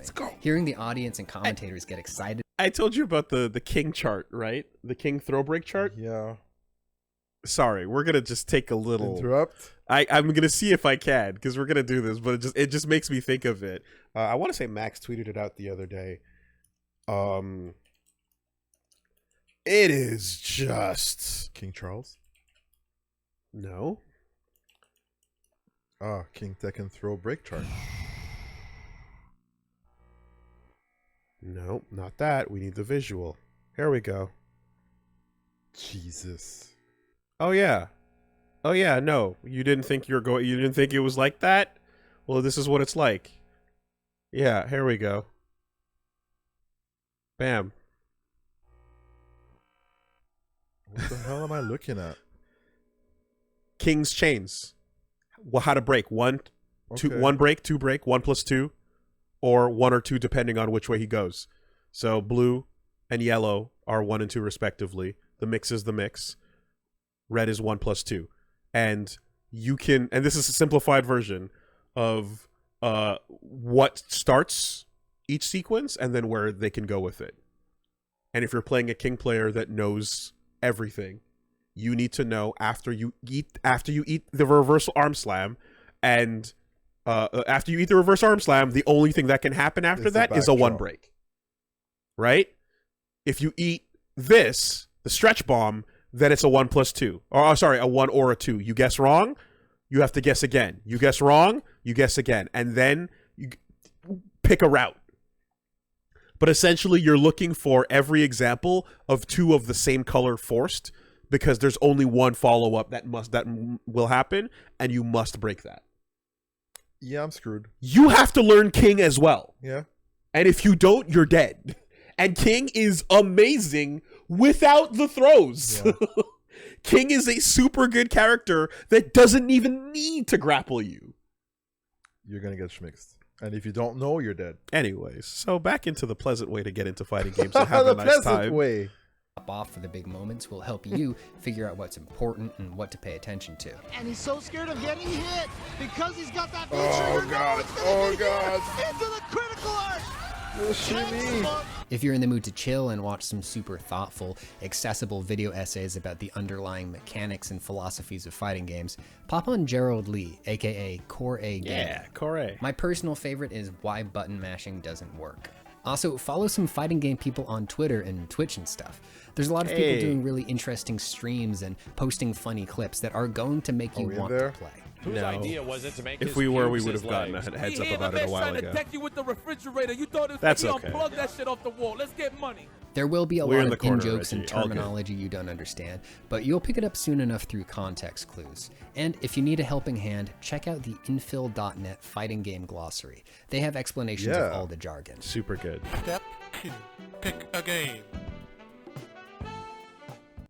I've definitely come across more than one person's like vibe that the name Get Into Fighting Games was misleading, because when I clicked on it not knowing a fighting game, I was expecting to get a detailed walkthrough of how each game was going to go, as opposed to just people who already know it talking about it and just playing it. I see. So okay, that's a thing. Among the fighting game curious is, what's a good fighting game for a new player? And the definitive answer is literally whichever game you're interested in. Let's go. I'm Exactly. so serious about this. You need to follow your heart. Look at gameplay trailers, watch some big matches. Whichever game makes you feel the spark is the one that you should chase. That spark will be what fuels you when things get hard. I love martial arts cinema and Yeah, Woolie, fair criticism. No, it is. It is. And I've addressed it a couple times for a smaller group of people, but I'll say this to a larger group of people, I suppose, that it is true, right? And I think that like that would have been a very different direction for the channel for every Saturday for us to sit down and do a beginner's guide to every single thing that we played, including the games that we don't really know super well. That could have been a way to do it. But I think what I was going for, or what I am going for, and I do still stand by it, is the idea that like the most intimidating parts of like, I guess, sort of overthinking how to step into it. When I play a game for the first time on Saturdays, we pop it in, we see who looks cool, we just start pressing buttons and figuring it out. Yep. And it's kind of just a thing where like focusing on what's fun about a video game is the thing that like you're going to really enjoy and want to come back to.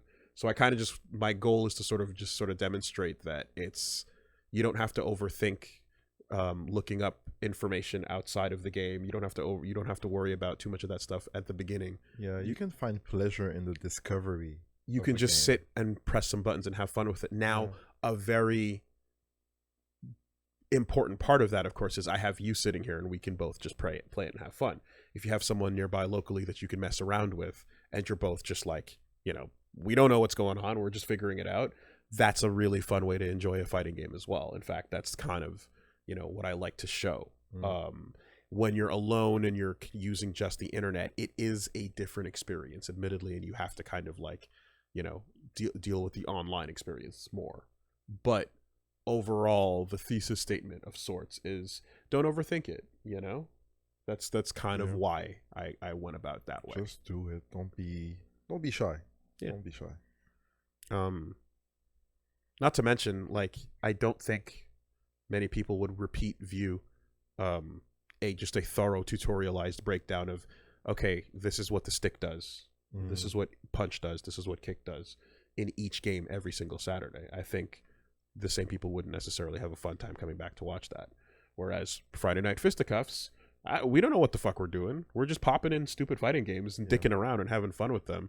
And that's the best part, is you just, you know, you don't have to compete. You don't have to take it, you know, get on the ride to a level that like other people are necessarily going with. So, but I think that there's that intimidating wall of that's what a lot of people do with it. Therefore, you think you might have to do that every single time, but you super don't. No. You know? Yeah, I think that makes sense. For fun, for glory, for fuck's sake. Oh, right. Wrestling. So for me, the game that grabbed my attention was Tekken. The pace of animation is a bit slower than... And as Solidus correctly points out, for those who do want that, we have the newcomers. True that. We have a few episodes with Punch Mom and with Josh. And Julien as well. Julien, some friends of ours playing fighting games for the very first time. And it's very interesting to see the progress. You see somebody go from not knowing anything to, okay, look, I can do some that stuff move in the span of one episode. Yeah. I love those games. I love those streams. Those are really fun to do. In 2D fighters like Street Fighter or Guilty Gear, so it was kind of like watching a choreographed fight scene from the movies in Wrestling I love. Before I understood the mid-low mix-ups and frame data, I understood that King did a sick running powerbomb, and I loved to see it. You gotta find your access point. You like anime?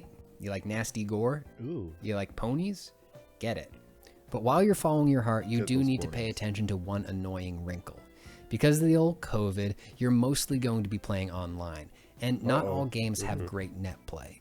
In games that use delay-based netcode, response times can be sluggish. The good news is that if you're new, you probably won't know what you're missing out on until you taste that crisp offline stuff. If you know that you're mostly going to be playing online, consider choosing a game with rollback netcode.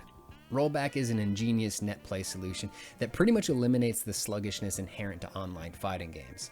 If you want a cool explainer on how it works, check out this video by Core A Gaming. Here are some games with pretty good netcode. If you're not sure if a game has rollback, just Google it, and you'll either find a bunch of blog posts like Punch Kicker adds rollback, or a bunch of Reddit threads like, how come Punch Kicker doesn't have rollback? Or you could listen to us talk about it like endlessly on the podcast. But to be honest, another common question is, what do aware I of need that to and start toning playing down, fighting games? getting lost. And the good news is, if you play other types of games, you're good to go.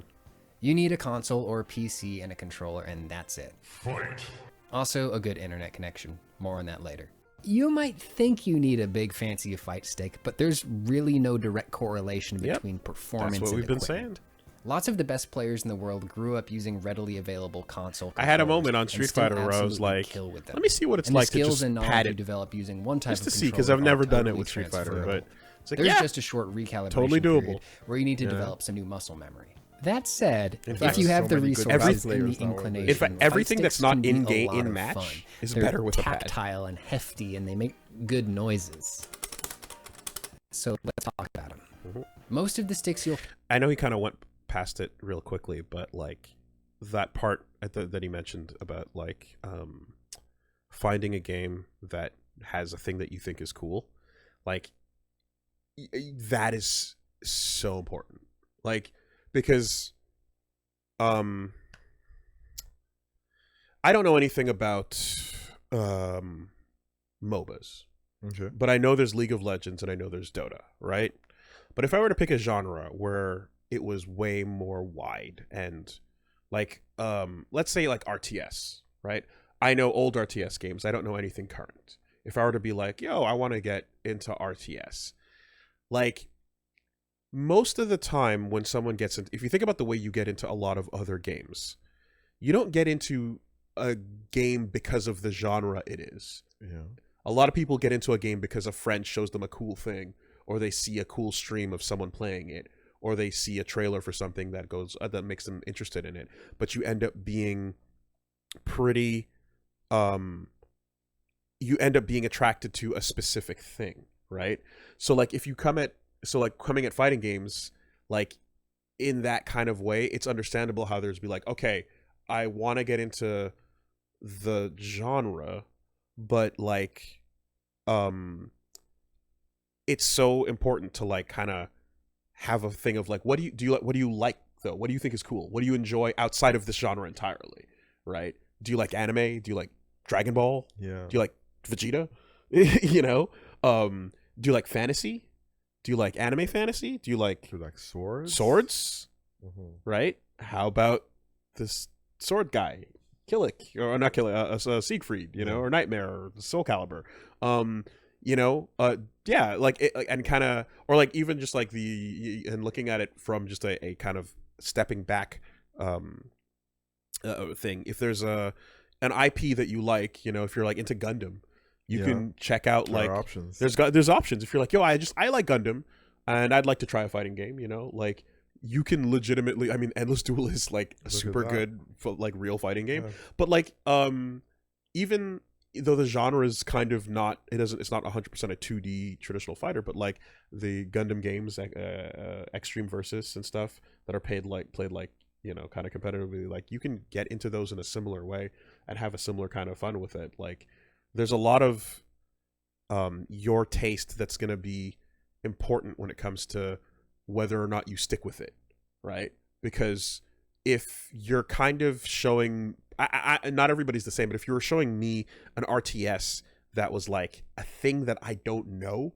in a world that I'm not interested in necessarily, and I have to kind of be sold on the world while being simultaneously sold on the genre, that's 2 extra levels of obscurity and obtuseness that are going to be a hurdle. Yeah, that's 2 checks extra that you need to pass for me to want to come back to it in my spare time, right?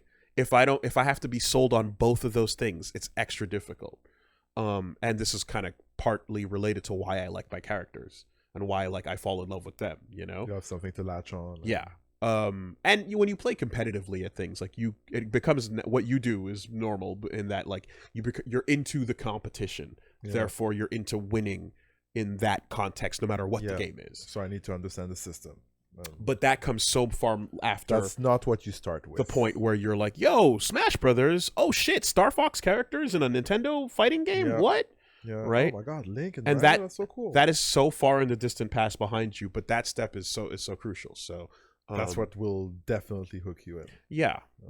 And now there are games that have easier execution and easier you have an easier time learning to play it, and some of them are great for getting people in. Like DNF Duel did a lot to help some people that are like, oh yo, this is fun to play, I'm not having a hard time with the execution. But admittedly, like, you have to have an open mind for, like, again, a brand new world and setting that you may or may not dig what's going on, or so. It definitely helps if you're kind of like, yo, My Little Pony, that's cool, I like Them's Fighting Herds art style, similar thing going on, yeah, that's fun, let me try that, you know. So anyway, all this is a long-winded way of essentially saying that what you find cool outside of fighting games entirely is a really great way to help you narrow down what you should try, you know. 3D or 2D, again, it's not going to matter that much. You can kind of, like, when you feel like, yo, I want to use Vegeta right now. Yeah. That's the thing that's going to be like, yo, let's boot up fighters. Yeah. Because I feel like, yo, I want to play as Vegeta. That's the feeling that is going to make you want to come back to it, versus like, okay, I learned a couple things with a new thing, and yeah, I think I'm just going to go back to, you know, the other thing. So yeah, does that make sense? You know, it's fine. Yeah. You need a hook. You need a hook. You need a hook. You need That's a hook. very important. You can't keep them in if you don't got a hook. One Piece, Naruto. I don't know enough about One Piece games, unfortunately, but I do know that Naruto has the Ultimate Ninja Storm games, right? Like, those are the latest in the Naruto fighting games that exist. I don't know what One Piece has, but One Piece. But those are places that those are things to look at, you know. One Piece is real. Yeah, not everything's gonna have a current thing, of course. Naruto hasn't been current with a fighting game for a very long time, admittedly, so keep that in mind as well, you know. But yeah, just to elaborate on that note. Are ball top square gate, meaning the joystick moves around in a square frame. It makes it easy to lock in important fighting games. What is that thing about the One Piece being real? The One Piece is real? What is that? I don't even know how that reached me. Someone mentioned it. Yeah, it's all over Twitter. I've seen it. I don't know what it means. Then, like, there's some dude and he's just like in front of a camera and it's like, the One Piece is real. Is it in response to something that's happened in the actual manga? I have no freaking idea, dude. All right. In positions like down back, you can just physically feel it. Another less common configuration is bat top K lever. These ones don't have a gate, and they use a rubber grommet to return to the neutral position. The result is that they're a bit spongier, and you gotta be more precise with your inputs. Unless you're planning to go all in on Tekken or you grew up on these, I'd steer clear for now. Finally, hitbox-style controllers replace the joystick with more arcade buttons. What am I about to say about bat tops? Make a hard read. You won't be able to play with other sticks if you try to borrow it. If you use like a particular weird and not default stick. And it breaks. Oh, that's bad. If you use a weird stick and your thing breaks, you'll be very uncomfortable with any other stick that's not a default one. Yeah. They take some getting used to, but they allow for extremely precise inputs. But maybe the biggest benefit is that they're pretty damn ergonomic. Cranking on a fight stick can stress out your shoulders and fingers. My elderly thumbs don't have what it takes to mash on a D-pad anymore. A hitbox is comfy and it lets you nail your inputs without straining. Most controllers work with PC and one type of console. If you ever plan on attending a local event, I'd suggest going for a controller that will work with the PS4. That's what they're going to be using there. Tuning your control setup is fun and it can become a hobby of its own. But the biggest... I tried to make my fight stick video time agnostic as best as I could by emphasizing that sticks are all about the parts. You know, if we go 5 generations from now and you're wondering what to use, well, Sanwa buttons are going to be good and a JLF stick is going to be good, no matter what company is putting them together in the box and selling it to you. You know, so that's kind of the current form is you know, time sensitive. I want to give you is do not gear gate yourself. Don't put an artificial boundary between you and the thing you want to do. You're just denying yourself the pleasure of playing and getting better. But let's talk about a real boundary. Step 4. Not everybody can play on piano. Leave it to Trick Greg. If your connection to your opponent is not steady, you're simply not going to have a nice time playing with each other. You'll be more likely to biff your execution, but more importantly, it'll just be sluggish and jittery. So most of the online fighting game community adhere religiously to the Ethernet cable, because direct wiring takes a big failure point out of the networking pipeline. The anti-Wi-Fi sentiment online is severe enough that it will affect your experience. Lots of games have Wi-Fi indicators, and opponents are less likely to accept a match with you if they're worried that you'll have a dodgy connection. That means you should get wired up.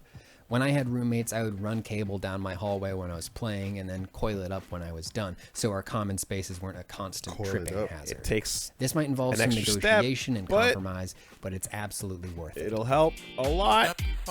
And by help, I mean it's fucking mandatory. So, who are some good characters for new fighting game players? The answer, regardless of the game, is whoever you think looks cool. Hey, once again, your enthusiasm is going to be the emotional well from which you draw the motivation to grind out combos and do the difficult work of learning. Bars. And you don't always have to pick the Ryu of the game to learn the fundamentals. Yes. For example, when I started Tekken 7, I played King, because I liked that he was a huge cool kitty cat tier who did all my favorite wrestling moves. He's a great character, but he also has a big, bloated moveset that he's picked up over decades of Tekken games. He's got some complicated inputs, and as a grappler, he approaches combat differently from most of the roster. But I liked him. I liked the way his doing moves wonders looked. I liked his right vibe. now. So I had the motivation Wonders to put for the in work. popularity. Later, when I picked up Whoever Guilty Gear suits Strive, your fancy. I went with Soul Bad Guy, because he's kind of the Ryu of that game, and he was really strong at the time. I thought that having a high-tier character who exemplified the fundamentals of that series would help me learn. So I tried for a while, and then I fell off and told myself maybe Guilty Gear wasn't for me. A few months later, I came back and I tried the character who I really wanted to play all along, and it all clicked. I loved looking at my little guy. I loved his gigantic hands and his booty drop. And I love busting. So I was motivated to play and learn. Damn. Don't let people are going to get hands on discussions dissuade you. Potemkin, and they're going to be like, pick who you think looks cool. I can do what? I literally cannot say this enough. Oh no, Garuda's gone. Oh, what do you have else? Once you've selected your little guy, ICBM? hop into training mode and start hitting buttons. See what they do. See how it feels. We'll make this work. Some games like Guilty Gear Strive and Mortal Kombat have decent tutorials that explain fighting game fundamentals and include challenges to test your knowledge. Any fighting game worth playing will also have a full command list in the start menu. If you like what you're feeling, hop onto YouTube and search for some character guide. And this is where it comes to, because unfortunately not enough games do the work. And when they do a good job, it's really just like, okay, they're not as bad as it used to be.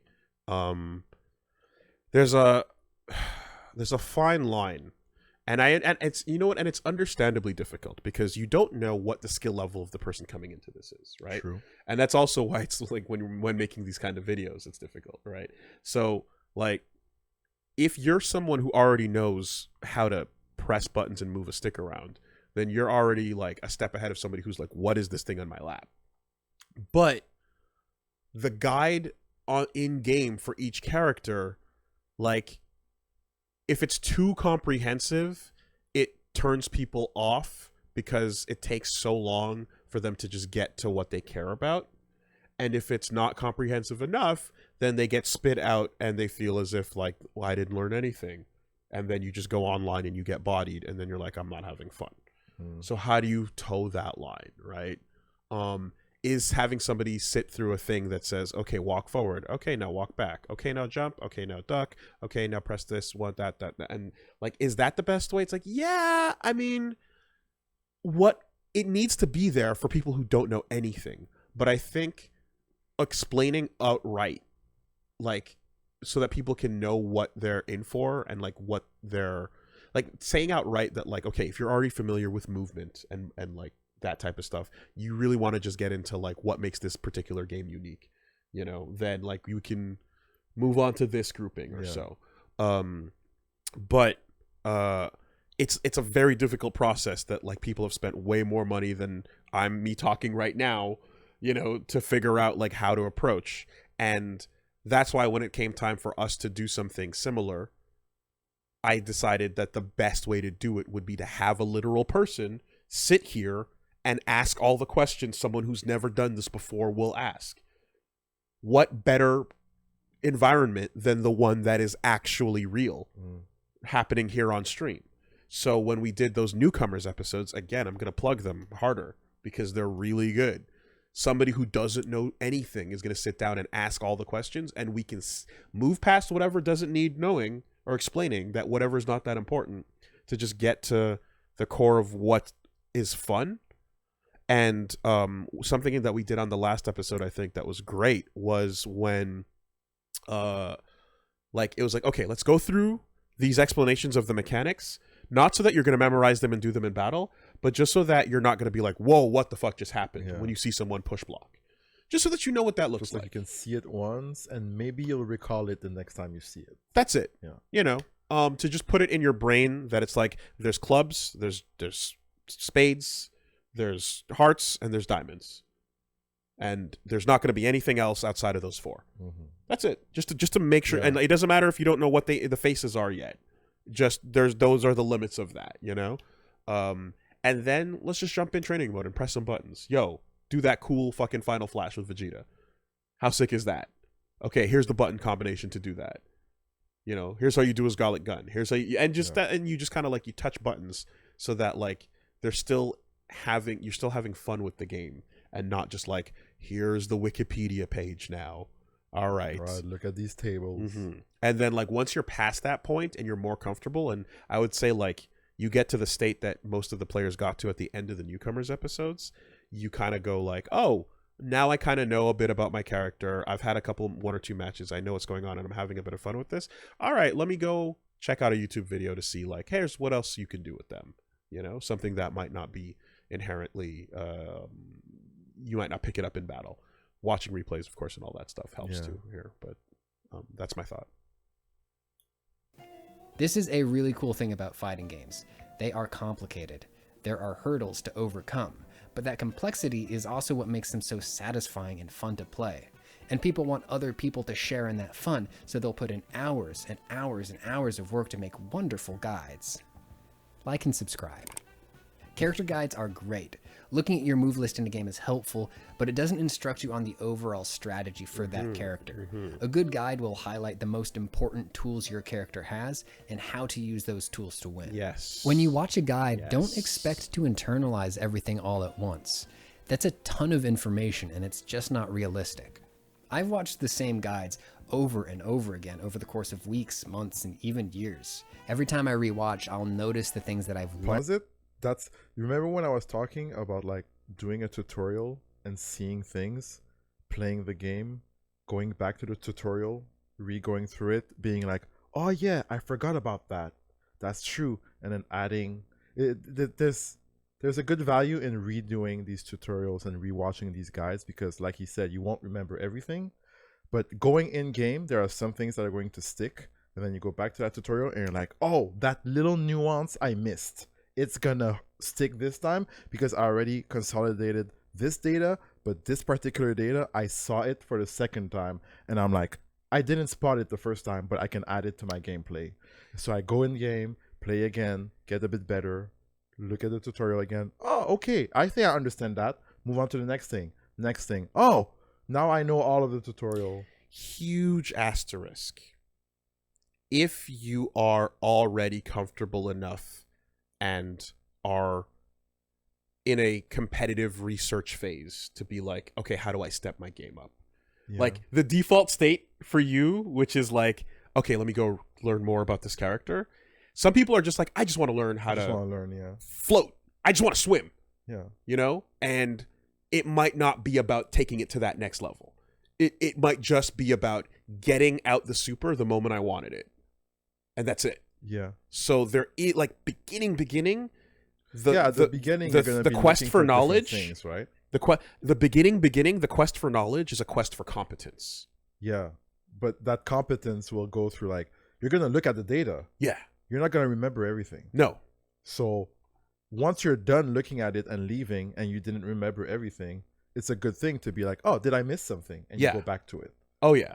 No. So like, but like, I just mean to say that like that comes after you're like past the part of, okay, I see this basic combo and now I can hit people with it.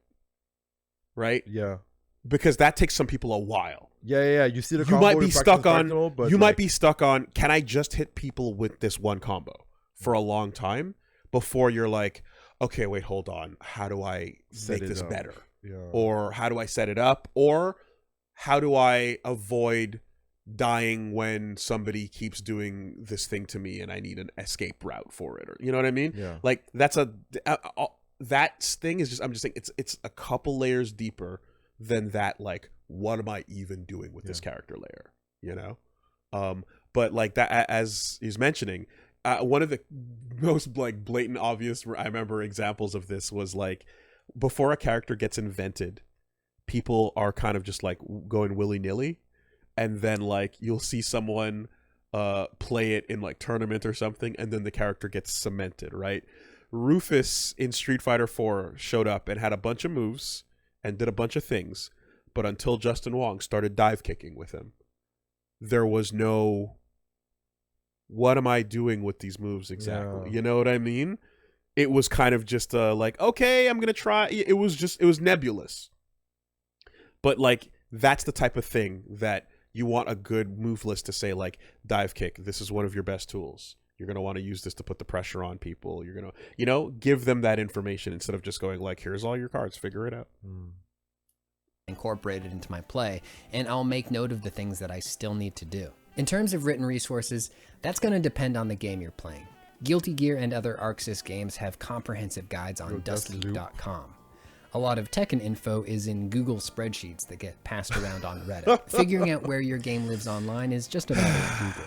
Yeah. As you watch I wish and it didn't read, have to be hop that into way, training but it's mode and true. work on a few bread and butter combos. Don't worry about optimizing yet. Nope. You need to develop your muscle memory to the point where you can hit your combos at all.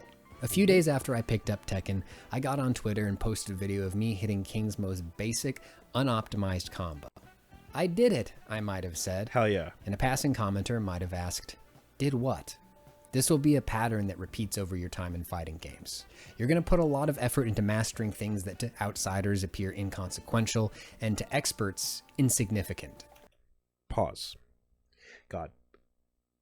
I hope I'm not fucking boring everybody by just, you know, getting granular about this. We're doing philosophy right here. Like we're just because this ain't. We've graduated from slop streaming into like my dissertation.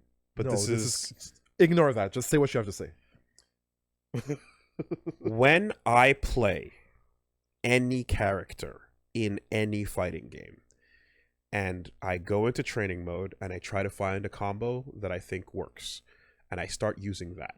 Okay. So I just started playing Street Fighter 6. I played Luke for a couple seconds and I went, you know what?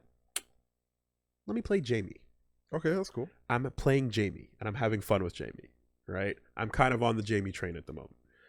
I don't know what I'm doing with the character. So all I did was I went into training mode and I've touched it a little bit last night when I 3 a.m., like I said, and then a bit, and then earlier today. And I just kind of went like, all right, crouching medium kick and then into Hadoken. That's it. right? I'm just doing that thing because I'm like, that's the one thing I know I can kind of fish for, and I don't know anything else about how to combo with this character yet, right?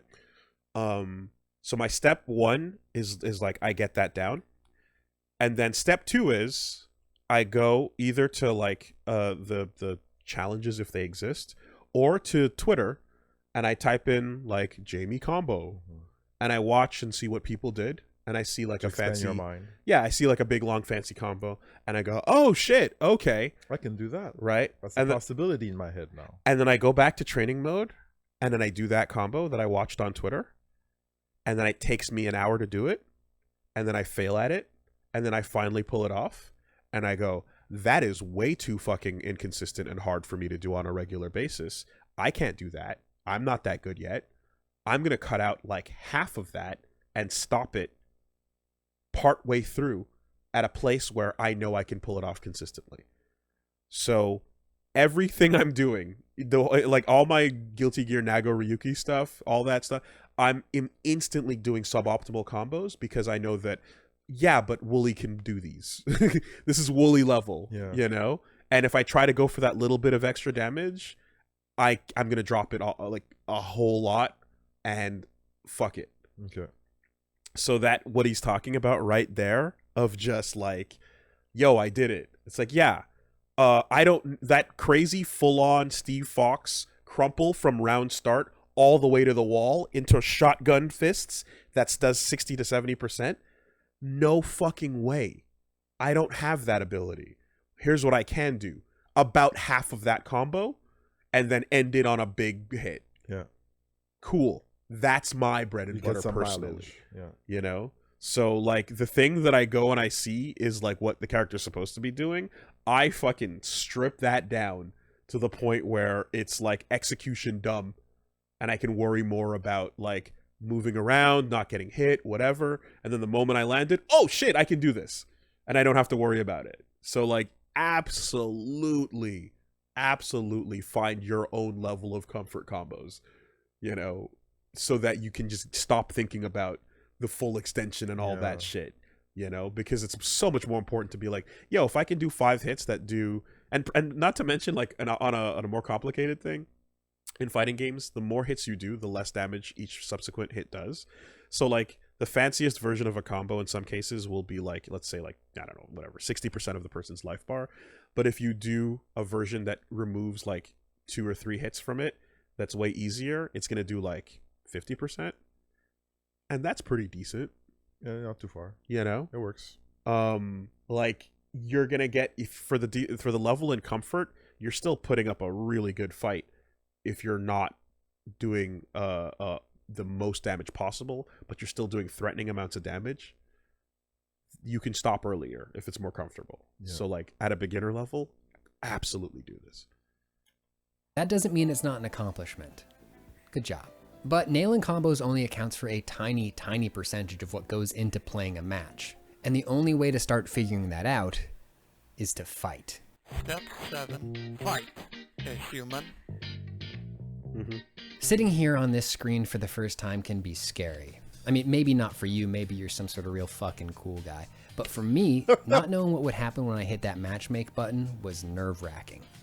Another real human being is about to see you fumble around with your buttons and drop your combos and forget to block in real time. But it's okay. It'll be fine. As intimidating as that human-to-human connection is, it's also absolutely core to the joy of fighting games. Now, I'm not saying there's no value to fighting the CPU. It is a good way to keep learning your own character's moveset and develop muscle memory. Okay, thank you. It can also help you familiarize yourself with the capabilities of other characters. You can learn that Sagat has this big kick and this uppercut and, whoa, 2 different fireballs. But once you've mentally logged that stuff, there's not much more it can do to prepare you for fighting a real person. I mean, it's super true that you have to fight a human being. But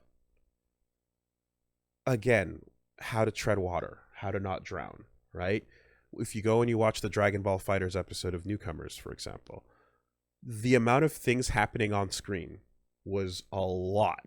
And Josh was like, oh my God, there's beams, there's 3 characters now, and like there's a lot. And like, sure, you can learn in the deep end. Fighting the computer will give you the chance to take it all in at your pace, right? It's a live environment. It's not going to be the same as a person, but you're still going to have situations where sometimes you're going to do a move and it's going to hit, and then you're going to be like, I'll do a combo now. And then other times you'll do a move and they'll block it and you'll be like, oh shit. What do I do? Right? Remember when Josh did his super dash? Yeah. And then the guy blocked it and he was like, oh no, he blocked. Oh, no. Yeah. I wasn't expecting that. What do I do now? Right? And it's like, yeah, so that you absolutely can use the computer to get yourself less nervous about all the things happening. You know, because like the other person is going to add to those jitters no matter what, but you got to get yourself under control. And if you're like there's just so much going on, you got to get that part out of the way. And I mean, fuck, like I know personally, just going back to the days of, you know, playing StarCraft a million years ago, like I really do. I have such a hard time with like mouse RTS stuff that like it was challenging enough fighting the computer and doing the campaigns for me. That like when we started doing like versus stuff, I was just like, okay, I'm gonna just keep it to the basics because like I'm never gonna be moving my units as efficiently. I'm gonna forget about the group that I sent over there. I'm not gonna make the drones properly. I'm not gonna expand. You know, there's so much going on there that is like, I'm the problem. It doesn't matter what I'm fighting. This environment is I'm not used to it yet, and getting matches in against the computer will get you used to that environment. Regardless of who you're fighting. That's fair.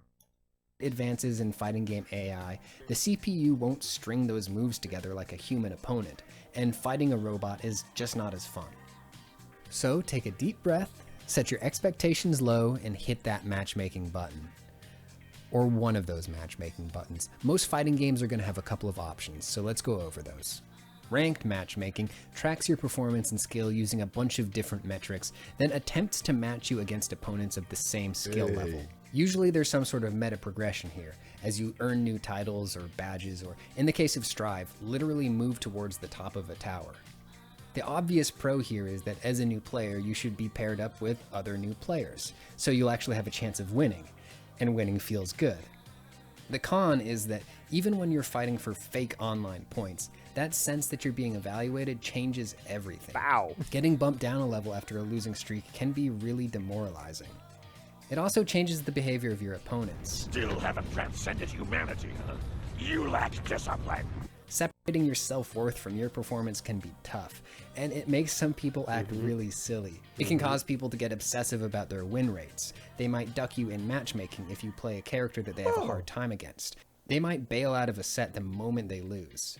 They might send you nasty messages. Quick tip on this if you're worried about getting shit from toxic players. Lock down your message settings ahead of time. Now, I know I just listed a motherfuckers getting dusted in Street Fighter 6 and then like winning one round and teabagging. It's like, man, your life is interesting. I hope you find peace. A lot of cons that make ranked sound like shit, but it's actually fine. The other option is unranked. Here, the matchmaking will just stick you with another player. Any other player. Or you'll meet up in some sort of virtual arcade setting. Unlike ranked play, there's no digital clout on the line, so people are much more likely to play long sets. That's a good thing.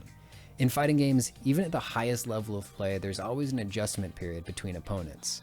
Pro players have the knowledge and experience to tune up quickly, but for beginners it takes longer. Let's say your opponent is using a technique that keeps blowing you up.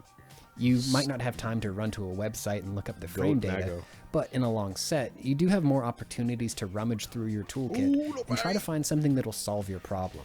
And if you find a solution, you have the chance to test it out repeatedly and start burning it into your muscle memory. The most obvious downside to unranked matchmaking is that you might get paired up with somebody who is way better than you. But that's not really a downside in my opinion. Losing 20 matches to a very experienced player is a great way to learn. You learn which of your reliable strategies aren't really viable against better players, and you get to see the strength of good fundamentals. This came out post brisket. I thought it was August 18th, 2022. I thought it was older than that. And you'll see something that you are very unlikely to see in the beginner ranks.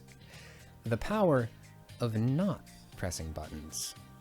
When I started playing unranked Tekken, I would fight opponents who felt like absolute brick walls. They would just block, punish, and whiff punish. Every loss was the result of me overextending and using unsafe options. So I tried to emulate their style, and gradually I got better. Yes. Still love hitting buttons though. Anyways, both shit, that's a really good point that I don't think I ever brought up, which is like learning that it's not always your turn. And that sometimes you gotta just chill. Sometimes you gotta do nothing, right? Because like, yeah, a lot of people who figure out like their combos and their moves are like, cool. Now it's time to just keep doing them, as opposed to like when to block and stuff. You know, there's oftentimes a point you find out early in round one when you're like, oh, this person can do some crazy shit. They never block. Yeah. And the moment you realize somebody is that archetype in your brain, just let them do something and capitalize on it. You stop having to try. Yeah. Because now it's like, I'll just wait for you to do the thing you're doing because you're never blocking. And I'll just I'll sweep you 5 times in a row. Yeah. That'll tell you something. And that gets you so far ahead.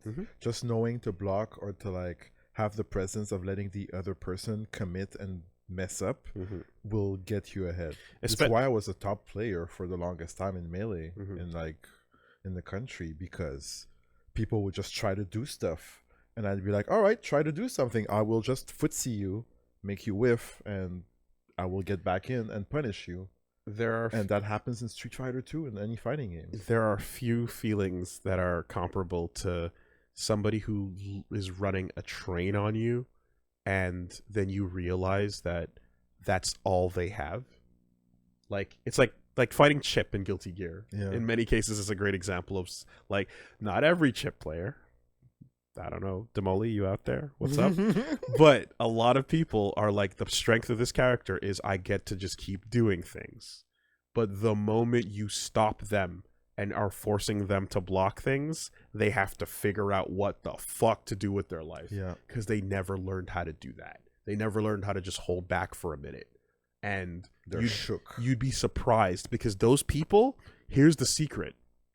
When you learn to just do your combo, and then as soon as they get up, you do another one, and you learn to just keep doing that, that'll take you from the beginning of the game into like silver.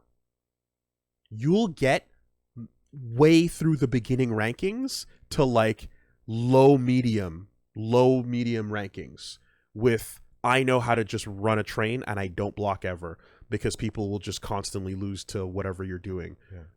With, you know, and like that, the moment you learn that and you stop losing to those people, like, it's fucking great.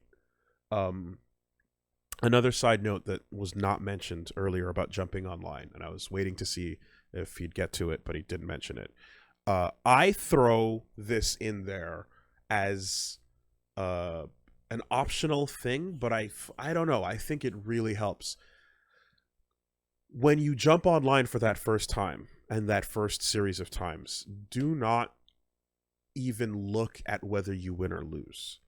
Your goals should not be about winning or losing. That's really nice. But your goal should be to pull off that one thing you learned how to do in training a minute ago. So when we went online in the newcomers episode, I remember the goal was like, yo, just land a level 3. It doesn't matter if you win or lose. See if you can figure out how to land like a big level 3 on the opponent, you know? And it was just like, get used to your tools and like how to use them successfully. Yeah. Because there's no way you're going to know enough to just pull a win out consistently. So there's no reason it should be emphasized, you know? And I wish that games would design something for that. You know, I wish there'd be a way to like, I don't know, you know, like some, I mean, God, we'll talk about it when we get into 6 later, but like the training mode in that is fantastic. But something where it's like, yo, you don't die until you get hit by a specific thing, you know, like just mess around until you land that. That's the win condition. Because by creating that goal for yourself, you start to see that like, oh yeah, losing is going to be a part of the beginning of this, but that's okay. And this is a different, fighting games are kind of different from a lot of other genres in that like no one's going to carry you to victory on your team with 6 people, you know? So how do I learn when to use this special? Like, that's what's going to help you get better. Ranked and unranked are valuable. If you stop having fun with one, try the other for a bit. And on the topic of having fun... Stepping. Struggle. That's fun. You lose. Isn't it past your bedtime? At the end of a fighting game match, you win or you lose. There's no teammates to blame for not pulling their weight. There's no XP meter sliding up to reward you for your participation. Oh, the ego! You will, beyond a shadow of a doubt, lose a lot. Self-doubt and frustration can feel overwhelming when you're in the thick of it, but it is all a part of the process of getting better.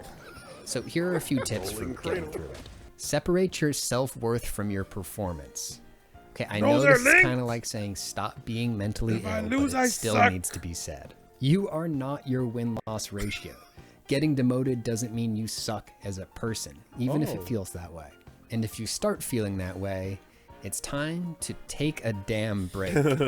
Taking a break doesn't just let you cool on off. all levels. It makes you better. Besides Master When and your Street hands Fighter are off 6, the joystick you and get you're doing one something else. demotion Your brain protection. keeps gently churning on those situations, looking for the solutions that you couldn't find in the heat of the moment. Your body is rewiring neuron pathways to make your execution smoother and better. Playing fighting games feels a bit more like a traditional skill-based hobby like playing guitar. There's a base level of effort and self-direction. You need to get enjoyment out of it. Trash. That means that you won't always have the mental energy to do it. And that's okay, don't force it. A break from fighting games can be a couple hours or a couple months. The games will still be there when you get back, and your body will remember what to do. Watch replays. God, this one is so hard.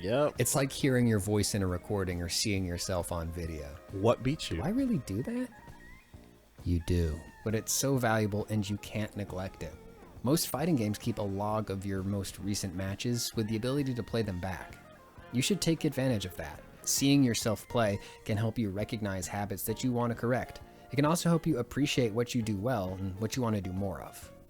And when you're feeling really brave, take the next step. Show your gameplay to someone else and ask them for tips. But before you can do that, first you need... Step 9. Community and competition. Not just like watching replays. I mean, it's almost like just saying to people like, yo, go to training mode. It's like, you got to learn how to lab smart, not hard, right? Watching replays, you also have to know what to look for. And it wasn't mentioned, but when you just watch yourself lose, like, you got to go, okay, hold on a second. You're looking for your bad habits, and you're looking for instances where you had no idea what the solution to the problem was. So an example of bad habits that I early on always tend to look for is I will literally go, what is the first thing I do at the beginning of the round most of the time? Right? Literally just one singular piece of data. What is my first action? Walking forward, jumping forward, backing up, pressing a button. What do I do? And then the second thing I ask is, how often does it hit? How often does it work? How often does it get me immediately in a bad situation? And if it oftentimes leads to a bad situation, I'm going to stop doing it, right? And that's also how I learned that, like, you know, in DNF Duel, Crusader's like light punch is an excellent round opening move because a lot of characters can't really reach you, and you can just start out by taking control of the match right away. Okay. But what is my first thing, you know? Go see what your habit is and see if, like, you are doing something that's helping you right away or not. That's an example of what to do when it comes to, like, watching a replay. Is like, find a situation where you, like, what do you know, and then later on you kind of go like, oh, what do I do when I'm in the corner, right? As soon as I get placed in the corner, I'm on the ground, do I have a habit of always doing something? Yeah. What do I do? You know, and then did it work, etc. And so you kind of break it down in that way. And then the second thing I said was not being sure of what to do in a situation, right? And I guess that's like, you're playing a game, you're playing Guilty Gear Strive, and you're fighting a soul bad guy, and then he does Heavy Mob Cemetery, the big command grab to you, and you die to it 10 times. And then you go, I'm enough of this, right? Okay, whenever you decide to, you come back to it, notice that you ate that move 10 out of 10 times, and go, how do I actually stop this? Can I hit him out of it? No. Can I jump out of it? Only if I'm not already doing something. Okay, so if I'm doing something, I'm going to get hit by it, most likely, unless I learn how to RC out of it, right? And then you kind of break it down from there. But like even before that, it's like, oh, okay. You kind of come to a conclusion. Well, in that move's case, it's like, okay, so I can try to roll cancel, do the Roman cancel or whatever. But in general, if he's going to do it and I'm already doing something, I'm dead. Therefore, there are times where I should not be doing something if I think he's getting ready to do it. Yeah.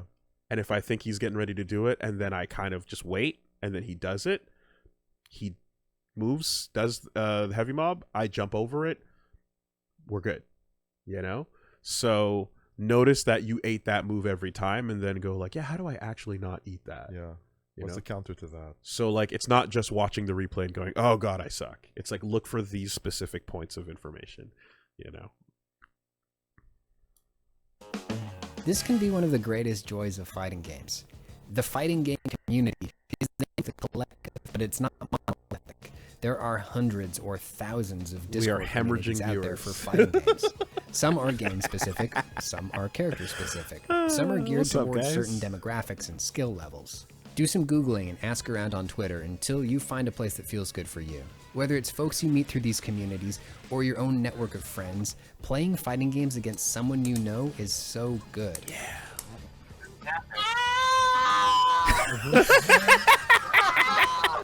For me, knowing who's on the other side of the connection completely obliterates the frustration and antagonism that I can feel playing against random online opponents.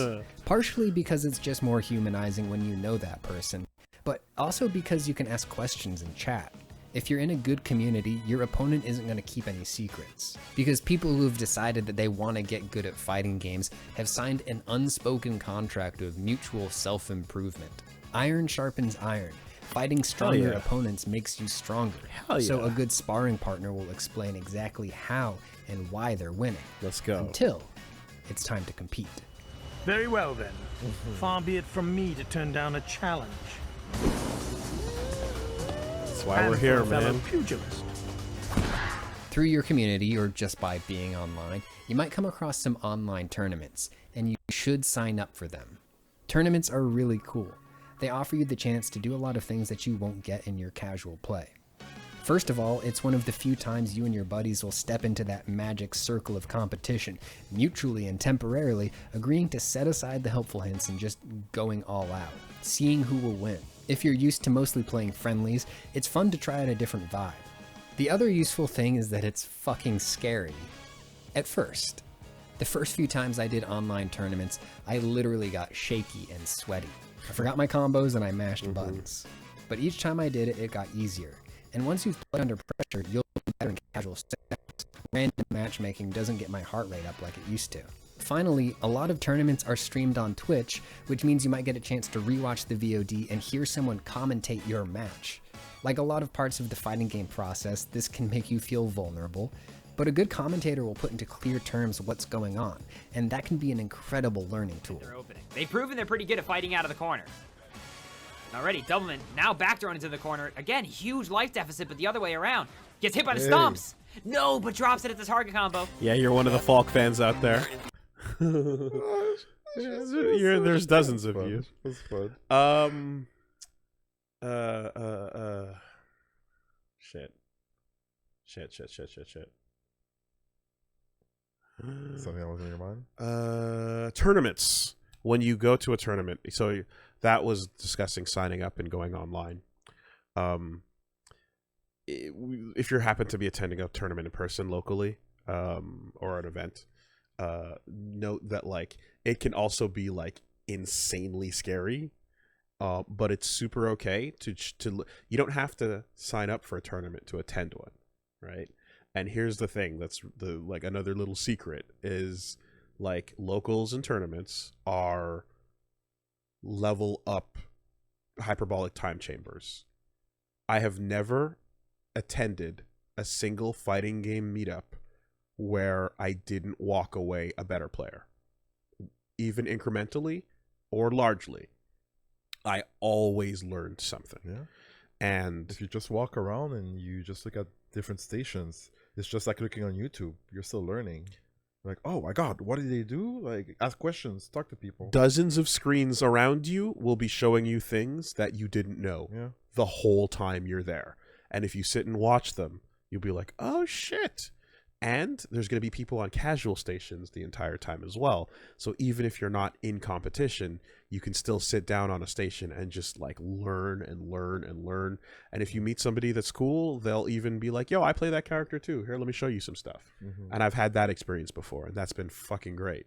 So don't, miss out on the opportunity to just learn by being at a tournament. The analogy I used is, if you're a musician, you know this, but playing on your own levels you up at, like, let's say a rate of like 100%. Playing in a band or jamming with a group levels you up at 500%. When you play with a group in coordination, you learn and get better and improve so much more than you do on your own. And that's the same thing that happens when you are going into a fighting game event. You walk into that environment, you're surrounded by it, you're seeing it. Knowledge is in the air, you're breathing it in just standing there. It is absolutely like playing a musical instrument. If you're in one of those environments, it's impossible to walk away and not be a better player.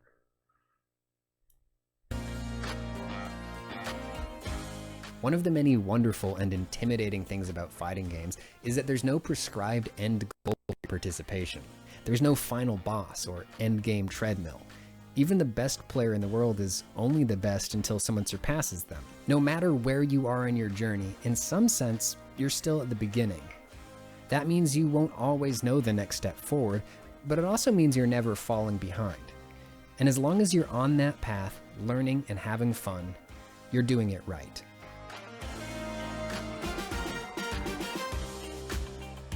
Fantastic video. Good job, Patrick. That's pretty good. Excellent. So this video went around and people had thoughts about it. Got people talking, right? Sure did. Huh? It's pretty good. I would say one last thing. If you actually get into fighting games, it's really useful to play people of different levels as well. Like they said, playing against somebody better than you will help you like clean up what's not true. They'll tell you like, oh no, this doesn't work, this doesn't work. But playing against people that are not as experienced as you or less experienced as you, like you can practice things and feel comfortable around them. And playing people at your level will allow you to like work on your mind games and force you to like adapt, because you know what they do, they know what you do, and then you're playing a different game of, touch and feel, adaptation. It's every level is important. You can take something out of it, Yeah.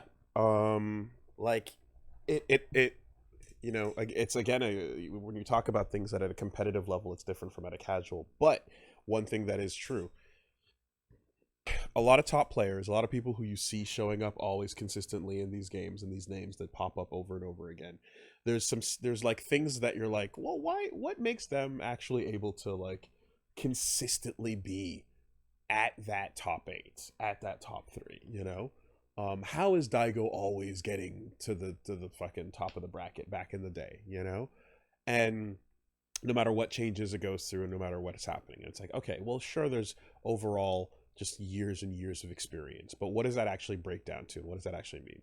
There's individual things, and it's funny enough because he actually talks about this in his book. All right, what is it? The art or the will to keep the on will winning. keep on winning. Yeah. But like, it's something that is not often discussed, but it's just elaborating on the point we made earlier about recognizing when someone doesn't block. Is top players have a skill that a lot of people who are intermediate and even advanced do not. That has nothing to do with being good against other people who are top players. So they have a skill set of like, oh, I got some sick shit for you because I know how good you are, and we go back and forth and we've played at this level. They have a completely separate ability that doesn't really get used or talked about as much, but it is the ability to analyze and recognize how good their opponent is, and then adjust what they do to the optimum level to not fuck around and have any mistakes happen and just beat you. Yeah. Right? Like if you're doing a frame trap against somebody who mashes DP versus a top player who blocks, you're putting yourself at different risks. I mean, dumbing it down even more. Let's dumb it down even more. Okay. To get out of your pools, you're gonna have to know how to fight people who are gonna do a wake up ultra. After that, not as many players are gonna do it until they suddenly do in like those surprise moments. You need to play differently. But most really good people don't wake up and do their big ultra. Yeah. But beginning players do. They do. So you need to be a bit safer. So you're looking specifically for that tool set, right? You want to have that, and there's a little mentality that they have for that. So all this to say that like they're doing that and they're grading you and seeing what you do and what you don't do and putting your habits together. And Daigo looked at me and went, "Oh, he is crouch teching everything. I can Shoryuken him 3 times in a row because he profiled me and put me in the box and he was correct." Right? They have that ability. What you do online to survive is a small version of that, by kind of going like, okay, this guy likes to do this. This person just does that, you know? Like, they're going to do every time I get close, they're going to go for a throw. 100% of the time, without fail, they're afraid of getting thrown. So I can just keep pressing a button, and I'll beat out every one of those throw attempts until they realize, oh shit, and then they have to do something. But maybe they never realize. And early on, it'll take multiple games before somebody realizes a mistake like that. Later on, at advanced levels, they'll learn within 3, right? But that's what it kind of comes down to, is like just finding ways to, you know, detect a habit and go, oh, this person keeps doing this. Yeah. That is a reliable piece of information Getting to have about the you. habit and trying to like ascertain what they know. But that comes with time. Yeah. So it's like poker. Yeah, great video. I mean, I said what I had to say, I suppose, as we went through it. But it's important and it needs to be said because so many people like forget what it's like to start at the beginning.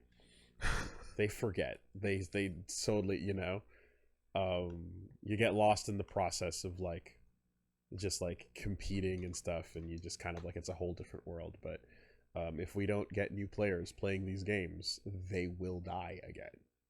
There's no guarantee they're going to come back the second time they die. They're in a pretty healthy spot right now, thank God. 2009, we did it, we got in, you know, but there's nothing stopping that from just getting wiped the fuck out. And look how long it took Rollback to fucking make its way through, right? Sometimes the decisions are obvious, but it's still stupid, and it's still gonna, like, you know, struggle for sometimes when the answers are obvious, it doesn't mean people or companies are gonna do them, you know? I think what I'm talking about, where the best way to learn about fighting games is outside of the game itself, will continue to be a big problem. I think it's good. I think that's going to be a huge hurdle to overcome, and that's why I do this, you know, because like the games themselves are not really doing it, you know, and like we're gonna absolutely just like wall off everybody if more effort isn't made towards just like showing people how to start, you know. And once they do, like, it's crack. It's fucking crack. You get all that down, and you kind of have that moment where you're like, what do I want to play today? Fuck, and let me jump back on. You know, and then you're in. And then, you know, like I have those moments where I said, like, I'm just like, all I'm thinking about is just like, oh man, I want to go try this out. What if I did this? What if I did that? And it becomes, you know, like you're fully in. We need to get that across to people. So excellent video. Really cool for that. And yeah, I hope the other notes mentioned as well get that point across. And if we don't do something, we're gonna hemorrhage viewers. Like we're doing right now, bleeding talking about these games, man. People are gonna tune the fuck out. They're walking away as we speak. This is what it is. But I love them, and that's why I'm gonna keep doing it. And that's why I'll do them instead of these streams sometimes too, you know? All right. Hell yeah. Yeah, that was good. That was good. Good session. Thank you for being here, folks. Blech, Krampus. What do you call an Italian zombie? A gabagool. Too spooky. Love the streams. Keep them going. Thank you very much. I'm afraid of saying gabagool now. Yeah. When we were at Olive Garden, I said, "Oh, can I get the gabagool?" Ha ha ha! And then some wall just banged behind us, like, and I was like, "Never again, never again." That was too scary. It was too on point. That might have been because of you. That might have been because of me. But there's a 2/3 chance that was just because of America. I see. All right. America has wild shit just happens, bro. Just They're kind of used to like things just happening, but we're not used to things just happening. Things just kind of happen while you're out in the world in America. Yeah, you upset the ancient Italian spirits that are possessing the Olive Garden. They're already pretty Olive Garden ghosts. They're already pretty pissed off that they're stuck in the fucking Olive Garden. Boggy Crook, how you doing? Fuck yeah, I love watching this. Thanks for ignoring the analogy of the universe and playing your own way. Ignoring the entropy of the universe and playing your own way. Thank you. I appreciate that. Tamsin RRD. I can't play fighting games. I've tried several years from SNES and Genesis and MK to them's fighting herds this year. I can't wrap my head around the controls. Half circle, quarter, put in the Konami code, throw a punch. I struggle. That's all right. You can play them. You don't have to do those things. You can play games that don't ask you to do them. Again, I don't know what you find cool. If you like them's fighting herds, that's one game certainly that it has inputs and it has moves that you gotta, you do have to learn. But like, yeah, if there's there's a couple games out there, as we were talking about earlier, that don't ask you to do quarter circle inputs or things like that. I mean, I mentioned DNF Duel and such earlier, but Street Fighter 6 modern controls are going to do wonders for a lot of people. I tried them for a second and I was like, oh yeah, it works. Oh yeah, sure. You want to like, the things with like Rising Thunder and stuff that we like really enjoyed. It's like, yeah, that'll help some people. Smash Brothers doesn't ask you to do that stuff generally. That'll be a thing. Project L certainly. It sucks that you're having a hard time with the games that you do like, though. As mentioned earlier, you picked something probably that suits your taste, and it sounds like you've tried. And there's a level of like, yeah, you can either try to commit to like, I guess, learning the stuff, but if you can't pull the moves off, that's okay. But if you do like the genre and you do kind of want to play them and you want to have like fun with it, then play a game that doesn't have those motions in it. There's games that are just usually special motion is like one button plus a direction, Smash Brothers style. They did, like Grand Blue had, Grand Blue, it's got online issues, but what are some of those other recent games that have easy controls? Rivals of Aether is fucking great. I like KI. KI on easy controls is that also has a. Is it just button plus forward? I think something like that. Yeah. Yeah. KI has that as well. Pokken, Persona 4 Arena is one of my favorite fighting games ever made, and that game has some pretty easy intuitive controls, though it does ask you to do Hadouken kind of motions as well. So I mean, I wouldn't. Yeah, I see a bunch of you guys saying dive kick, but like that. I mean, dive kick is great, but it is unfortunately kind of a joke answer in the sense that like you can play it for real and have a lot of fun with it, but like it's there's a limit to like the amount of content people are gonna really dive into and pun intended and chew on. So I'm not gonna say that, But yeah, Multiversus, absolutely.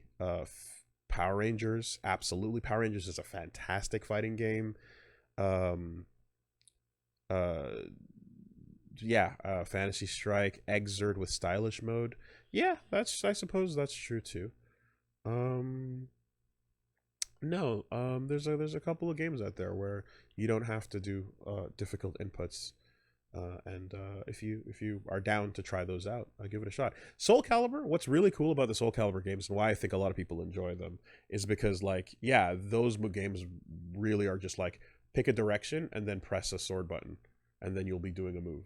You know, one is to slash horizontally, the other is to slash vertically, and you got a kick, and then there's a kick, and that's it. So, you know, it doesn't tend to get very complicated. It's forward, back, diagonal, hold the direction, press button. There's some stuff, there's some in suffering, but we don't need to talk about that. That's fine. Most of the game is going to be one direction, one button, and you'll be okay. So, there we go. Frosted Zaibatsu, don't be afraid to speak facts. The people who really are into fighting games are listening, hopefully helping beginners understand as well. Of course, dude. No. I know. I'm clowning, but I know what this is. So, Asuna, how you doing? Nerf philosophy question: does it matter how balanced a character is when you hop online? They're legit 70% of the pick rate. Maybe you know this. Maybe you know the out and the matchup isn't broken, but it's just so omnipresent that it hurts the intended game anyway. Okay, like overrepresented or overpicked characters. Yeah. Well, I'm gonna pick up my phone, but yeah. I'm gonna pick up your phone. Does it matter how balanced the character is? I guess so. That question just makes me think of like games where the DLCs are really overpowered and overtuned, and that could be a problem, I guess. Yeah, it does matter, the balance of the character. Not at the beginning level. At the beginning level, people are struggling to figure out how to land moves. Yeah. They're struggling to figure out how to do a 2-in-1. They're struggling to just get that super to hit. Not when you're first starting. You know? Do you think that some matchups might be like more problematic at lower levels than at higher levels? Absolutely. And those so are those Ryus, but your character might be like, wow, Ryu, like he's really hard to play against, even though Ryu is, we know what he does. Yeah. Though there's a difference between the knowledge check character and the overrepresented character. Yeah. Axel is a knowledge check character, but he's not overrepresented, right? Doesn't matter if you don't know how to beat Axel, you'll never win. You have to know what to do, right? I mean, the question is does it matter? And I suppose it's like, it matters the better you get. But at the earliest level, it not as much. You're gonna says sometimes you know how to beat them though, but you want to play casually, and it feels like the only matchup you get. Yeah. And that is, well, yes, but like, you can't change what people pick when you jump on the game online.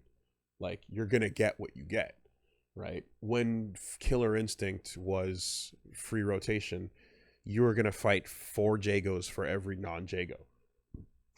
Everyone got really good at fighting Jago. But if someone got bored of the game from fighting nonstop Jagos, I understand, you know? So that's on the game to like not necessarily create that problem. Yeah. I know for sure Ryu and Ken, in general, every Street Fighter game, you're going to fight the army of them forever. So you better get comfortable dealing with them, because it's just the comfort pick for a lot of people, you know? But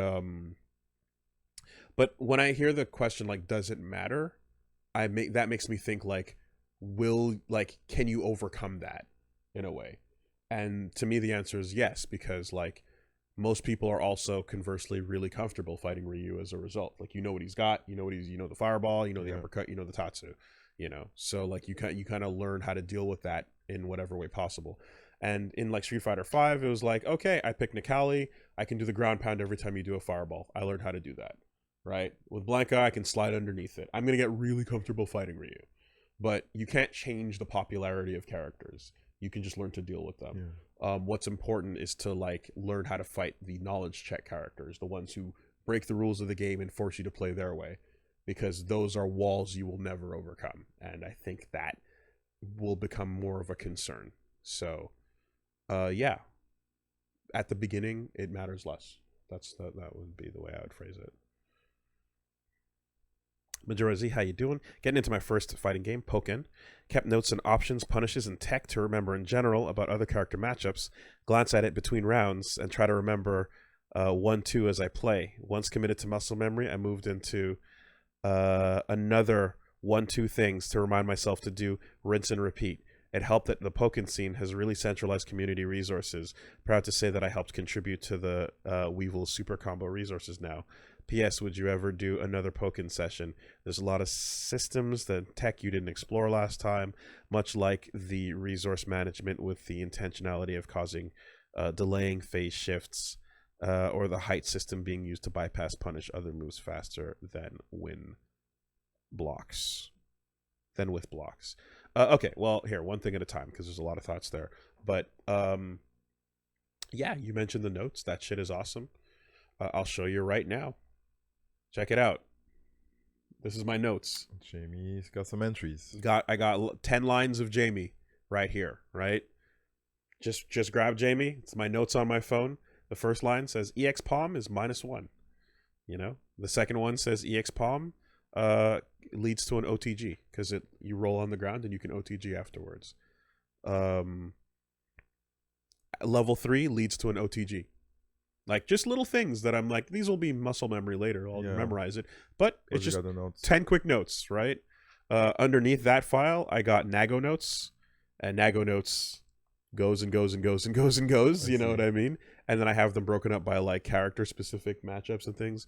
I've got Darley notes down here. I've got Bike in Town. You know? All in the same file? No. Separate pages. Okay, yeah, that's what it is. And, like, I create a thing, because every time I see something I didn't know about the character, I write it down, you know, because I'm probably going to forget it. There's stuff that I intuit eventually, like naturally as playing, but whenever I see a cool video and I go, wait, what? You can do that?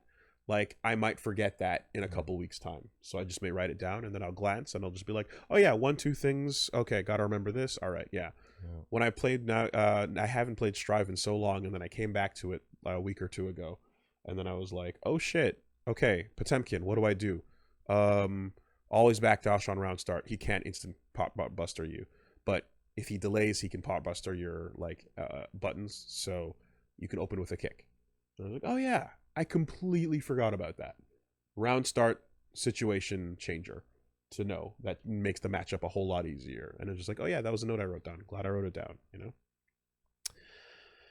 Coming back to Pokken, it's possible. I like that game. It's pretty cool. It wouldn't necessarily have to be about diving into the tech, but I think it was just fun and people like some Pokemon. Rock and 2R, how you doing? Rock Centaur. Hey man, subs for what it's worth. Thank you. Appreciate that. Majora Z also says, also another really cool piece of Pokken tech, being able to use moves from the 24 phase from the 2D phase while in the 3D phase, called thermodynamics. Hopefully you don't catch the door on a different stream session than the prior ones. Yeah, okay, yeah. No, I liked Pokken. It's pretty cool. We'd come back to it. Again, it wouldn't necessarily be on a tech dive. That's not really what I'd want to do. I'd want to just press buttons and have fun with it. But that's certainly a thing that can come back around. Wool, loving these laughs. Thank you, Wool. Hey, what's up? Appreciate you. Good to see you. Cheers. And Shinobu Phoenix, using my Prime to ask your opinion, when do you say it is actually harder to get into? Which do you say it's harder to get into or figure out? Fighting games or card battle games? Well, how many card battle games have I gotten into? Teppen? Does Yomi count? I don't know. And then I played Runeterra once.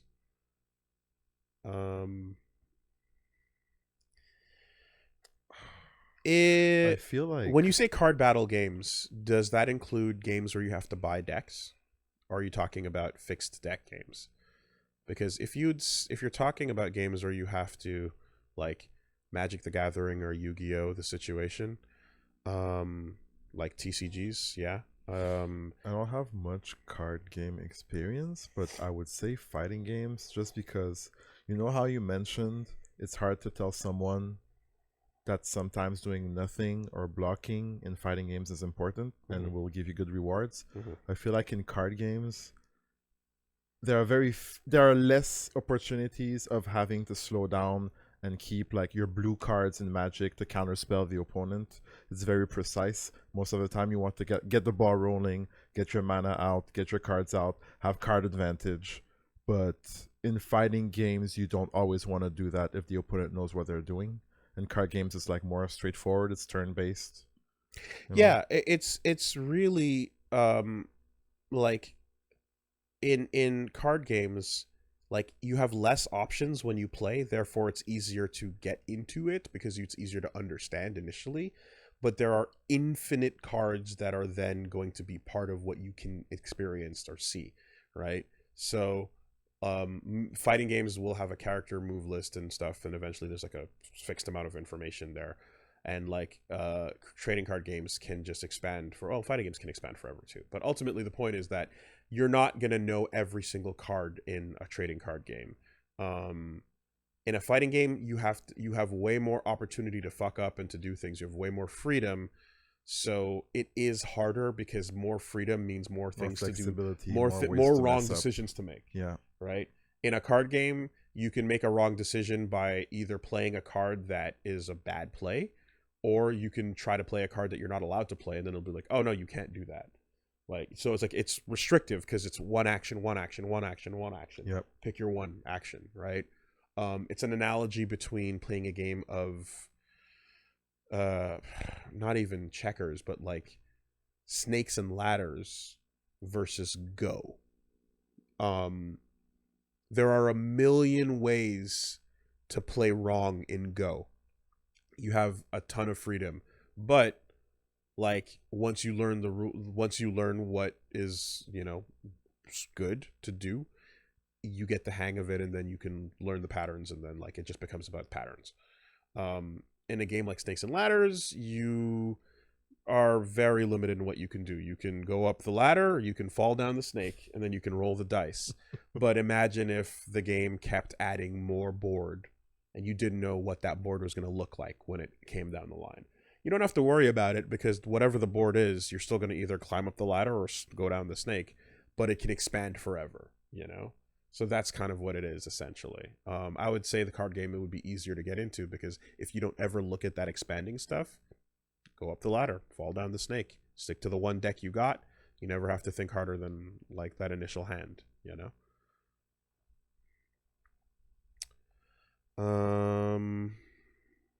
And lastly, I recently saw, this is Sunken Lobster. I recently saw concept art from 2017. That was amazing. Hope you saw it. A Persona concept art. Makes me excited for P3 and P4 remastered. Persona concert. Okay, my eyes are getting blurry. Yeah. So this is happening. Persona. P-A-E-R-Sona concert. Cool. Yeah. I still want P5U, but we can only be so lucky. Okay, I'm pretty tired. Same. Yeah, I thought that would end a while ago, but unfortunately we pushed it a bit too hard. Sorry about that. Let's get it going. Yeah, just let them know what's going on. All right, so we're done for tonight. We're gonna be back tomorrow at 3 p.m. Eastern for Get Into Fighting Games Street Fighter 6 CBT. You know what CBT means. In the meantime, you can check us out on WoolieVS, the name of the channel on YouTube. Mass Effect 2, Exo Presley at the buzzer. Right on time. Got his shit together. And Thane Needs No Kleenex came out before that earlier today. Also, Castle Super Beast clips. Cyberpunk Edge Runners is gaslighting you with quality. You can check out that clip that came out at noon today, I think. Yeah, I guess we can go check out what's happening with the new channel. Over on WoolieVS the Algorithm, there's some new videos coming your way. I believe the Mario trailer went up earlier today. No ass. None. Whatsoever. Negative ass. Avoid.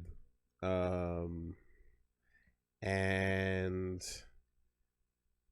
a bunch of people are going like, hey, Chris Pratt put on an Italian accent, Brooklyn style. You guys talked over it. I'm like, all right, man, sure, dude. That's fine. And then I want to say, yeah, we're going to have a new video tomorrow going up as well. It's not scheduled yet, but stay tuned. Good things. Street Fighter 6, come hang out. It'll be fun. Yeah. All right. Looking forward to it. Have a good night, everybody. Peace. Fun times.